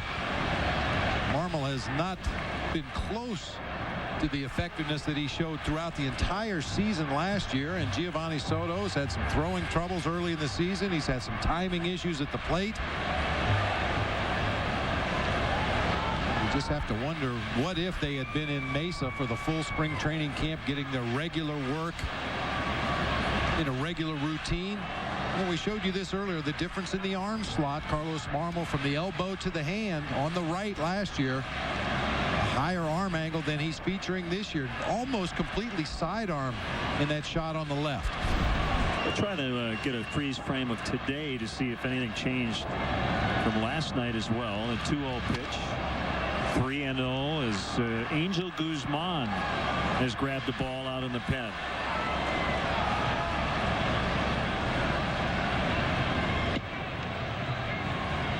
We've talked about this in the past. Carlos had trouble with his command as a starter his first time around in the majors. Last year he was dominating out of the bullpen, but he has had some issues with control in the past. But I think what everybody kind of hangs their hat on in terms of Carlos's stuff is that he could come right back and strike out the next 3 guys. He gives up so few hits. And that's why if he is throwing strikes, he's as effective as any reliever in baseball. And he is just all over the place. It's one thing, Bob, with the fastball. He's gonna have problems occasionally, but the slider has always been his bread and butter go-to. I need to throw a strike pitch. And we've seen him use that slider in the past on 2-0 counts, 3-1 counts, a lot of times on a full count pitch. He had the ultimate confidence in that pitch last season. Just hasn't been able to find the consistent release point to allow him to get that pitch close to the hitting zone.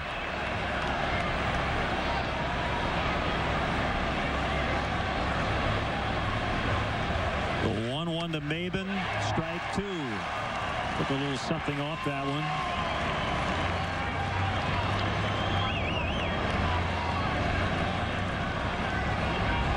Doesn't get easier after Maben. Hermida and then Cantu. This is a big out to get, and he gets it. Front door slider from Marmol for the first out. When you said it, it looked like he throttled back a little bit in that at bat. Just took a little bit off of his pitches. Didn't try to throw him so hard. That front door slider was probably meant to be on the outer half of the plate. Stayed on the inner half, but he gets a call.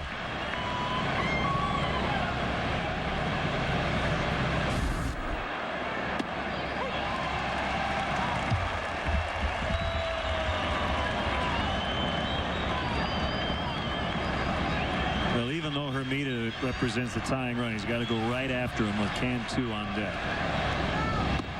Hermida is not going to help him in terms of swinging at a bad pitch.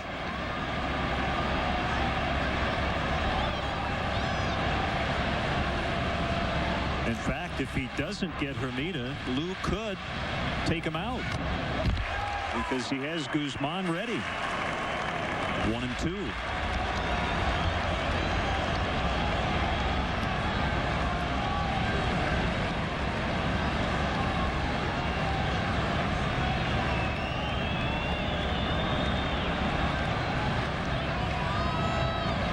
Kick and the pitch. Still 1-2. That's always a tough decision for a manager and a pitching coach. A guy who is so valuable to your staff. One of your late inning pitchers, the 8th and 9th inning. Do you pull the plug on him in a game like this? And what will that do to his psyche? Oh, that'll help. Well, 2 strikeouts after the 2 walks. The slider we've seen from Carlos Marmol, because it ends up in the dirt. Good tight rotation, starts it in the middle of the zone, breaks it down and in. It's right where you want to throw that pitch with 2 strikes.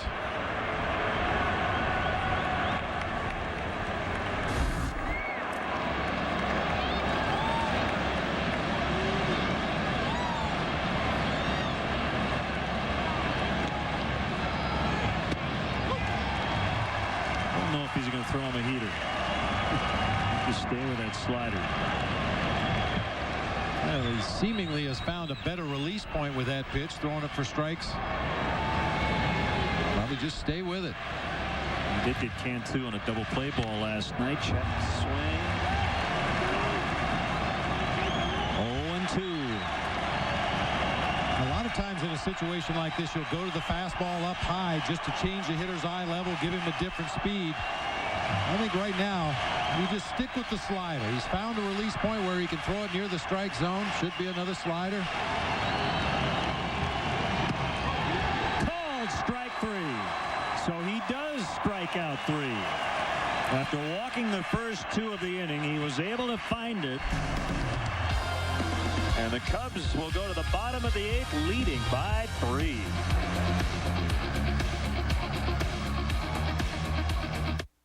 One word explains why Toyota owners love their cars. Quality. Quality is why Toyota has won more Best Car for the Money awards than any other manufacturer. Proof that Toyota quality saves money.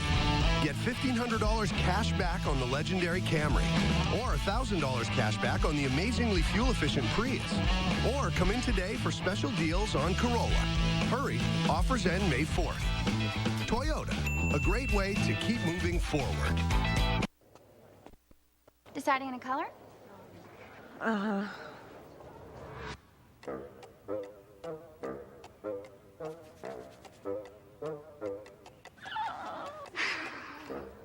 Let's start with some idea cards. That'll get you to the right one. We're here because we've been there with the tools, products, and advice to get it done right. True Value. Start right. Start here. Get the right products and expert advice for your next painting project at K&K True Value. Start right. Start here. America, put down your sandwiches and speak up. Subway, eat fresh. When you want savings you can taste. Eat fresh. Eat fresh. Flavor you can bank on. Eat fresh. Eat fresh. And huge flavorific subs that won't take a big bite out of your wallet. Eat fresh. Eat fresh. Right now at Subway restaurants, you can get one of 8 regular 6-inch fresh value meals for just $5. That's one of 8 regular 6-inch sandwiches, plus chips and a drink for just $5. Subway, eat fresh. Sports Rise every morning only on Comcast Sportsnet, fans' best friend.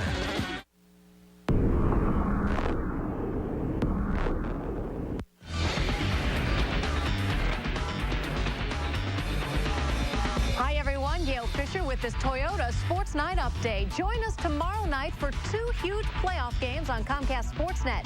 Game 7 of the Bulls-Celtics tips off at 7 o'clock. Game 2 of the Hawks-Canucks is at 8 o'clock on CSN+.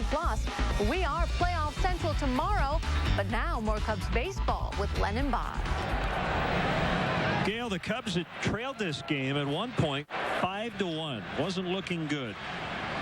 But they stormed back, took the lead on a Ryan Theriot grand slam. They've also added on. And bat here in the bottom of the 8th, leading by 3.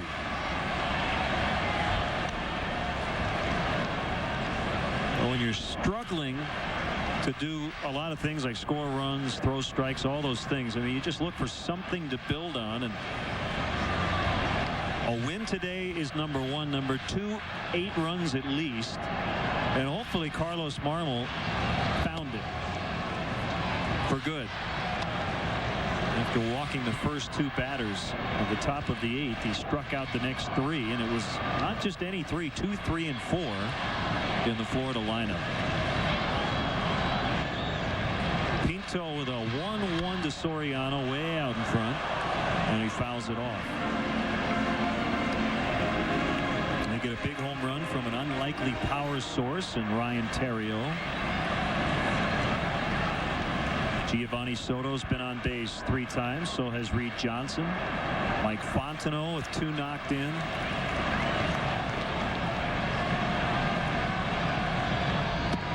Don't forget the 2-out walk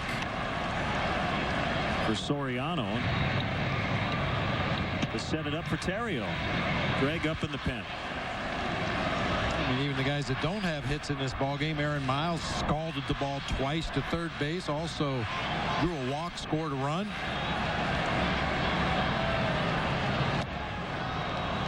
Swinging strike 3.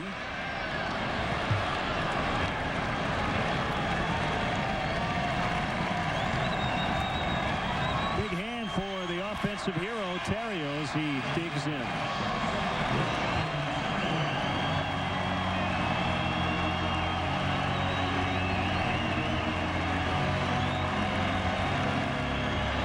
Sometimes we talk about the aesthetics,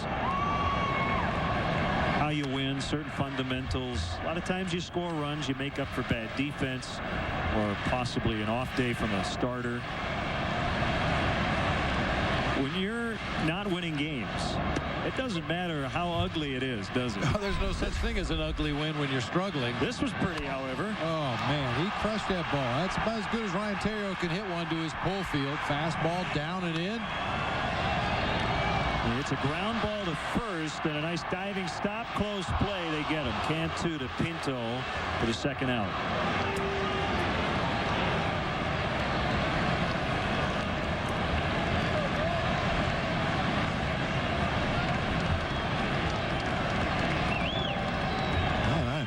The leather that the Marlins have flashed in this series already has really been impressive.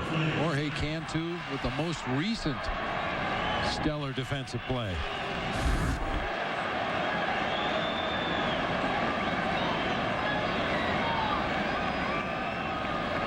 Bradley 1 out of 4. Big leg kick by Pinto, and it's in the dirt. Ball 1.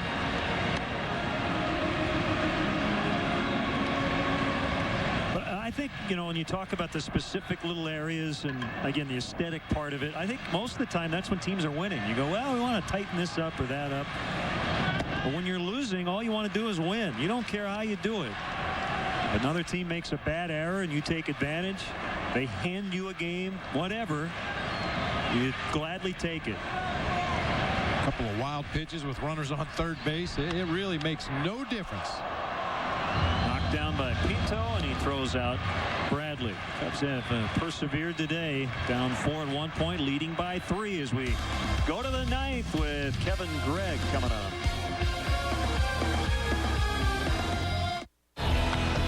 Experience a Cubs game at historic Wrigley Field. Individual tickets are available for upcoming games. Get your tickets now by calling 1-800-THE-CUBS, visiting the Wrigley Field box office, or by logging on to Cubs.com. See you at beautiful Wrigley Field.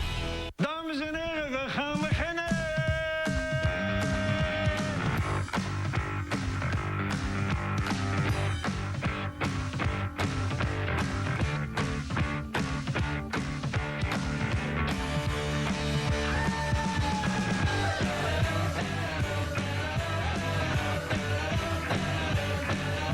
Exceptionally brewed for a taste that's pure Amsterdam.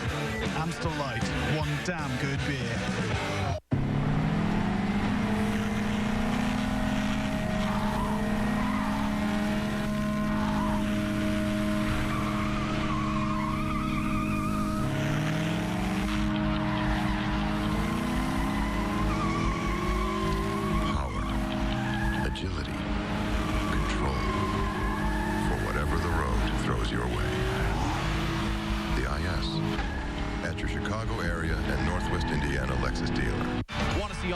From the front row? Now you can with the CBOE Front Row Seats auction. Front row seats will be auctioned off to each game all season long. For more information, visit Cubs.com and click on the CBOE Front Row Seats auction. The best seats are always a click away. Joey Gathright comes into play center, with Reed Johnson moving over to right. Milton Bradley is out. And Kevin Gregg will try to notch the save against his former team. He hasn't had a lot of chances. This is only his 3rd save opportunity of the year. Pitched a perfect 9th inning in the ball game last night. Got a pop up to second from Dan Uggla, a pop up to first base from Ronnie Paulino, and then struck out Cody Ross to end that 9th inning.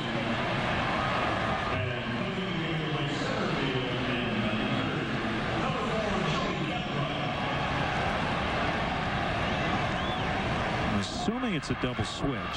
With Gathright coming in, Gregg would go into Bradley's spot. Called strike to Uggla.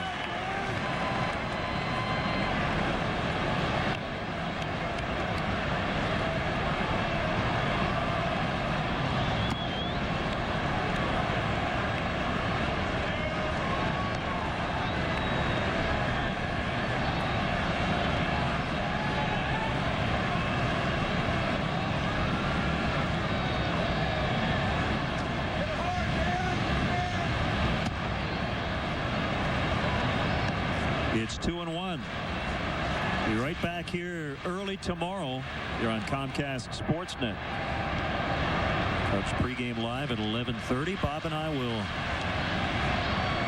take over at noon. A roller into left. have a feeling this is not going to be without a little drama. The way this team has been going here. They put the tying run at the plate in the 8th, and Marmol got out of it. Here's Baker for the 5th time. Doubled and scored his first time up, 0 for 3 since. But as I said before, just get it done.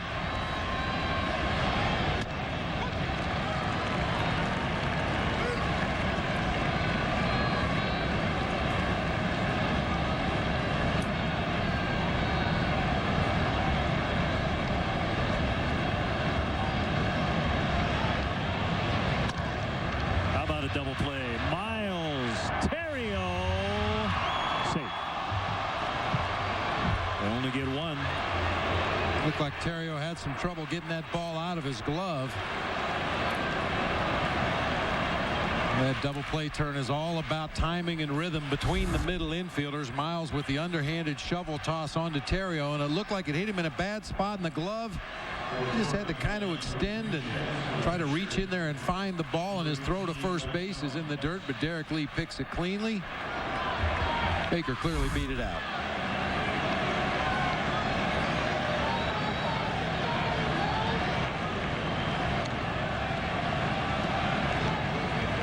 That's why the middle infielders use the smallest gloves on the field, especially the second baseman. When they're turning that double play pivot out there in the middle of the infield, they want to be able to go into that glove and find the ball quickly so they can get rid of it quickly and avoid that sliding runner. Helms for Pinto. The pitch. 0-2.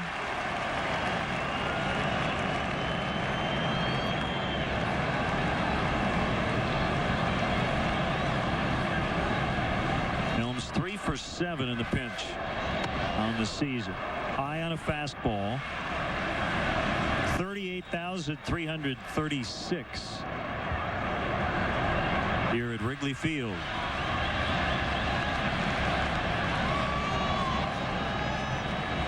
One-two on the way. He laid off a slider. Talk about efficient pinch hitters, Len. I had a chance to watch a little bit of the Dodger game last night. Mark Loretta 7 for 10 this season off the bench. Whew.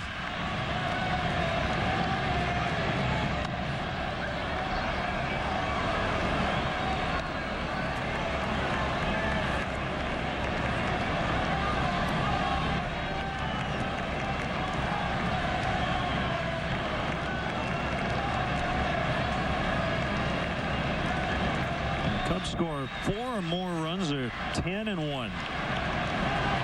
Trying to make it 11-1. But the tying run will come up.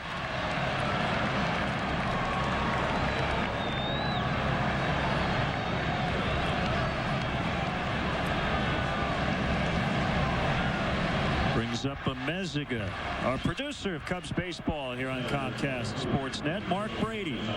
Our director is Dave Turner. Our associate producer, Doug Stanton. Our stage manager in the booth, Christine Charbonneau. Joe Vinci is our technical director. Mark Harper, our tech manager. The senior executive producer of Cubs baseball on Comcast Sportsnet, Jim Cornell Jr. Called strike.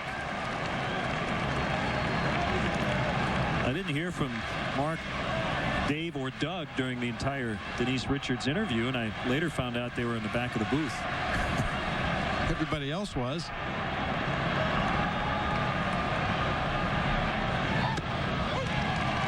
He got ahead of Helms as well. Helms eventually singled.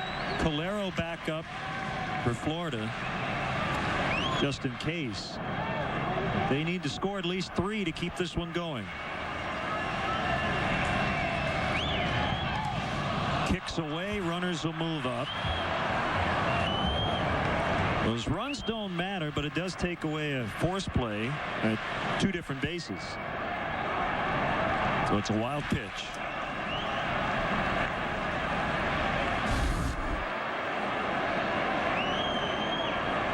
I'm not sure. It just looked like he pulled a fastball down and into a Meziga. Had a bite of Giovanni Soto before going all the way back to the backstop, allowing the 2 runners to advance.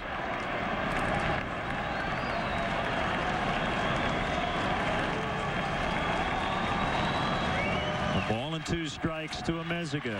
Here's the pitch. Ooh, really close.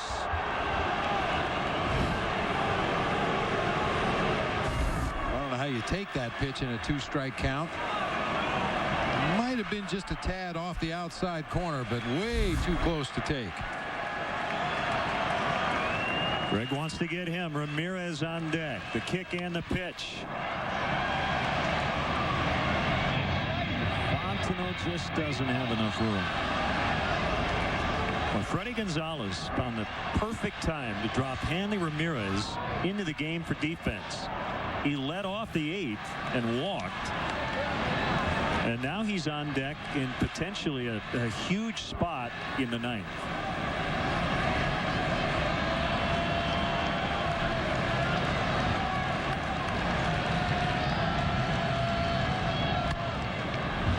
To Fontenot, and he's going to throw to first. Good choice. Run doesn't matter.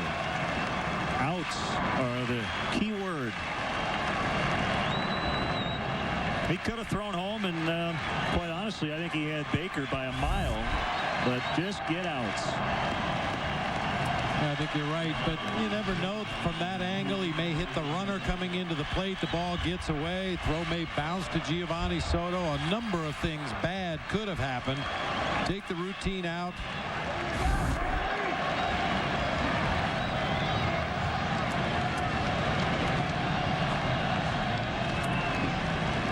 Again, Helms, his run doesn't matter either.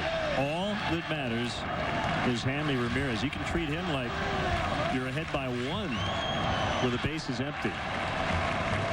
And with that in mind, the Cubs defense in the outfield playing extremely deep. This is the no doubles defense. Ideally, you play deep enough so that even if a ball's hitting the gap, you can get over there, cut it off, and hustle it back in quickly enough to hold Ramirez at first base. Slider strike.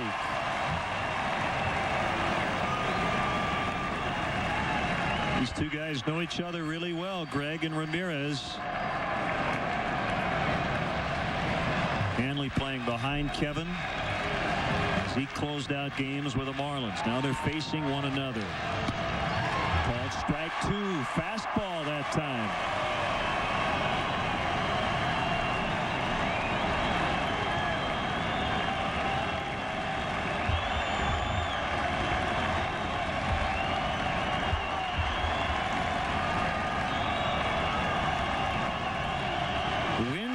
Factor. It's not blowing. And an 0-2 pitch. It's away. On here, you know, you can waste 1 or 2, and if one gets by Soto again, it's not a big deal. Don't have to worry about Helms at all. Have to try to get Ramirez out.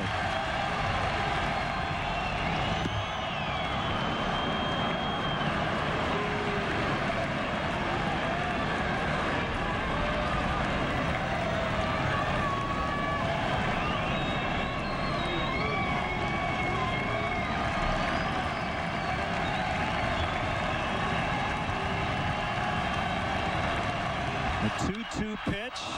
Fly ball into center. Joey Gathright makes the catch. Cubs win. They come back from a 5-1 deficit and beat the Marlins today 8-6 to even up this series.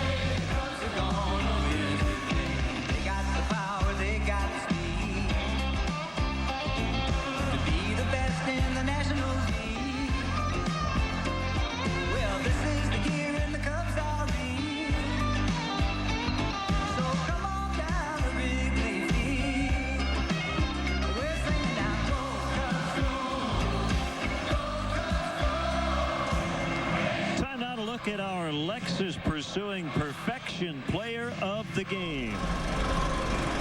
Ryan Theriot with the game-winning grand slam. First home run of the year.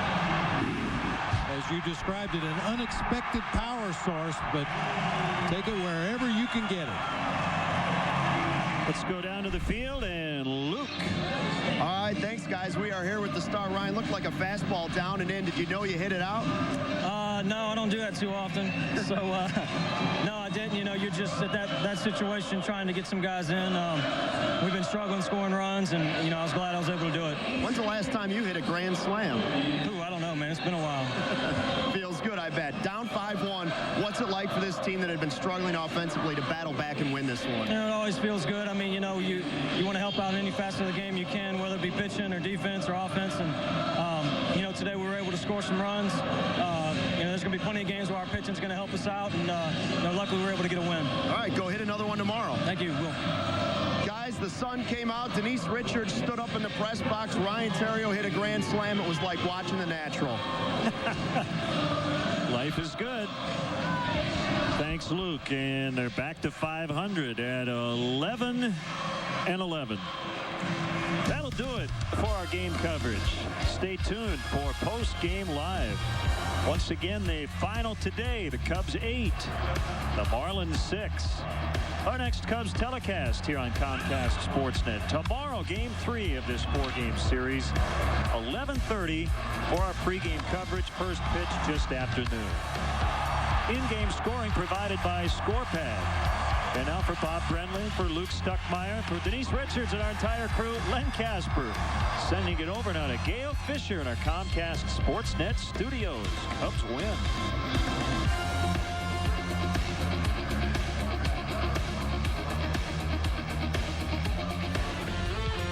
Hi, everyone. Gail Fisher with you. Lowe's Cubs Postgame Live is on deck. We'll hear Lou Pinella's postgame comments, plus former Cub Todd Hollinsworth joins me to break down the game and get us set for Ted Lilly's outing tomorrow. That's ahead on Lowe's Cubs Postgame Live.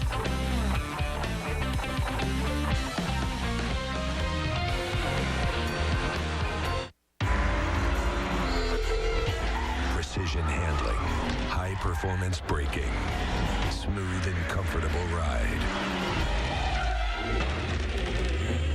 Tame the road, hand-cooked tires.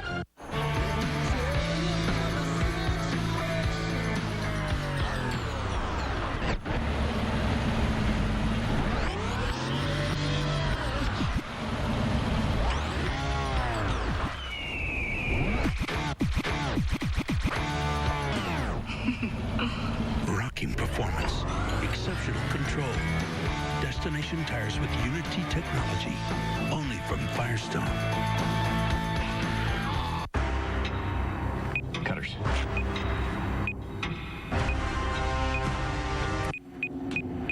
Uh-oh. What are we gonna do now? Give me the phone. Hello, Jimmy John's. Thank God you made it. I was so hungry, I thought I was gonna die. Jimmy John's, America's favorite sandwich delivery guys. Nice work, Johnson. There is a school like no other school in the world. Avionics in the morning. Training in the afternoon. Computer programming in the evening. And along the way, Leadership 101. And on the day that your studies here draw to an end, and the commander looks you in the eye and salutes you, it will be with the knowledge that he is only the first of many who will do so. There's strong, then there's Army strong. To see strength like no other, go to GoArmy.com.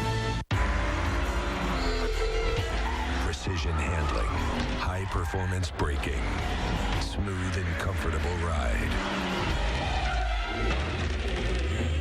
Tame the road, hand-cooked tires.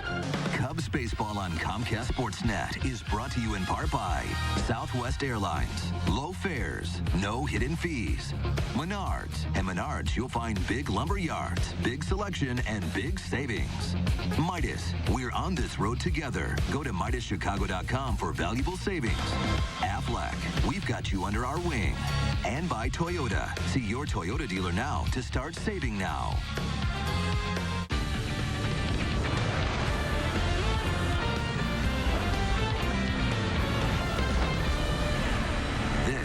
Lowe's Cubs Postgame Live. Ready in the 0-1 pitch. Fly ball to left. And it's deep, and Hermita's going to run out of room. A grand slam for Ryan Theriot. His first career granny, and the Cubs lead 6-5. Ryan Theriot comes through big for the Cubs with a grand salami in the 6th inning. It not only gave the Cubs the lead, it helped lift them to victory. 8-6 Chicago is the final at Wrigley as the W flag flies once again. And we finally get to hear the song Go Cubs Go. We haven't heard that one in a while. Hello and welcome to Lowe's Cubs Postgame Live. I'm Gail Fisher. He's Todd Hollinsworth. And we finally have a Cubs victory to talk about. And boy, one swing of the bat can turn a team around. Well, it was so good to see today. Somebody picking somebody up. The offense picked up Rich Harden today. It seemed like it was the combination of things gone awry again today. Lots of walks, lots of trouble early in this game. Cubs fall behind. They come back. They get the big home run from Ryan Theriot, and they come out victorious today. And Todd, we're going to take a look later at the box score in the Cubs offense. A couple other guys getting some hits. Can this sort of victory when the team wins so big and you have that grand slam by Ryan Theriot really lift and build some momentum now? Absolutely. There's no doubt about it. And we talk about momentum so much around here, and even at the field, at the games, you hear it inside the game, inside the innings, throughout the course of the season. Whoever seems to have the most momentum wins. This was a big momentum switch. You want to grab it. You want to make something of it. You hope that the team comes out tomorrow offensively. You kind of started to see the offense pick up after that grand slam. Base hits here, base hits there. Guys with multiple hit games, guys going first to third on base hits. This was what has been missing from this Cubs offense here lately, and I think that grand slam from one of the most unlikely sources proved to be something to be excited about around here. Well, it's a no-brainer then. Ryan Theriot is our Feldco star of the game. The grand slam coming in the bottom of the 6th inning. We heard his interview with Luke Stuckmeyer after the game. Todd, he said he didn't know that he hit a home run right off the bat. Well, that's understandable from a man who does not hit many, but it was a great swing on a great pitch. The situation, the timing couldn't have been better. 2 out, 4 2-out RBIs. The team is down. They come from behind. They get the lead in what just seemed to be a bad day, and nothing seemed to be going well. Rich Harden, who I even said in the pregame show, hoped was going to have a big day today, and he did not have that big day. He came out, his pitches, he was all over the zone. He had little moments here and there where he seemed to lock in, but that one inning, boy, he just really lost it and walked those guys. Well, taking a look at the pitching recap from today, Graham Taylor, the rookie, lasting 5 innings. It's a little bit of a surprise the Cubs couldn't get to him earlier on in this ball game. And then, as you mentioned, Rich Harden, 3 2/3 innings, really started to struggle in that 4th when Lou put Justin Marja in on relief for Harden there. Not quite sure, Todd, what was going on with Harden. Even from the beginning, he was struggling. Well, I think a lot of times you can start to feel pressure. I think that when the offense isn't clicking, you take the mound that day, you're thinking, boy, I've got to be really sharp. I maybe have to be extra sharp today to pick up the offense or to pick up the defense. And sometimes that's just too much pressure to say, listen, I need to be perfect. And that's what's so hard about this game. It's almost like a big circle. The offense is trying to pick up the pitching's trying to pick up the defense and the offense. And what you kind of saw today, it almost looked to me that, Rich Harden was trying to be too fine with his pitches today. And he ended up getting wild there in the 4th, and it got him in trouble. And he ended up having a very short outing, probably his worst outing of the year. His stuff looked like it was decent, but he just did not, he could not find the strike zone. And honestly, it made the problem worse. They were down a lot early, but again, they were able to rally and get a big victory today. And a little surprised, Graham Taylor, the rookie for the Marlins, going, and the Cubs couldn't really get to him early. We were watching. They get single, maybe even load the bases, but couldn't quite get that breakthrough against Taylor. Well, that's part of the problem. When your offense is struggling, things seem to kind of go your way, or they go, for the Marlins, but against you the other way. They had that one inning. They had 3 straight singles, and almost without the wild pitch, they wouldn't even have scored their first run of the ball game. And here's a guy who he just tried to throw strikes, not to get himself in too much trouble. I'm sure he was on a very short rope, and they got him out of there as soon as he got in trouble the second time. Ultimately, he was just being good enough to win. He didn't pitch great. He didn't pitch poorly. He just kept his team in the ball game. But But, you know, when your offense is scoring some runs, a lot of times you can pitch that way and get through it well enough. You know, in Rich Harden's case, he didn't. He wasn't able to keep his team essentially in the game. I mean, he was only able to go 3 2/3 innings today, and, you know, the Cubs offense really had to pick him up today, and they did do that. Hey, some credit to the Marlins defense, too, by the way, who really helped out that rookie in Graham Taylor. But the Cubs do come through and get the victory at Wrigley Field. We have to take our first time out. We think Lou Pinella's taking some extra high fives in that clubhouse. We'll hear from Pinella, though, when we come back. And as we go to break, let's check out our Cubs opinion poll question. How concerned are you about the Cubs? They did get the victory today, but still struggling. So, A, not concerned at all. This is just a mini slump.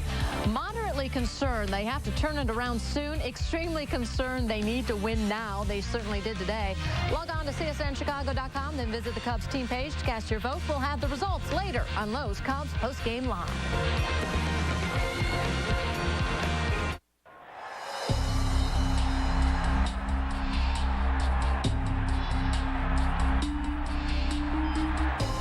White Sox baseball all season long on Comcast Sportsnet, fans' best friend.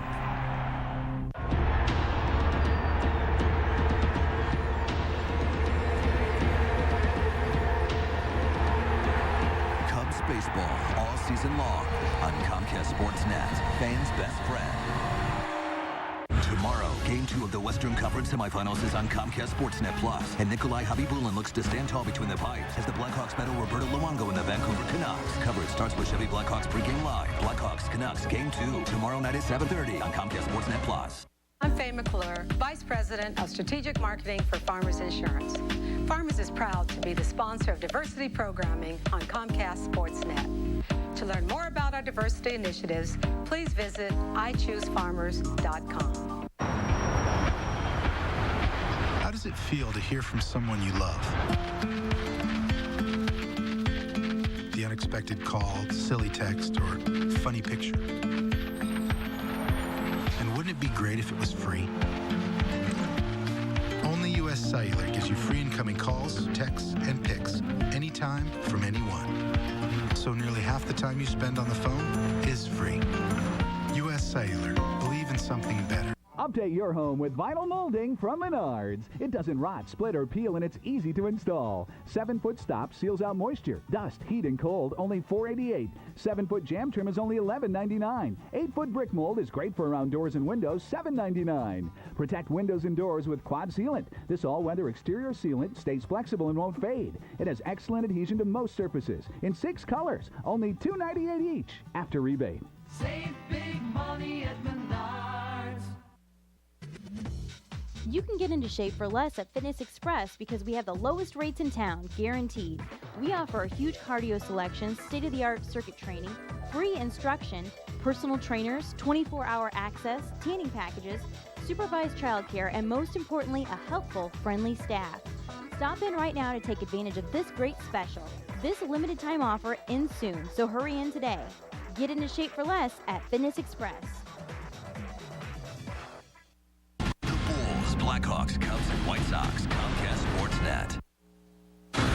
Time now for our Four Seasons Who's Hot, Who's Not. Adrian Gonzalez is hot, hitting .393 with 9 RBI. Benji Molina of the Giants, .375 with a couple of dingers.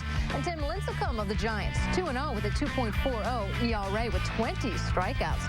Who's not hot? Jody Garrett batting .154. David Wright of the Mets, .208 with 10 strikeouts. And Manuel Corpus 0-2 with a 6.75 ERA. Taking a look at the box score for the Cubs in this, how their lineup fared. Ryan Theriot was the hero with that grand slam, but a lot of good things looking at this lineup, Todd. Derek Lee with a couple of hits, and Giovanni Soto with a couple of hits and a couple of good at-bats, and that could be the sort of thing that turns him around. Good, productive at-bats from a lot of guys who've been struggling right now. Putting them together, watching their at-bats through the course of this game, they were grinding them out. They were working the counts. They were putting themselves in position. They were working from behind in the count. down 0-2, down 1-2, back to 2-2 and 3-2 counts, getting themselves better pitches to hit, seeing lots of line drives. It's not just all about hitting long balls, hitting home runs. That you saw the hits in there that were just kind of just falling in. Those are at bats where you're battling a pitcher who's maybe got some good stuff, and you're being more productive. You're not necessarily just all or nothing. And I don't want to say that this Cubs offense is necessarily centered around that, but it just seems that lately that really all the offense they've had have been solo home runs. So it was really good to just see guys out there today trying to put together good at bats and get base hits the other way, base hits up the middle, making the most, making that pitcher work. We've talked about it in the pregame, making your at bats mean something. There's nothing better than an 8-pitch, 9-pitch base hit. You've made the pitcher work, you've reached first base, and you're putting that pitcher in the stretch. It's a good formula for success offensively. And as you have mentioned, when you have a slump, maybe to the degree that a Soto or a Derek Lee has, it can't come overnight. You're not going to make it up in just one game, so it's nice to see them be productive and consistent a little bit more. You have to find small victories, and that's exactly right. You've got to put yourself into, in a position to say, what am I going to do today to help this team win? Sometimes it's stepping back and saying, I can drop down a bunt, that might help my team win, moving a guy over who's on second base, or trying to hit a deep fly ball to right, or thinking about a sacrifice fly. It's not always about going up there and just pounding out base hits. When you're struggling at the plate, you've got to find ways to succeed and find ways to be productive for your lineup, and that's what we saw a little bit of today. A willingness to take pitches, to move guys over. The grand slam was great, but I think what came after that was exciting too. Well, let's try to get some insight on what happened to Rich Harden as he addresses the media. Guys, picked me up. Terrio did a great job. I mean, that's you can't ask for anything more. When you struggle, do you know right away that it's going to be a day where you're going to have to work harder? Well, yeah. I mean, usually I can work through stuff like that, but I just didn't. I didn't really have an idea where the ball was going today. And not good. Did your bullpen, gave up one run over the next 5 or so innings, but do you feel like they kind of helped bail you out a little bit today? Yeah, they did a great job. Especially after Terrio came back and put us on top. They kept it close and came in there and did a great job.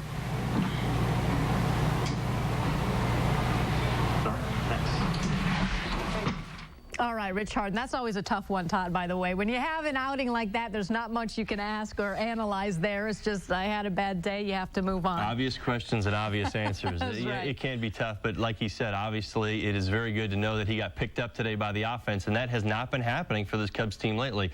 There were times where the pitching, the starting pitching has kept the team in ball games, but it's not so much so that, they were out there pitching shutouts or, putting goose eggs up there into the sixth. I mean, it's 2-3 runs, for the starters, which is good. They're quality starts, but, when the offense isn't scoring any runs, again, you don't want to put more pressure on yourself as a starting pitcher to say, I have to go out there and be perfect. But at the same time, you have to pick each other up. That's how it works in the game of baseball. The offense can pick up the pitching can pick up the offense, and it's got to work like that to find success. Now, as for the Cubs bullpen, it's kind of like the Cub hitters. It can't just all happen overnight. So they're not having perfect innings by any means, but they had a small victories today. Carlos Marmol gets himself into a jam and then ends up striking out the side. Well, the great thing about Carlos was that there were small victories all in the same inning. Most guys, you find out that it's usually over the course of some days. They kind of work themselves out of it. He comes out and it seems like he's completely lost everything. He walks the first 2 guys, and then he is back to his own self, dominating, striking out the side essentially after, creating a little bit of a mess, but he took it upon his shoulders and he said, you know what, I'm going to handle this. And he was back to the Carlos of old. It was fun to see. And same with Kevin Gregg. He allows a couple of base runners and a run, but in the end, he gets out of it and the Cubs get the victory. It has to make Lou Piniella very happy. Let's listen in on the Cubs skipper after the game. From an unlikely source. How about that? Terrio. Bases loaded. Yeah. He drove that ball. I wasn't sure, but when I looked at the left fielder, as he approached the wall, he was looking up, and I said, wow, it's got a chance. And it did. Hoping this is one of those things that sets your offense off a little bit? I hope so. I really do. We came from behind. We put 8 runs up on the board. Let's see if there's some good follow-through this weekend. What did you see with Harden today? I saw a lot of pitches. He wasn't sharp. He was missing the strike zone. And it's amazing. The last game in St. Louis, he had almost perfect command, and as the game progressed, he was better and better. So, who knows about this game? Is there that much difference for him, 5 or 6 days? Because the last time he had 6. We're in a stretch of 20 games in a row without a day off, so if we're going to give him 6 days, we're either going to have a rain out or get a 6 starter. I don't think so, no. Did guys like Lee and Soto and others swinging the bats good today? I mean, Soto had real nice at-bats today. It's good to see. And Derek hit the ball hard a few times. Another good positive. So the secret now is to see some follow-through here over the weekend. And Patton got his first major league win. Congratulations to him.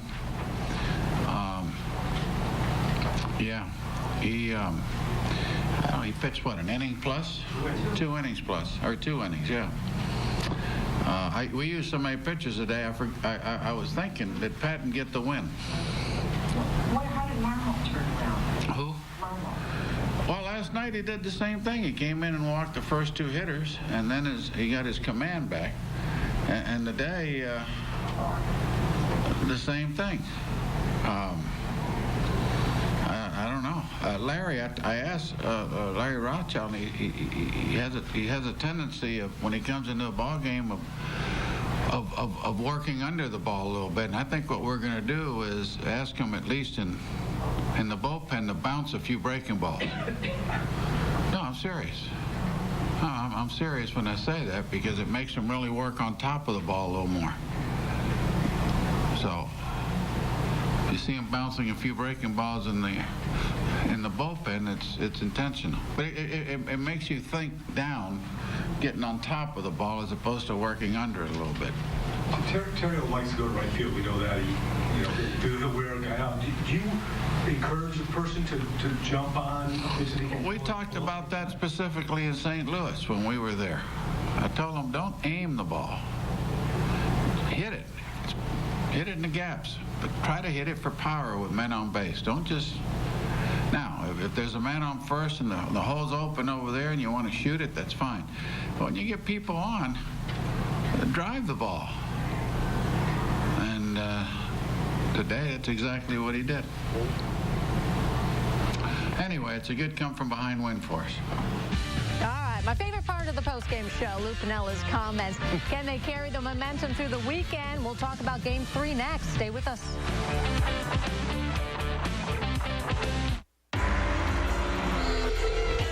Precision handling, high-performance braking, smooth and comfortable ride.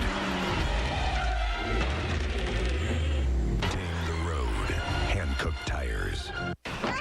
Would somebody please give me some good news? Right now at Feldco, buy one window, get one free. Call 866 for Feldco.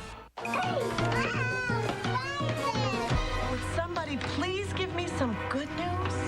Right now at Feldco, buy one window, get one free. That sounds good. Call 866 for Feldco. For a limited time, buy one Feldco window and get one free. Do a room or do your entire house. Feldco's buy one, get one, ends soon. Call now. For quality windows, siding, and doors, call 866 for Feldco. Chicagoans love their pizza. That's why you come to Giordano's. Some for 30 years now. We use only the finest ingredients to make Giordano's famous stuffed pizza, our equally famous thin crust pizza. Plus salads, pastas, sandwiches, and more. Come on into Giordano's and celebrate 30 great years with us. Giordano's famous stuffed pizza. We made it good. You made it famous. How'd you get her to agree to this? Simple. I told her about the Luna Double. I went to luna.com/Cubs and saved double. It's like found money. 773-202 Luna. Quiet on the set. Take 73. What? Get moving. Bob Rohrman's bothering the Boba. It's a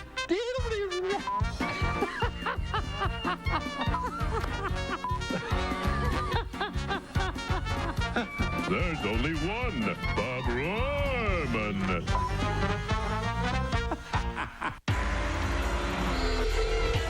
Precision handling, high performance braking, smooth and comfortable ride.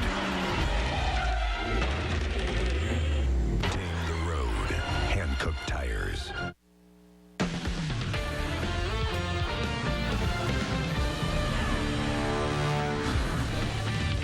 Welcome back to the show. Time for the results of our poll question. How concerned are you about the Cubs? Most of you, in a close one, 45% of you are moderately concerned, 42% extremely concerned. I can tell you, Lou Piniella last night after the game said he was very, very concerned. I think he's been downgraded to moderate after today's win, though, Todd. I think I'm moderately concerned. This is a good team. They have good players with great track records. I mean, this isn't, sound the sirens. This isn't a situation where everybody's got to go panic. But there are definitely enough patterns of inconsistency to be concerned. Now, if those patterns get corrected, if those patterns turn into positives, the offense starts to click, starts to gel, starts to be productive. Guys in the bullpen start understanding their roles, start, not walking that first guy, getting themselves into trouble when, the guys aren't even hitting them. I mean, it's just the free passes for me in the bullpen. If those things can get themselves worked out, yes, this is a very good team that can win a lot of ball games, but until that happens on a consistent basis, there's reason to be concerned. All right, well, let's check out tomorrow's starting pitching matchup in Game 3 of this series as the Cubs evened it up today with that victory. It will be Anibal Sanchez against Ted Lilly. Now, Lilly had to take the loss in Arizona his last time out in a rare bad outing for him because otherwise this season he's been pitching well. He's been pitching pretty well, other than I think Houston and that Arizona start. We're looking for a little bounce back from him. But I feel like Ted's the kind of guy who's going to capitalize on the momentum that he has gained. And, he was at the stadium today, at the field today, watching the game. He knows that this club has got some momentum back. I think the problem with this team this year has been the inability to capitalize on their momentum. When they've had big wins, they've had big opportunities to take a big win the day before, score a lot of runs, get some good pitching. They haven't taken it into the next day. They've only had a few small winning streaks. I think this will be a good opportunity for Ted to come out tomorrow, dominate the Florida lineup, and hopefully get that offense rolling again. And I think it's a formula for a good win. All right, we'll see if they can do it. And we will see you back here for Game 3 against the Marlins tomorrow. Pregame Live starts at 11:30. Todd and I will wrap things up with the postgame show afterwards. Until then, he's Todd Hollinsworth. I'm Gail Fisher. Thanks for watching. David Kaplan brings you Chicago Tribune Live at 5:30. We will see you tomorrow. That's just what the Cubs needed.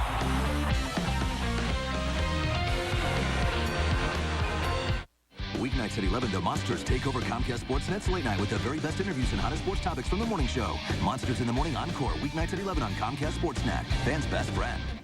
Tonight, the story of an unlikely sought-after free agent, impressing both sides of town. The Cubs know his experience could put them over the edge. He's got leadership qualities, yeah. Players like him and listen to him. The White Sox feel he would be a perfect fit in their clubhouse. At the end of the day, he's Chicago tough. Where will Deep Dish land? Stay tuned to Sports Night for the details. Comcast Sportsnet, where dreams happen all season long. 4 meals under... No way. Hey! Is anybody else seeing this? Now what? Problem solved.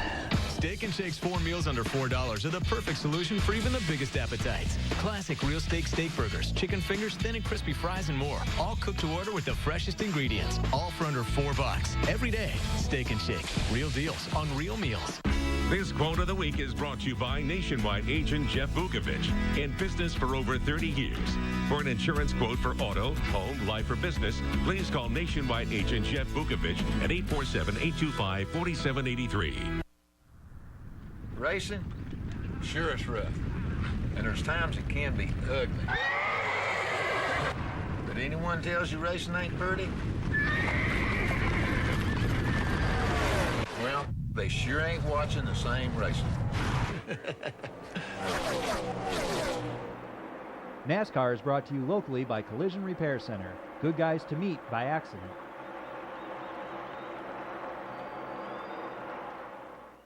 Looking for a great, convenient getaway? Then you're looking for Pizzazz Entertainment Complex. Many destinations, one amazing place. Located in scenic Burlington, Iowa, Pizzazz offers something for everyone. Corporate or leisure travel, family or romantic vacations, you'll find Pizzazz has whatever you're looking for. For information about Pizzazz Entertainment Complex, turn to Channel 1 Mediacom On Demand, then visit Marketplace and click on Entertainment.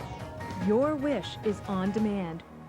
Palmer Hills Golf Course in Bettendorf is a public 18-hole course and driving range. It's home to 100-year-old oak trees and features rolling hills with creeks and a pond coming into play on 11 holes. A wide variety of tee options make Palmer Hills playable for golfers of any skill level. We also offer professional golf instruction in both group and private settings. Our new clubhouse features a fully stocked pro shop. And for food and drinks, visit our new Palmer Grill. If you enjoy playing golf, Palmer Hills is for you. Beautiful, scenic, enjoyable. Play Palmer Hills Golf. Mothers and your sisters and your aunts are talking about that person. And that's what happened with DiMaggio's streak. The DiMaggio streak was very much a topic of conversation during the season in terms of players who played on the Red Sox. Between innings, Ted would stand just beneath the scoreboard, put his hands on his knees, and just sit there for a moment. All the regular sports writers got a hold of the scorekeeper and said, "What's Ted up to?" He said, "I keep a little radio up here." And when Ted comes back into the field, he comes over and listens for a moment because he wants to know how DiMaggio's doing. And then he'd pass that information along to Dominic DiMaggio, who wanted to know how his brother had done.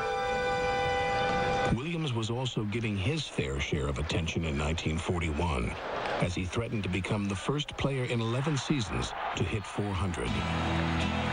We always followed Ted by radio or morning newspapers. We were all pulling for Ted to hit 400, at least I was. 400 seemed like a legitimate goal as a hitter at that time. Bill Terry had hit 400. Rogers Hornsby. DiMaggio's streak was seen as a much bigger thing during the season because he was going into truly uncharted waters. He had to get a hit every day. The pressure of that is very hard to contemplate. 406 is a season-long crusade. It's not every day, but any kind of slump, and he's finished.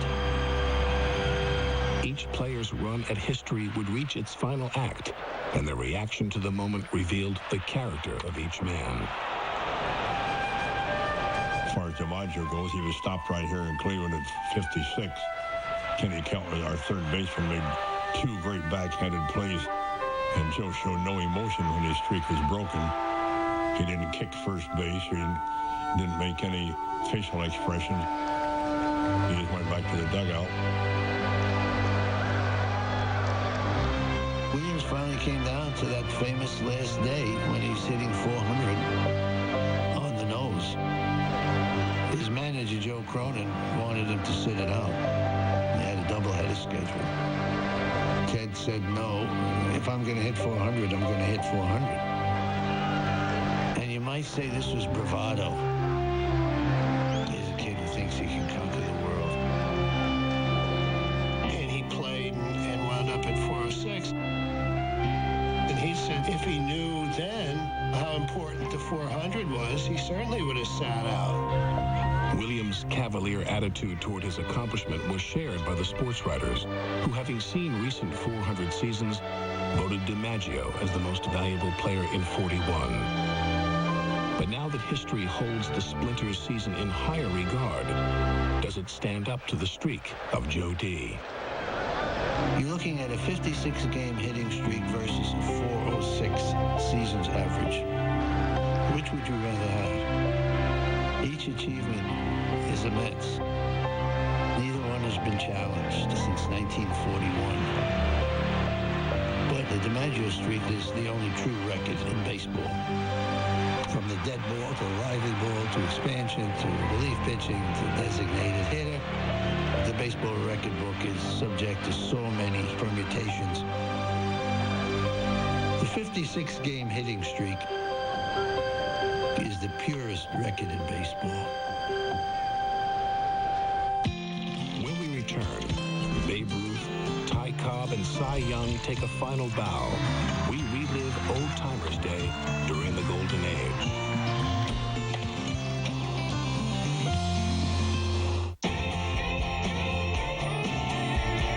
Want a deal every day of the year? Try freshly baked Pizza Mia pizzas. Just $5 each every day for 3 or more one-topping Pizza Mias. $5 never tasted so good. Pizza Hut. Now you're eating.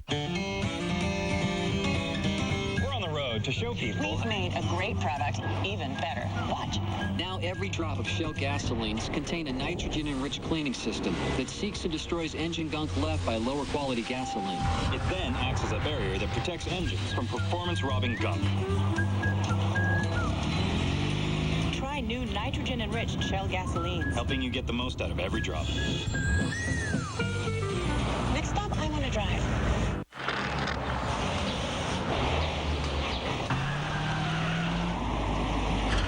See you tomorrow, Steve.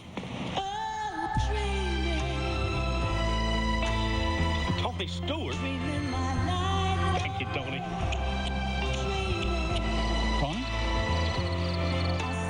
Armor All wash, wipes, and tire shines. Go ahead, stare. And to clean your car while you shine, try Armor All Protectant. Top drivers collide in a fender-to-fender battle under the lights. NASCAR Sprint Cup Racing, live from Richmond, Saturday 7 Eastern, 4 Pacific, only on Fox. Kentucky Fried Chicken. It's great for tailgating, right? Memorial Day, Mother's Day. It's grilled. Grilled. Today's good. Tuesday. Wednesdays. Any day that ends in Y. It's delicious. It's all good. You gotta taste new Kentucky Grilled Chicken. It's marinated and grilled to perfection for that 5-star fall-off-the-bone taste you just gotta come in and try. Now try new Kentucky Grilled Chicken in a 2-piece meal for just $3.99. Taste the unfried side of KS. 4 meals under... No way. Hey! Is anybody else seeing this? Now what? Problem solved. Steak and Shake's 4 meals under $4 are the perfect solution for even the biggest appetites. Classic real steak burgers, chicken fingers, thin and crispy fries, and more. All cooked to order with the freshest ingredients. All for under $4. Every day, Steak and Shake. Real deals on real meals. Welcome back to baseball's golden age. Your ticket back to day games and doubleheaders through the greatest collection of color home movies ever assembled at Major League Baseball from the 1930s through the 60s. Next up, Old Timers Day. Beginning in the late 1930s, the New York Yankees held baseball's first Old Timers Day, inviting past legends from around the major leagues. Eventually, other clubs followed suit, giving fans a chance to see their heroes in uniform once again. Old Timers Day was the Hall of Fame coming alive. It was a time for a little nostalgia, to see how the great old guys were doing and looking. Did they still get up to the plate the same way they always did? Did they still catch the ball the same way they always did? It was a thrill to see these guys, even though it was obviously just kind of an old-timers game and guys are kind of tiptoeing around, to see these guys in the uniform again. You'd read about these guys, you knew their history, and they were icons, and they were heroes of mine. I remember 1954, Mac, by this time was 90 or 91, had retired from managing, but he came to that game and he was brought in to the Yankee dugout by a chauffeur and sat on the bench. And I remember sitting near him, just looking at him. His face was so old, probably looks like mine today. Cy Young, the old pitcher, was sitting on the bench too, and Lefty Grove came in and said, "Hiya, Connie." And I think, my Lord, Connie Mack, Cy Young, Lefty Grove, what a collection. actually played a game. And until, I don't know, the late 60s, early 70s, DiMaggio played in the game. And I remember seeing DiMaggio hit a homer into the lower left field stands at Yankee Stadium sometime in the early 60s. They would bring back the old Dodgers, the old Giants. You'd see Roy Campanella. He was in a wheelchair at the time. Old Timers Day gave you a look at people who weren't as good as they used to be. They'd been retired for years and years, but they were still those figures, and they gave you the impression that they loved baseball. In 1948, you could hear Babe Ruth's last croaking voice as he was dying from throat cancer, buttoned up in an overcoat in July, saying essentially his farewell to baseball and to America. But not all fans reveled in the nostalgia. For some, the image of these retired greats was an unwelcome sight. I always cringe just a bit when I see an old-time friend to see that, like myself, he's aged. When he plays now, it's more on memory than on talent. Aging athletes can be very sad figures because a lot of them live on past reputation. It's like watching an aging actress who is beautiful in her prime and who becomes less beautiful as she gets older. And it introduces you to mortality again all over. And we don't like that. In a fan's head, you're never old, because the players are never old. They see coming out of the woodwork, coming out of the mists of the past, trotting without any agility. Some old guy with a pot belly, and his name is Bob Turley, or his name is Johnny Mize. And I remember when they were slender, top of their game. You see those old players, you think, I'm kidding myself. I'm pretty old myself. And I think, well, at least I'm not as fat as Bob Turley.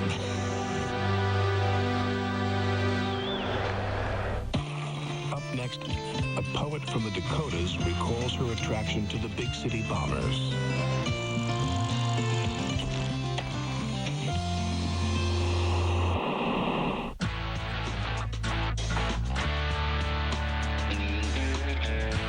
To the great outdoors, the pros choose Husqvarna for exceptional power and performance, precision, and amazing control. Master your great outdoors with the same power and performance demanded by the pros. Husqvarna, professionally proven outdoor power equipment. Test drive a Husqvarna at your servicing dealer during spring demo days.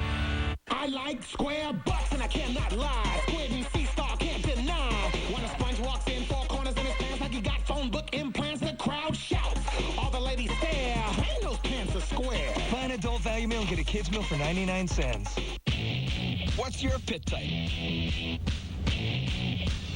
Sweaty? Hairy? Sensitive? Introducing the first line of customized protection. New Speed Stick Pro. What's your pit type? Ladies and gentlemen, Derrick Rose, your NBA 2009 Rookie of the Year. Derrick wants to continually improve, and when you have a player like that has the right mindset, besides all the God-gifted ability he has, the sky's the limit for Derrick. Rose, here he comes again. Shot up and cut again. Woo! Somebody pull him off. As we go forward here, we've got the guy that we are going to build around. I think it was a no-brainer. Rookie of the Year. So no matter what anybody else says. Every game, every score, every highlight. It's the final score. 30 minutes every night of the week, bringing you all the action from the world of sports. It's the one show where serious sports fans go for serious sports highlights. The final score tonight. Thousands have played. All in. I'm all in. Call. It's so tense. I'm knocking them out left and right. I'm all in. Anything good? Better than you. You can master. Oh, wow. Ship it. Ship it, baby. baby! Children will benefit. Chicago is hot as Windy City Poker Championship heats up the action. Don't miss high-stakes poker at its best. Be sure to check out the next all-new broadcast of Windy City Poker Championship Monday, May 11th, 8 p.m. on Comcast Sportsnet Chicago. Be there. Monsters in the Morning Encore, weeknights at 11 on Comcast Sportsnet, fans' best friend. Welcome back to baseball's golden age. Baseball has always been a literary game.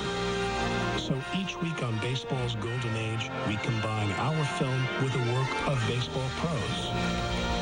Next up, a poet shares her attraction to the New York Yankees. This week's Call to the Pen, Eleanor Nowen. I'm Eleanor Nowen. I'm a poet. I've written a lot about baseball, and I'm going to read a short piece on Yankee Stadium. I grew up a Yankees fan, despite never having been east of the Mississippi River till I was 20 years old. I was a hick from the sticks. A hick from the sticks. In New York. And New York meant to me what it does to a zillion kids from Podunk. Glamour, art, and desperate life. So, the Yankees, with their otherworldly grace like all athletes, like all artists. When I finally made it from South Dakota to New York City, it dawned on me that the same subway that took me to Midtown in the movies could transport me to a place I thought at first I dreamed. The way that nothing is sadder or more beautiful, which are the same, than Joe DiMaggio married to Marilyn Monroe. Pointless and circular and beautiful. That's baseball. The secret of Yankee Stadium was that it was a piece of the prairie, my childhood set down in the great big confusing city that became my home. All these years later, I've never gotten over that throat-catching moment when the gray and metal outsides of the subway and city crack open to reveal the green. That breathless moment when the world turns inside out and you have finally entered the place you have made up, the place you have to be, where you learn that baseball was played on the fields of the imagination as much as on the diamond.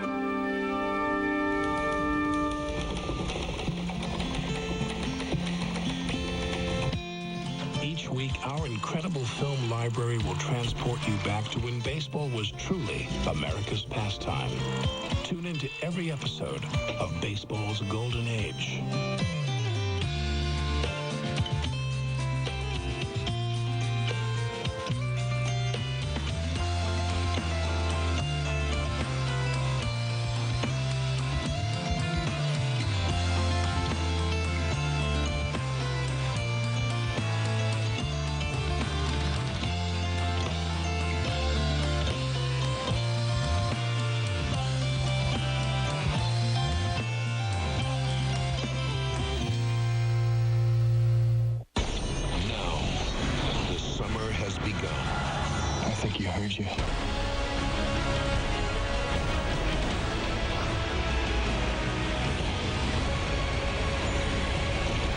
PG-13. The final score.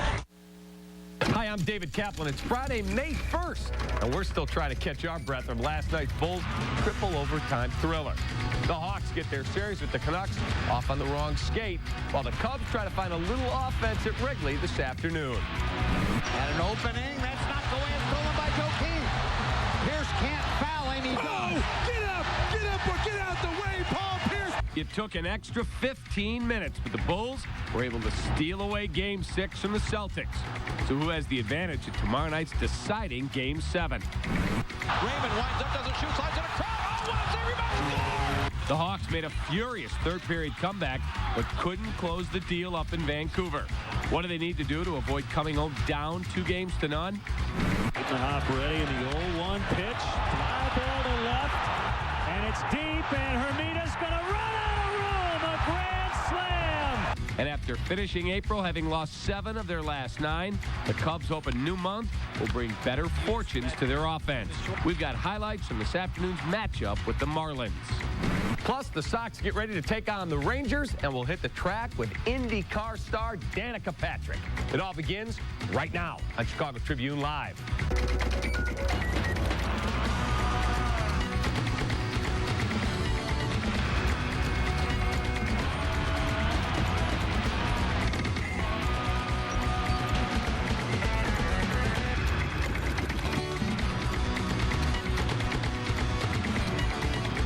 Good afternoon. Welcome to this Friday edition of Chicago Tribune Live. Great to be with you as always. I'm David Kaplan. Let's meet our guests on today's show. From the Trib, still trying to find the right words to describe last night's Bulls game, our guy Casey Johnson. Also with us from the Cubs beat, fresh off a Cub win, Paul Sullivan. Back again to break down the Bulls, Mr. Champion Will Perdue. Guys, great to have all of you here. All right, we'll begin again today with the Bulls, who kept their season alive with a ridiculous triple overtime win over the Celtics last night at the UC. Game 6, another chapter in what has become one of the most memorable playoff series in NBA history.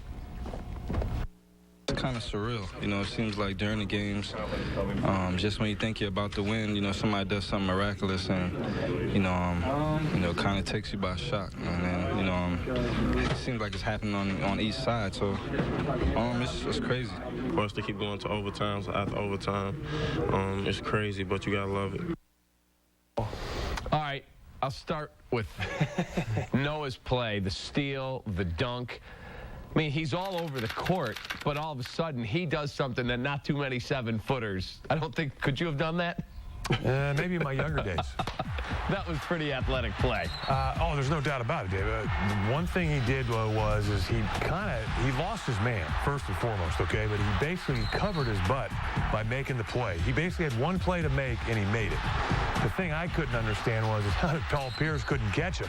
It's almost like two guys at the end of a marathon, and who's going to get there first? And then Pierce turns around, and then he fouls him. I mean, if you're going to foul him beforehand, before he even attempts to make the shot. But it's one of those games, you heard the interview where they talked about, just when you think you're going to win a game, something miraculous happens, or basically sometimes something stupid happens, and they just basically go into another overtime. You're starting to think as a fan watching, going, are these guys getting a little extra kick in for the overtime games? Because the ratings got to be off the charts. Thoughts on sitting there, you have to put words to the action. You're trying to craft the story. Now, obviously, it's easy to talk about such an unbelievable game. But what emotions were you having? Because you're a Bulls fan. You watch that and see what happens. Stress. Oh, my God. Deadline. No, if you can't write a decent story off this, it's time to turn in the laptop. Right, you're done. I mean, this is wheelhouse stuff. I mean, it's just incredible theater where, without getting dramatic, you just, when a game gets going on like this, you're sitting there thanking the opportunity to be watching that game. I mean, that's what you're in the business for. So it was just great theater. And at Wrigley Field, it was so cool because, we were watching the press box and jumping up and down, and it seemed like half the ballpark had emptied out. Into the concourse. And then we realized as soon as they won that you get this here big eruption, and it's everyone in the concourse screaming. Take a look. This is in the concourse at Wrigley. And, of course, this is right near the end. And, look, everybody's just going to go nuts. It's just a really, really surreal moment. It's just great to see. This is a similar story to this. I actually talked to a reporter who was covering the Orlando Philly series, and obviously their game ended far before this one. And this reporter told me that a lot of the Orlando players just stayed in the locker room, even though they're on the road, watching the end of the Bulls game. How many times do you see NBA players interested in something else? Right, I mean, they're all ready to go out. That's what this game. That's how much it transcended just the typical game, obviously. Yeah. Just amazing theater. Now, on the Ray Allen, let me see if I can keep these all straight. I have no idea. He had the one in the corner where his foot was on the line. Yep, 20. That was only a 2. That made it 116, 115. But the one where he hit the 3 to tie it at the end of what, second overtime? Second overtime, over Heinrich. Were they trying to foul, or did they not try to foul? They were trying to foul. In fact, if you watch the replay, I don't know if it'll start early enough. Lindsey Hunter does grab him off the ball, but the refs are just like, we're not going to call that. Right way back here. Oh, no, it's past. Yeah, it was before that. Lindsey tried to foul him, didn't happen. And see, Lindsey's not even in the picture here. And then you get the switch, and see you later. Everyone knows how quick that guy's released. See, here's the thing, and this happened earlier in the season. There was a play similar to this where Noah was supposed to. Anything this late in the shot clock, you always switch. It's just a given. And there was a play in one of the earlier games, Game 2, where Noah was supposed to do the same thing, and he was late on the switch, and you see Heinrich is late on the switch. I mean, all you have to do is give these guys an inch, and they're going to get a shot off.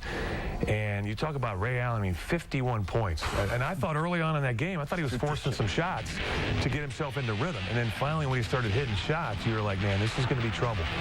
I remember at the end of the first quarter, I'm sitting there looking at the stat sheet, and I'm like, the Bulls are shooting 68%. This is unbelievable. unbelievable. Then I started asking myself, can they maintain this pace for 4 quarters? And I'm talking about the way the series has gone, there's no way that this can happen. And eventually that 13-point lead was whittled down, and you're just like, man, I just hope they can hold on. And here you are, first overtime, second overtime, and they kept doing things to basically hand the game to the Celtics, but the Celtics couldn't capitalize. So all of a sudden now you're in a Game 7, and it's just like now anything can happen, because the last thing the Celtics wanted to do was go back to Boston and play a Game 7. Yeah, they won last year against Atlanta in a Game 7. Different team, different situation, but still, you'd rather be at home in a Game 7 than on the road. And the only thing I don't like about this game is I thought the Bulls, as well as they played in the first half last night, started playing a little tentative in that game in the second half, most notably Derrick Rose, because he was outstanding in the first half. He was basically the guy that kept them in that game, and then the Solomons took over in the second half. Ben Gordon struggled, and I thought they got a little tentative in that second half, and I'm just concerned, even though they're the younger team, how well will they play in a Game 7? Because all of a sudden now the expectations are totally different. They truly believe they can win this game and win this series, and now their mentality is different, and they go walking on the floor not saying, hey, we shouldn't be here anyways, let's go out and have fun. They're like, hey, we should be here, we can win this series.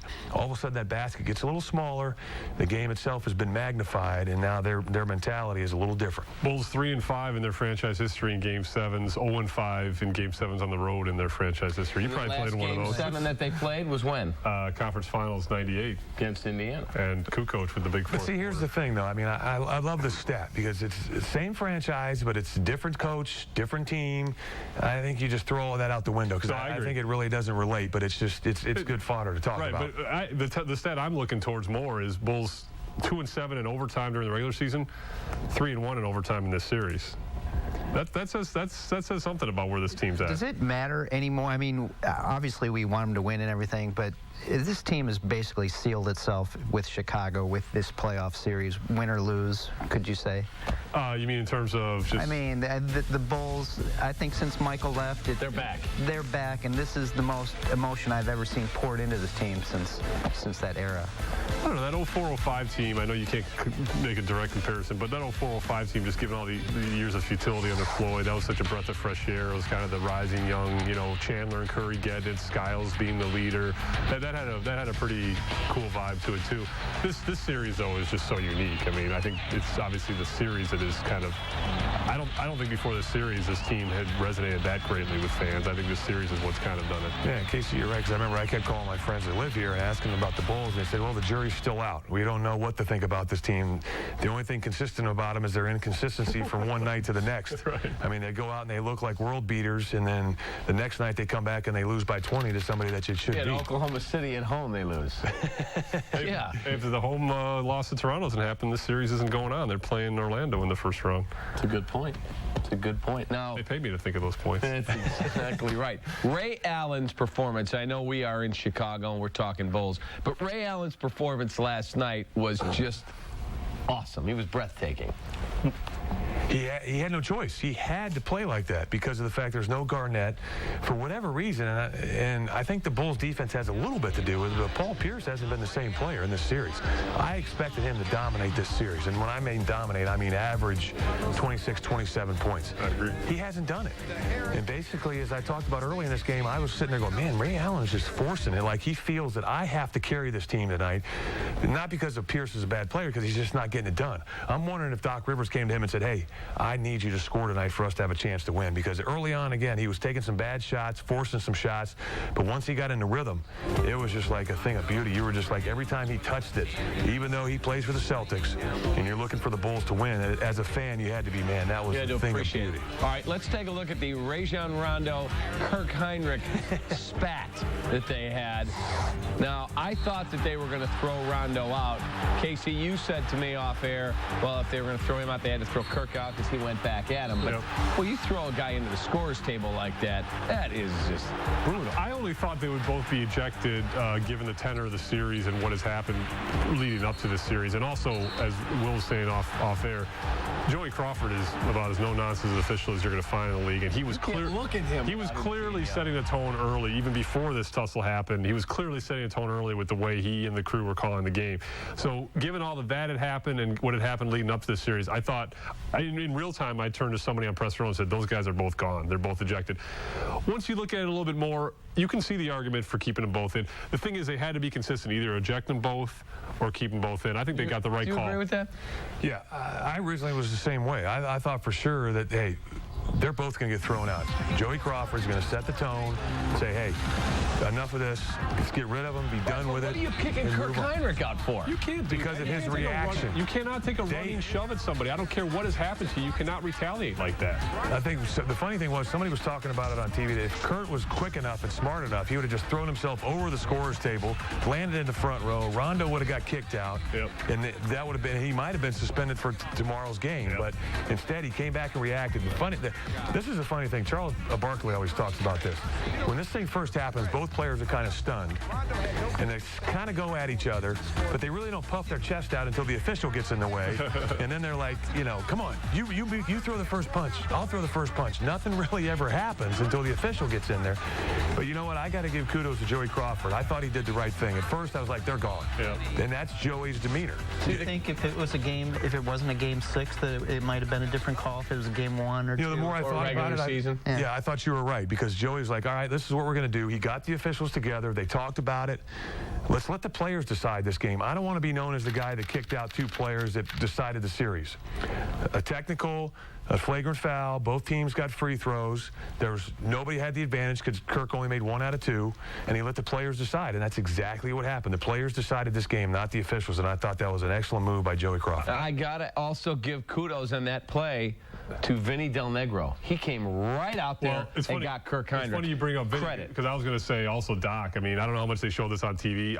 Doc's reaction was priceless. He was livid at his team. He gathered them while they were reviewing the play and just lit into him, and you could hear him screaming like, I talked about this before the game. Keep your composure. He was, I've never seen Doc more hot. Upset. Yeah, you could read Doc's lips when he was talking to Rondo specifically. You have to be smarter than that. And I know for a fact Doc Rivers addressed it to his team, as you heard him say. I know Vinny addressed it to his team. Each coach was talking to the team. Don't let the opponents get under your skin. Let's not lose our heads. Let's just go ahead and play the game and let our play decide it, not some tomfoolery, some stupidity. And it almost happened. And the good thing was it happened for both teams, and then that was it. They were both done with it. Real quick, you play with Doc. You ever seen him that upset? No. I mean, that was incredible. And I will say this, okay? I know a lot of people want to boo Rajon Rondo. He's from Louisville, where I grew up. I knew him when he was in high school. He's very soft-spoken. He's almost to the point where he's an introvert. I think that was just frustration. And then I know Kirk Heinrich, and he's a very mild-mannered guy. To have him react that way, that's just a Game 7 series of everything being on the line, because both of those guys, that's not in their makeup. All right, before we move on to another topic, who has the advantage in Game 7 and keys to the game? Yeah, because I was watching it, like the replay at 3 in the morning last night. I remember every play, but I don't know. I'm just stalling for time. To me, Rondo, I mean, say what you want about him, 19 assists and 0 turnovers. I've never seen any point guard have a game like that before in the postseason. Allen, 9 of 18 threes. He's a money player. I just don't see how they can lose. I hope the Bulls win, but to me, they've already morally won this town with that series. Keys. Well, I think the key is going to be the point guard play, as Sully just talked about, Derrick Rose versus Rajon Rondo. And I'm not talking about on the offensive end. Somehow, both these teams got to be able to stop penetration. I'm sitting there watching this game going, is anybody going to play defense in this series? I mean, every game they keep talking about penetration, penetration, penetration, but it never happens. Both the Celtics and the Bulls could talk about if we played defense in this series, we'd be on playing the Orlando Magic right now. Both teams can say that.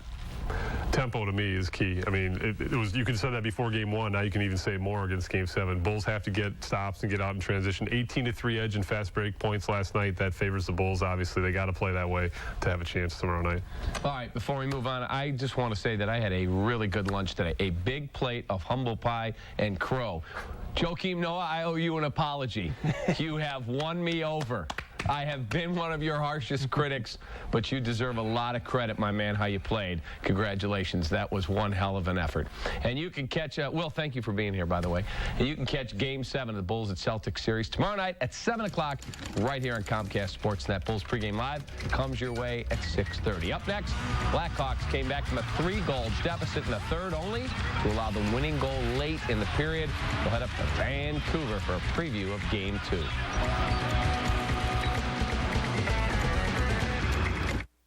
Get interactive on CSNChicago.com with in-depth local stories, videos. If you're not willing to handle the fire, then you shouldn't do this job. Show clips. I never say anything to my players, to the media. I don't say to my players first. People talk about my movie career, and I just keep on saying, hey, Clark Gable didn't get started with Gone with the Wind. Give me some time. It's all on CSNChicago.com, the most interactive Chicago sports website.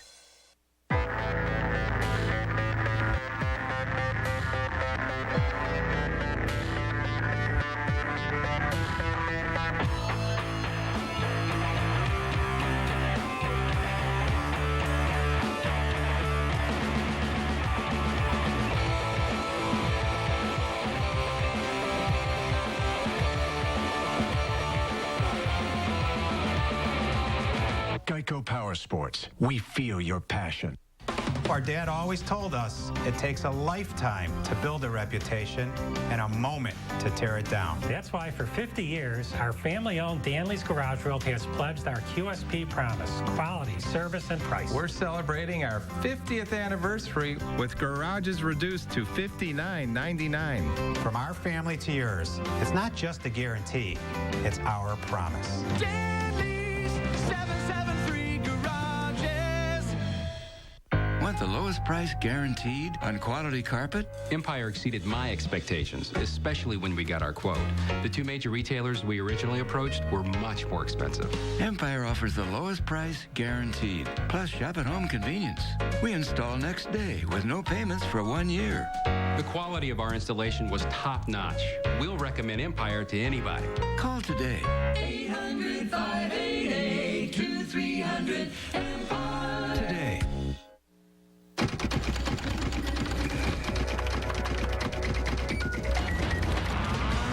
We have our ChicagoTribune.com question of the day. It is Game 7 on Saturday at 7 p.m. Who wins? There you go. I'll go A. I'm all in. Log on to ChicagoTribune.com/sports. Let us know what you think. Either Bulls or Celtics. We'll have the results later in the show. The Hawks find themselves down 1-0 in their playoff series with the Canucks after losing 5-3 last night in Vancouver. Hawks found themselves in an early 3-0 hole, but they battled back to tie the game in the third, and the team knows there are many areas to improve on before they drop the puck in Game 2.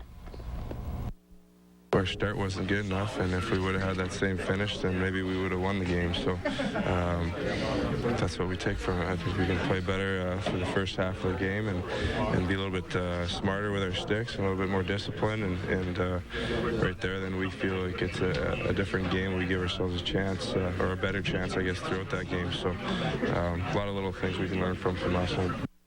All right, for more on the Blackhawks, let's head out to Vancouver. Bring in the Trib's beat writer, Chris Cook, fresh off of blogging for the internet site. Chris, your thoughts on what you saw last night before the great comeback. When it was 3-0, what was your storyline for the club? That they were flat, that they took bad penalties? What was it? Mostly the latter. They were pretty hurt by penalties. They really couldn't get any momentum going, especially when you're playing shorthanded like that. You're always trying to kill penalties. Can't get anything going, and I think that was the story of the first two periods. But then, boy, in that third period is a completely different game. Hey, Chris, it's KC, fresh off of another overtime thriller.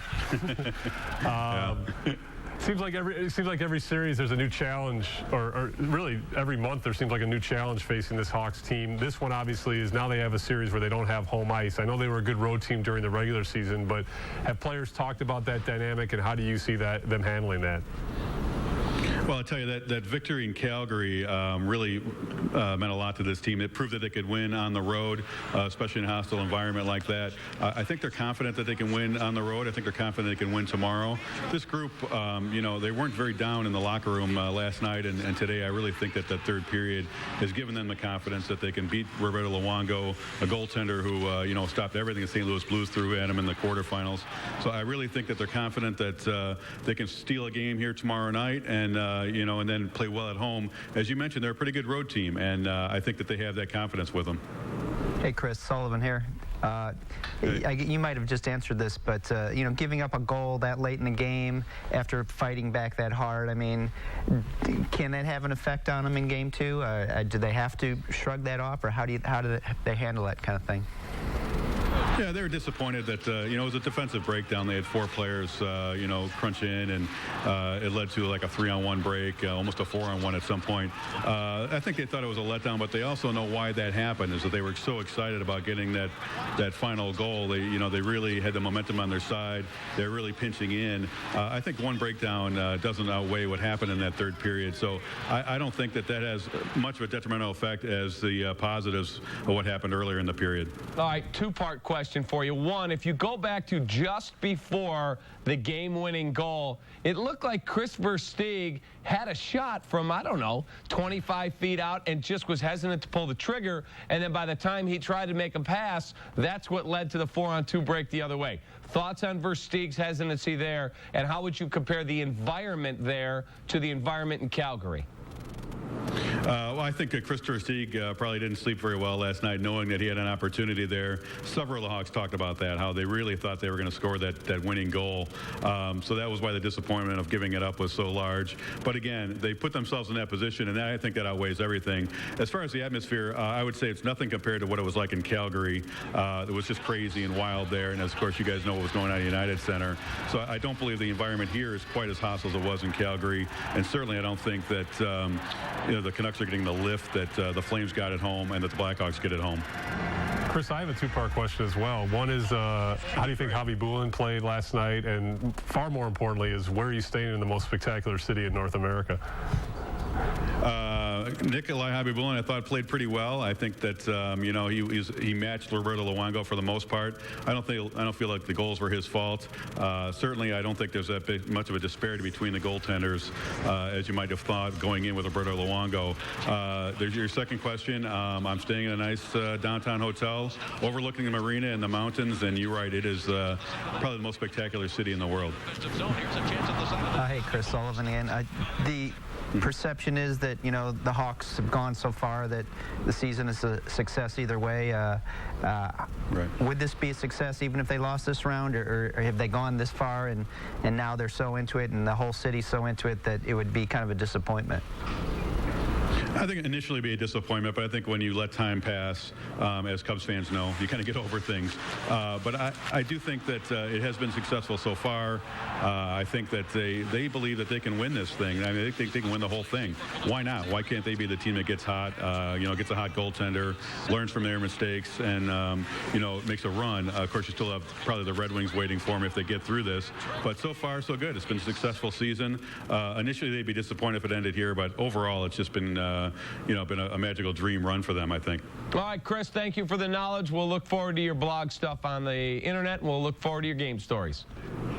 Thanks, Cap. All right, that's our guy, Chris Cook. I'm a big fan of his blog, by the way. I'm a big fan of Vancouver. Vancouver's a great city. But it's not the best city in North America. Yes, it is. No, yes, that city's right here. He said the world. No, Chris said the world. Yeah, it's right here. All right. This city kills it. Let's switch over to baseball as the Cubs try to snap their 2-game losing streak. They took on the pesky Marlins this afternoon at Wrigley Field. Tough outing for Rich Harden, the starter. Top of the fourth, base is loaded. He'll hit Jorge Cantu with a pitch. That forces in a run. It's 5-1 Marlins. He lasts just 3 2/3, 6 hits, 5 runs, and 4 walks. Cubs get one back. The bottom half of the inning, Mike Fontenot with a line drive single. Drives in Reed Johnson. It's a 5-2 ball game. It's going to stay that way until the 6th. Bases juiced for Ryan Theriot. Get out the rye bread and the mustard. It's grand salami time. Terrio in the left field bleachers. Cubs up 6-5. And they come back, they hold on, they win by a final of 8-6. I guess everybody's kind of searching for something right now. The way things have kind of been playing out, so more than just the homer, I think it kind of kick-started some things. If you notice, we got some runs after that, and so hopefully it'll be the start of something good.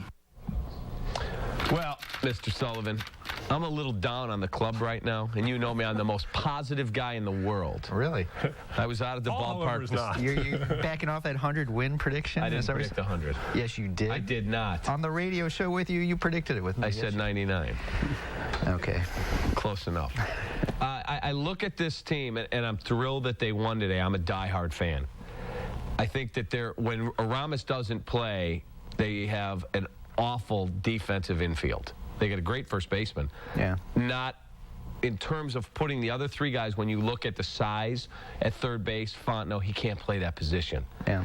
I think Terrio would be an all-star second baseman. He's a good shortstop, but he'd be an outstanding second baseman. Not a big fan of Aaron Miles as a defensive player. Very average at best. Those are very valid criticisms. Fontenot is not a third baseman. He's being forced to play there because they didn't bring back Ronnie Cedeno, traded him for Heilman. Obviously traded DeRosa as St. Mark, as we now know him at Wrigley Field. Right. So, I mean, it's not really Fontenot's fault. Miles was brought in here, supposedly could play third, short, second. No way. No. And Lou is finding these things out, and he's adjusting, but what can he do? He doesn't have the personnel, unless Aramis is playing, to put everyone in the position they should be in. So he's kind of hamstrung by this lack of an extra infielder, and I really thought they would disable Aramis just to get Bobby Scales some time there, because he's eventually going to have to be it, because I don't see Fontenot as being the fill-in all year. He's better at second base. Then you look at their outfield. Bradley is not a great right fielder. But he's not as bad. He's not awful, but he's okay. Yeah. Soriano obviously is not a great left fielder, got a good arm. Yeah. Fukudome is serviceable in center, excellent in right. He's not a great center fielder. No, but I think he's better than I thought he would be, center field. But it's not a strong defensive club, is my point. No, and especially if Gio's struggling, too. Yeah, Gio's struggling. So if you look at them up the middle, they've got some issues. Yeah. Their bullpen certainly, I'm watching today. Marmol walks two more guys. You can't continue to do Kotz that. walked the first guy. Kotz walks the first guy. Kevin Gregg, we're watching in the newsroom, and our esteemed producer, Jeff Nelson, I said, you think he gets him 1, 2, 3? He looks at me like I'm an idiot and goes, guarantee you they score. And, of course, they did. Yeah. Just, there are issues with this team. There are issues, but, I mean, they've spent $135 million, so the talent is supposedly there. I think Bradley is going to come around. I think Marmol is going to come around. I think Dealey is going to come around, but you can't say for sure. So unless all these integral parts of the team get together, it's going to be scary. Cub fans obviously love to worry, love to panic. So, there are issues. You mentioned them. From your seat, what is the most troubling aspect of this, underachieving start? Well, I'm just assuming that they're going to hit because they all have a history of hitting, but the bullpen to me is worrisome because I thought maybe Heilman was going to step into that 7th inning role, and he's done a pretty good job, but last night he didn't do so hot, and they booed him. Marmol, there's something going on there. I'm not sure what it is, but he's messed up, and as you said, Gregg. So, I mean, if your bullpen's bad, it doesn't matter how many runs. Eventually they'll start scoring, but if the bullpen doesn't improve. And by the way, the people who are sitting out there going, see, they should have kept Kerry Wood. His ERA is 6.75 in Cleveland. Yeah, I'm not so sure that Kerry Wood is the answer, but definitely he was a leader in the bullpen. And, I mean, these guys are walking guys like crazy. It's just the other thing that bothers me, I'm in the locker room today, there's no life in there. Yeah. It's way different than it was a year ago, and that's where I think they may be feeling the loss of a Mark DeRosa. Well, Yeah, but, you know, if they were winning, there would be life. I mean, that's kind of a byproduct of losing. But, I mean, Bradley was brought in to bring that intensity. And there was a game in spring training where he just went nuts against the Giants. He's screaming and shouting, you know, we're going to get Zito, and, you know, arguing with the umpires. And I thought, wow, this is really going to be interesting when the season starts and the games mean something.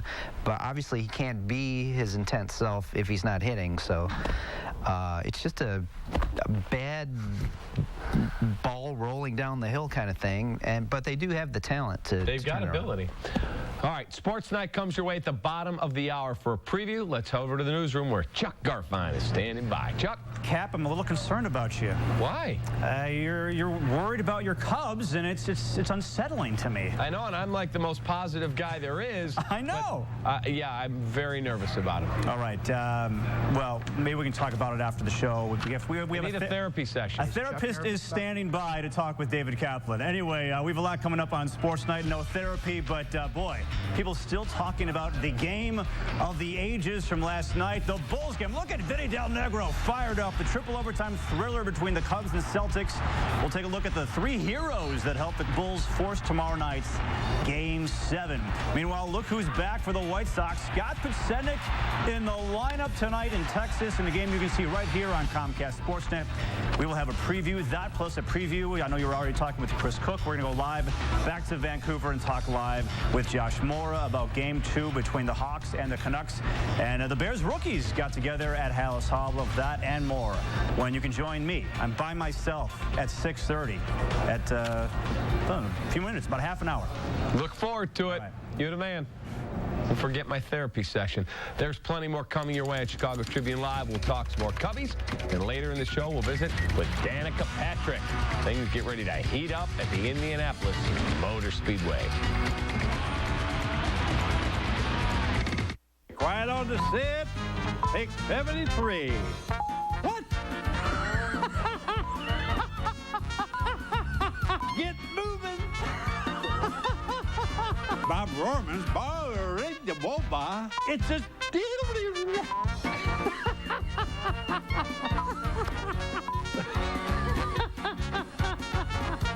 There's only one Bob Rohrman.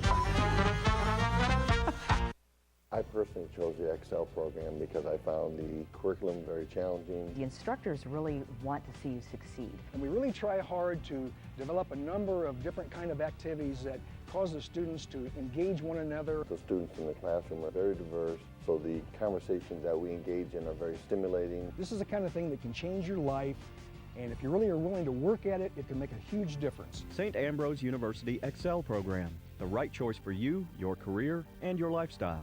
People are talking about Mediacom phone. I never have to worry about how long I talk. It's free long distance. I can call anytime, as many times as I want. With unlimited long distance in the U.S., Canada, and Puerto Rico. I call Dad down in Miami. I call my brother a lot. He lives in Kentucky. California and Florida. I can call my parents in New York. It's free long distance, so we can talk as much as we want. Get Mediacom phone for only $19.95 a month for 6 months. Call 1-866-424-8863. Carson Kressley for QVC. Take one. For someone like me who, is so involved in every little piece. These are like my babies. Some people talk about their grandchildren. I talk about my jackets. I have pictures of these in my wallet. She just turned 1. Look at her. Yeah, I call her Paisley. Clothes that make you look great and make you feel great shouldn't be a luxury. That's why I did Perfect by Carson Kressley for QVC. Watch Perfect by Carson Kressley on QVC and QVC.com.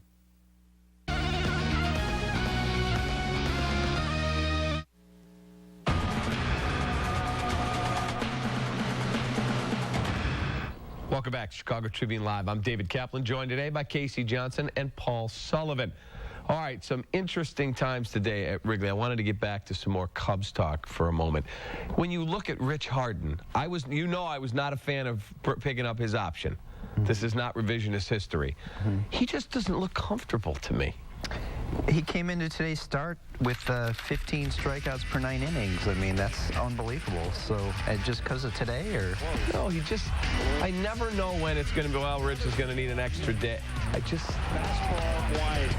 I don't feel like I can depend on him every fifth day. I don't know. He's been better than I thought he'd be. I mean, today he was obviously wild and out of the strike zone, but you know, it's at least he's healthy, and I don't know. He's been striking out a lot of guys, so I think you're panicking, as many Cub fans tend to do. You keep coming back to the walk, which obviously drives any manager and pitching coach absolutely nuts. I mean, is there anything they can do except just keep preaching fundamentals to correct that problem? I mean, it's astounding how many batters are walking. I don't know. I mean, I don't know what you do. You have to ask Larry Rothschild that, but it would, you know, they're major league pitchers are not like they're all kids, so you would think they'd have it in their heads, and especially, I'm guessing that some of them just get nervous out there knowing that, you know, ball one, Lou is going to start walking. Ball two, he's already at the water cooler. Ball three, it just builds. Right. And I get this feeling, correct me if I'm wrong, that if they were to have lost today, might have happened today, but at some point, if they keep playing like they're playing, Mount Lou's going to blow. You know, we always think that, and it really he's been taking it very well this year. Obviously, he's ticked off, but for some reason, he just doesn't seem to be ready to erupt. And you know, I'm more busy trying to get Z to erupt, so I'm not really paying attention to Lou or Milton. I'm not. I've got other people working on Milton, so but I don't see it happening. I'm like you. I'd like to see it, but I don't see it. Can an eruption from him, especially, you know, some play a la the Mark Wegner in 07? Yeah. Can an eruption from him have an effect on a team? I mean, some players probably laugh at it, like, just, oh, that's Lou going for effect, but it worked in 07, whether it was staged or not. And there's a lot of new guys here that didn't get a chance to see that, so maybe it would work with these new guys like Kevin Gregg and, you know, Milton and whoever, but let's go, Lou. What are you waiting for? Why don't you start asking some really, like, stupid questions to get them going? I try. I try to ask stupid questions every day, but that's what we do for a living. Yeah, we get paid to do that. I don't know. I just think after that one incident a couple years ago, it got. I mean, they're still showing it on the pregame. They show the highlights for the game, and you see it all over again. But I think after he was kind of embarrassed by that. And I don't know why. I think that's what we signed up for. I know. We love that. I think his wife told him, come on, Lou, you're 65 years old. Cut it out. And I think he listens to his wife. He doesn't listen to us, but I think he listens to his wife. Plus, I mean, wasn't there a little bit, I mean, obviously he'd been in the glare New York, but that was earlier in his career. But coming from, you know, the smaller media market that he came from in Tampa, probably when he had those eruptions, it didn't get kind of the reaction that team was so bad, the eruptions didn't really matter. Plus, didn't McDonough kind of like goad him into it from what I remember? Come on, Lou, we got to see this. And then the next day it exploded. So maybe we need McDonough to give him a call. Exactly. Exactly right. All right, coming up on the show, we'll look ahead at tonight's Sox game with the Texas Rangers. But first, we'll visit with IndyCar driver, superstar, the beautiful Danica Patrick. She begins her quest to take the checkered flag at Indy.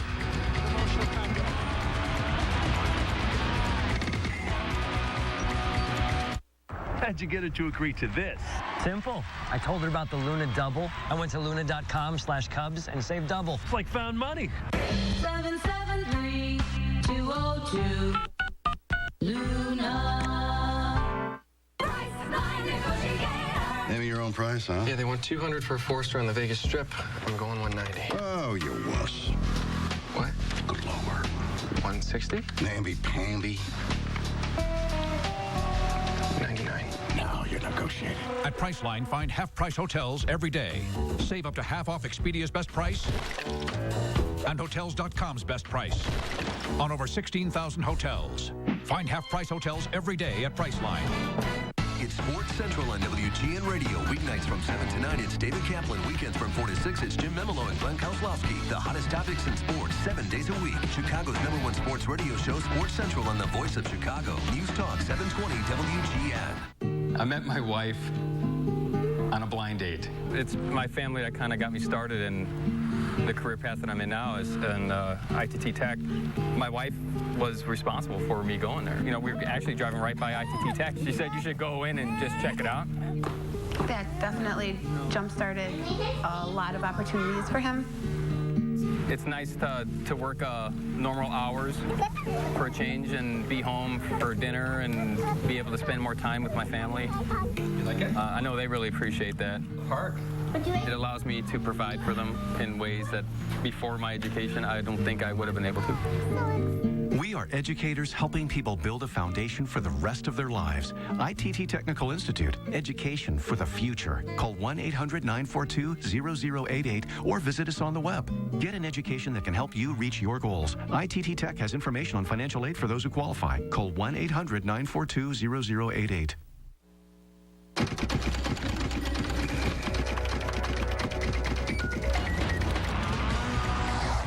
Here are some of today's headlines. Bulls have forced a Game 7 in the playoff series with the Celtics. Tip-off 7 p.m. tomorrow here on Comcast Sportsnet. The Hawks dropped Game 1 of the Canucks by a final of 5-3 in Vancouver. The Cubs got a grand slammer from Ryan Theriot.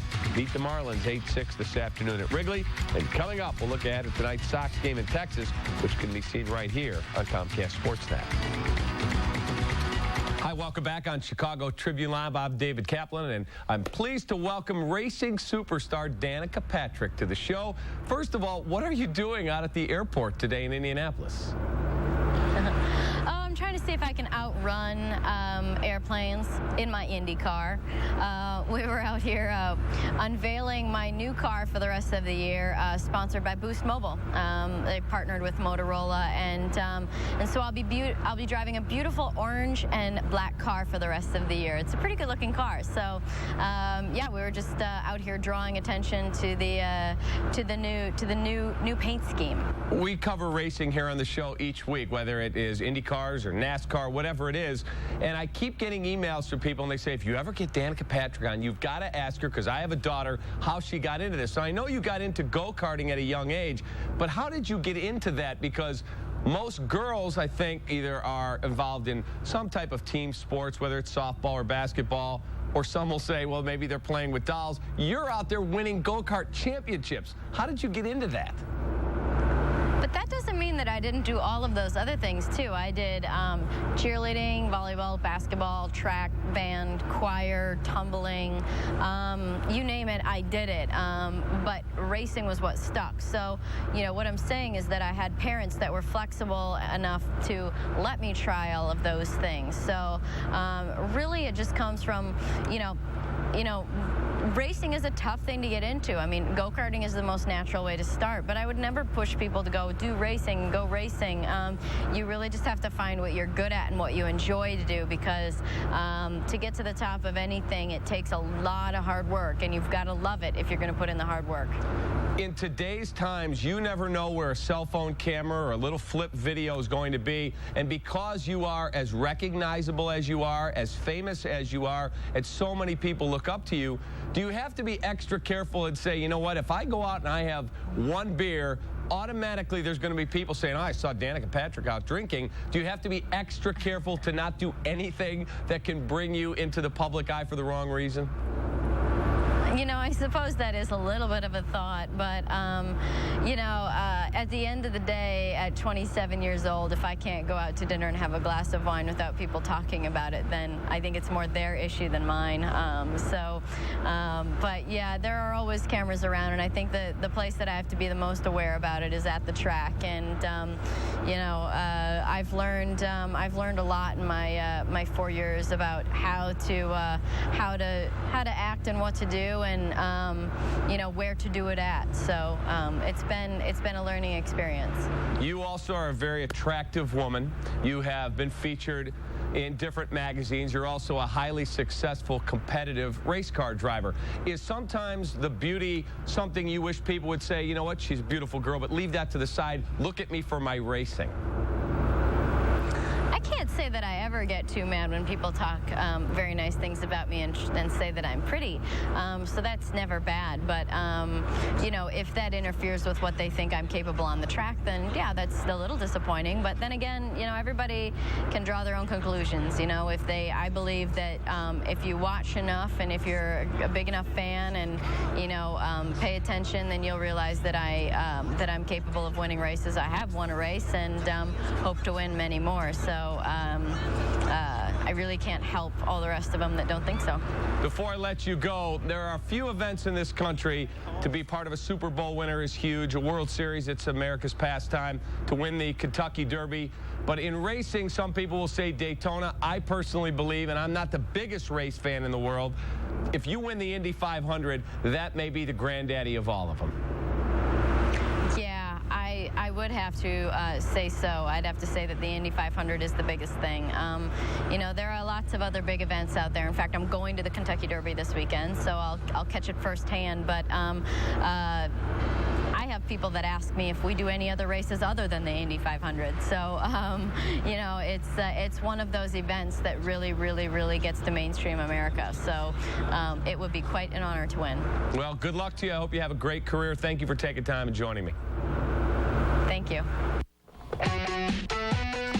For all the latest on Chicago sports, log on to CSNChicago.com. Either through your computer or your mobile phone, you'll find breaking news, blogs, and interviews with some of the biggest names in Chicago. Up next, we look ahead at tonight's Sox game in Texas. 4 meals under... No way. Hey! Is anybody else seeing this? Now what? Problem solved. Steak and Shake's 4 meals under $4 are the perfect solution for even the biggest appetites. Classic real steak burgers, chicken fingers, thin and crispy fries, and more. All cooked to order with the freshest ingredients. All for under $4. Every day, Steak and Shake. Real deals on real. Manny Pacquiao is boxing's pound-for-pound king. Manny Pacquiao, a flame of pure fire. Ricky Hatton is the prince of punishment. They're rolling, and that's Ricky Hatton's fight. From the ends of the earth to the center of the ring. Manny Pacquiao, Ricky Hatton, the battle of East and West. Boxing, Pacquiao versus Hatton is live May 2nd on pay-per-view. I just heard about the MediaCom challenge. Does your phone company have call waiting? Yes. Three-way calling? Yes. Caller ID? Yes. At no extra charge? No. What about unlimited long-distance calling at no extra charge? Actually, that would be about $55 per month. But with MediaCom, it's less than $1 a day. Well, sir, we're not MediaCom. Exactly. Enjoy unlimited nationwide calling for as low as $29.95 a month. Call 1-800-CABLE-TV. What your engine feels, you feel. And when it's running clean, you feel it. Which is why we developed full synthetic Pennzoil Platinum with active cleansing agents that clean out up to 46% of sludge in your first oil change and continue to clean in your next change. Pennzoil Platinum Motor Oil, our ultimate clean for your ultimate feeling. Not just oil, Pennzoil. Every night on Comcast Sportsnet, fans' best friend. In our ChicagoTribune.com poll question of the day, we said Game 7 on Saturday at 7 p.m. in Boston. Who wins? 78%. There's a shock. Believe the Bulls will pull it out. 22% went for the Celtics. Thank you for letting us know what you think. Gotta love the hometown fans. Sox made a few moves before tonight's game down in Texas. Brian Anderson put on the DL. Jerry Owens sent to AAA. Jason Nix brought back from his rehab assignment. And the team has recalled Scotty Podsednik, who is in the starting lineup tonight at center field, batting ninth. What can they expect out of Pods? I don't know. You know, I mean, he certainly had his era with the Sox a few years ago, and you know, the home run in the World Series is never going to be forgotten. But I don't think people should expect too much out of him. Just, you know, if he hits 260 and catches most of the balls around him, I think they should be happy. He can't do anything on the base pass anymore, can he? I can't imagine. He's had so many, you know, lower leg problems. But, I mean, Owens wasn't doing the job. Right. Anderson got hurt. They really didn't have much of a choice. So, you know, what are you going to do? Chris Getz and Jim Thome both back in the lineup tonight after they were cleared by trainer Herm Schneider. And Mark Burley gets the start. Looked good in his his last outing. Sox look like they don't manufacture a lot of runs, but they do hit home runs. Yeah, I mean, that's their thing. As AJ told Gonzo the other day, this is a team that's based on the home run, and we got the big sluggers.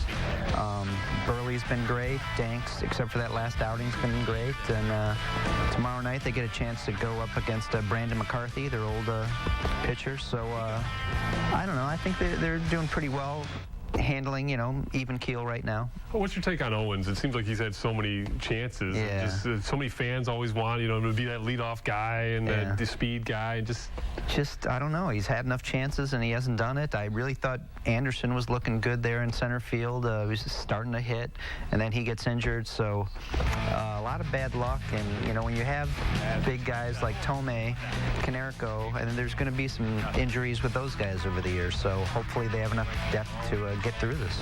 With both teams, the Sox, I think, are 11-10. The Cubs are 11-11, right? So both teams not off to what you call trailblazing starts. But with the Bulls and the Hawks, they can just fly under the radar. Hey, the Bulls are a 500 team, too. 41-41. Don't forget that. Exactly. And 3-3 in the postseason. It's a very average Chicago sports town. It is. I thought this was the golden era. No? But that's good for the baseball clubs. Yeah, I mean, it's not good for the Cubs right now to be 11-11 because, they've got a lot higher expectations. But I think the Sox are probably where they should be right now. And I think the Cubs are just still trying to find themselves. There's a lot of new players there. They haven't really meshed like we thought they would. And it's going to take more time than we thought. Mark Burley, as we said, gets the start tonight. I still look at him as the anchor of their staff. This guy's a stud. Yeah, I mean, he's proven it all over again. He's having a great start. Personally, I think Danks is eventually going to take over, but he's learning from him.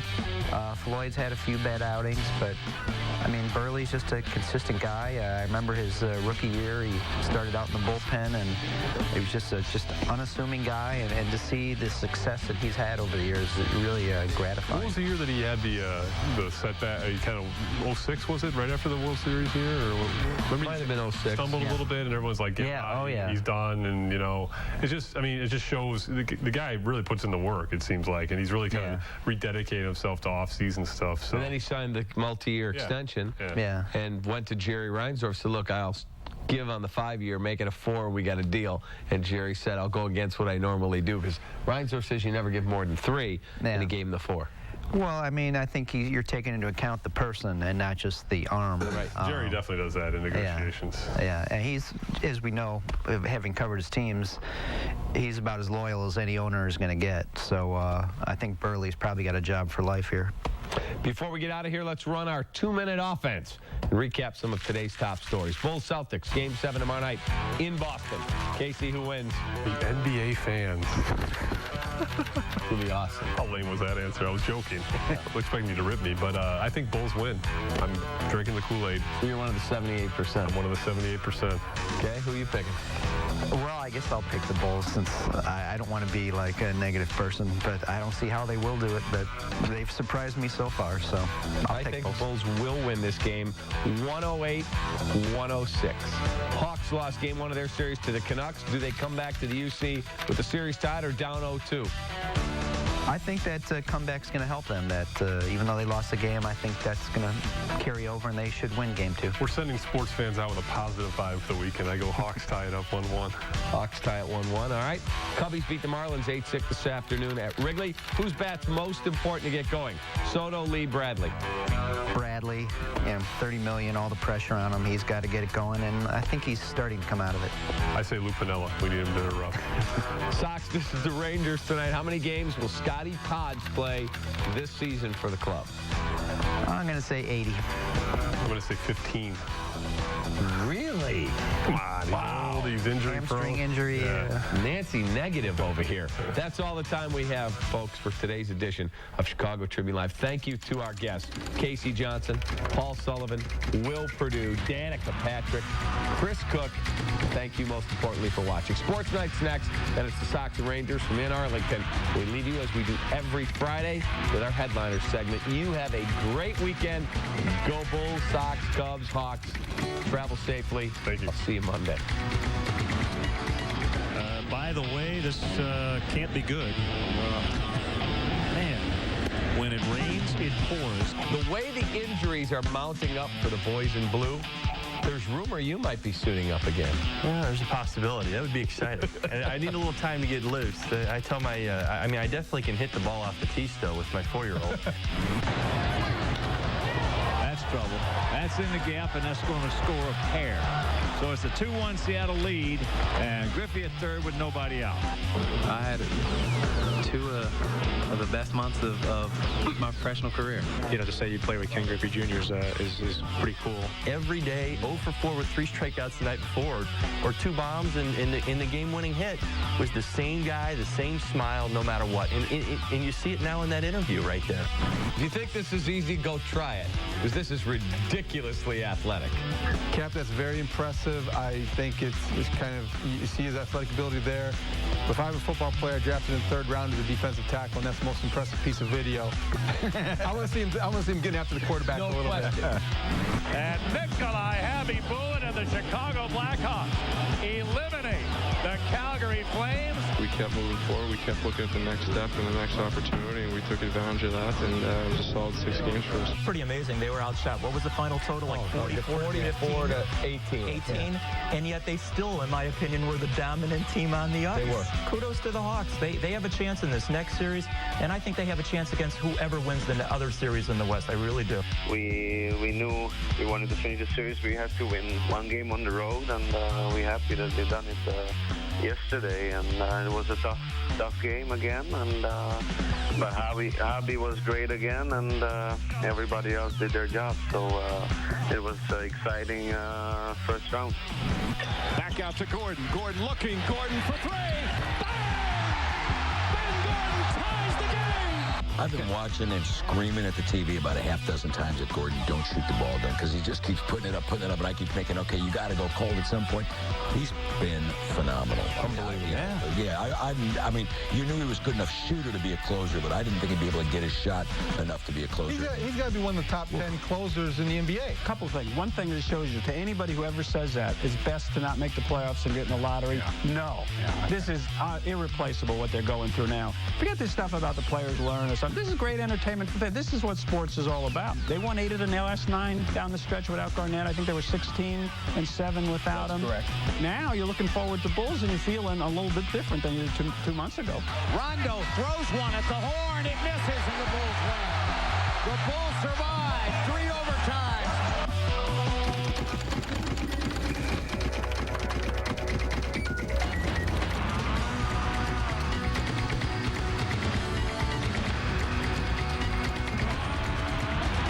Looking for the perfect Mother's Day gift? Right now, get a Tough Shed storage building installed in Mom's backyard and save up to $500. Tough Shed storage buildings and garages, coast to coast. Call 1-800-BUY-TOUGH or visit toughshed.com. Ladies and gentlemen, Derrick Rose, your NBA 2009 Rookie of the Year.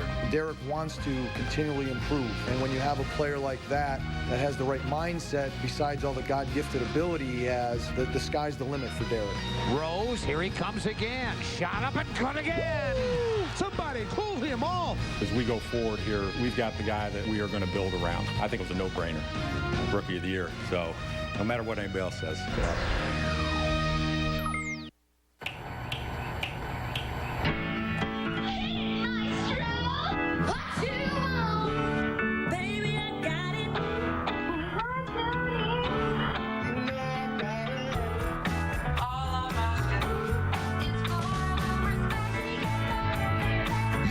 People are getting respect online by turning to Cricket Broadband, and they're getting it for just $40 a month. Call 1-800-884-6288. From your desktop to your laptop, get fast, unlimited internet access all over town. Surf the web, download music, even become an internet singing sensation. Give it to me when you get home. On America's most affordable 3G network, unlimited mobile broadband, just $40 a month. Isn't it time your wireless company gave you and your wallet some... Right now, get a USB modem for just $59. Call 1-800-884-6288. Click mycricket.com/broadband or come into a Cricket store today. That's respect for your wallet. Respect for you. Cricket. It's time for an amazing deal on a Tough Shed Garage. For a limited time, buy a Tough Shed Garage and get a bonus building for free. Tough Shed Garages and storage buildings, coast to coast. To find the store nearest you, call 1-800-BUY-TOUGH or visit toughshed.com. Hello, I'm Giovanni Soto, and you're watching Comcast Sportsnet. Coming up on Sports Night. It's a play to remember. Get out the way, Paul Pierce. In a series full of memories. Put it on me. Why Game 6 was all about the big guys. After a frantic comeback fell short, are the Hawks confident they can win Game 2? Scotty Podge is back with the Sox, but that's not the only lineup shift. And what challenges are the Bears rookies facing at Hylas Hall? The grand slam! And the Cubs look to slam their way back to 500. How about that? Terrio. We're getting in tune. Sort of. Sports Night now. This is Sports Night. This just in, Rajon Rondo will not face any punishment after his tussle last night with Kirk Heinrich. The league office said today that the play will stand as a flagrant foul. The Celtics guard, Chicago's new best buddy, could have earned a fine or suspension for Game 7, but instead he is cleared to play. Hey, everybody, welcome to Sports Night. I'm Chuck Garfon. You know, on paper, it is Bulls-Celtics, but after 6 games, it feels like Cubs-Sox, Bears-Packers, and 20 rounds of Ali Frazier. So many big moments, so many big shots, and last night it came down to 2 big guys. One with a missing tooth, the other no longer missing in action. David Kaplan has more.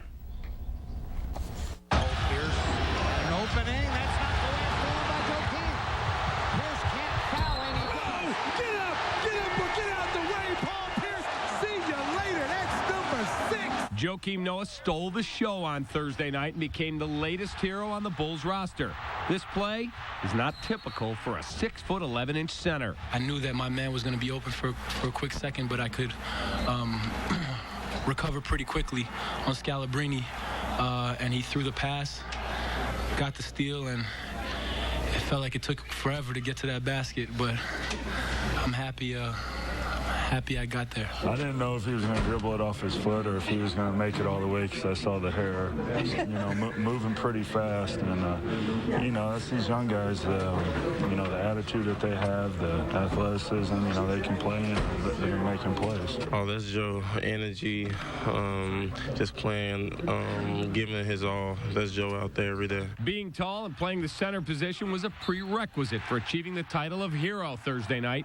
Brad Miller, who had 23 points and 10 rebounds off the bench, nailed a three-pointer and followed it with a drive to the bucket to tie the game at 101 and force the first overtime.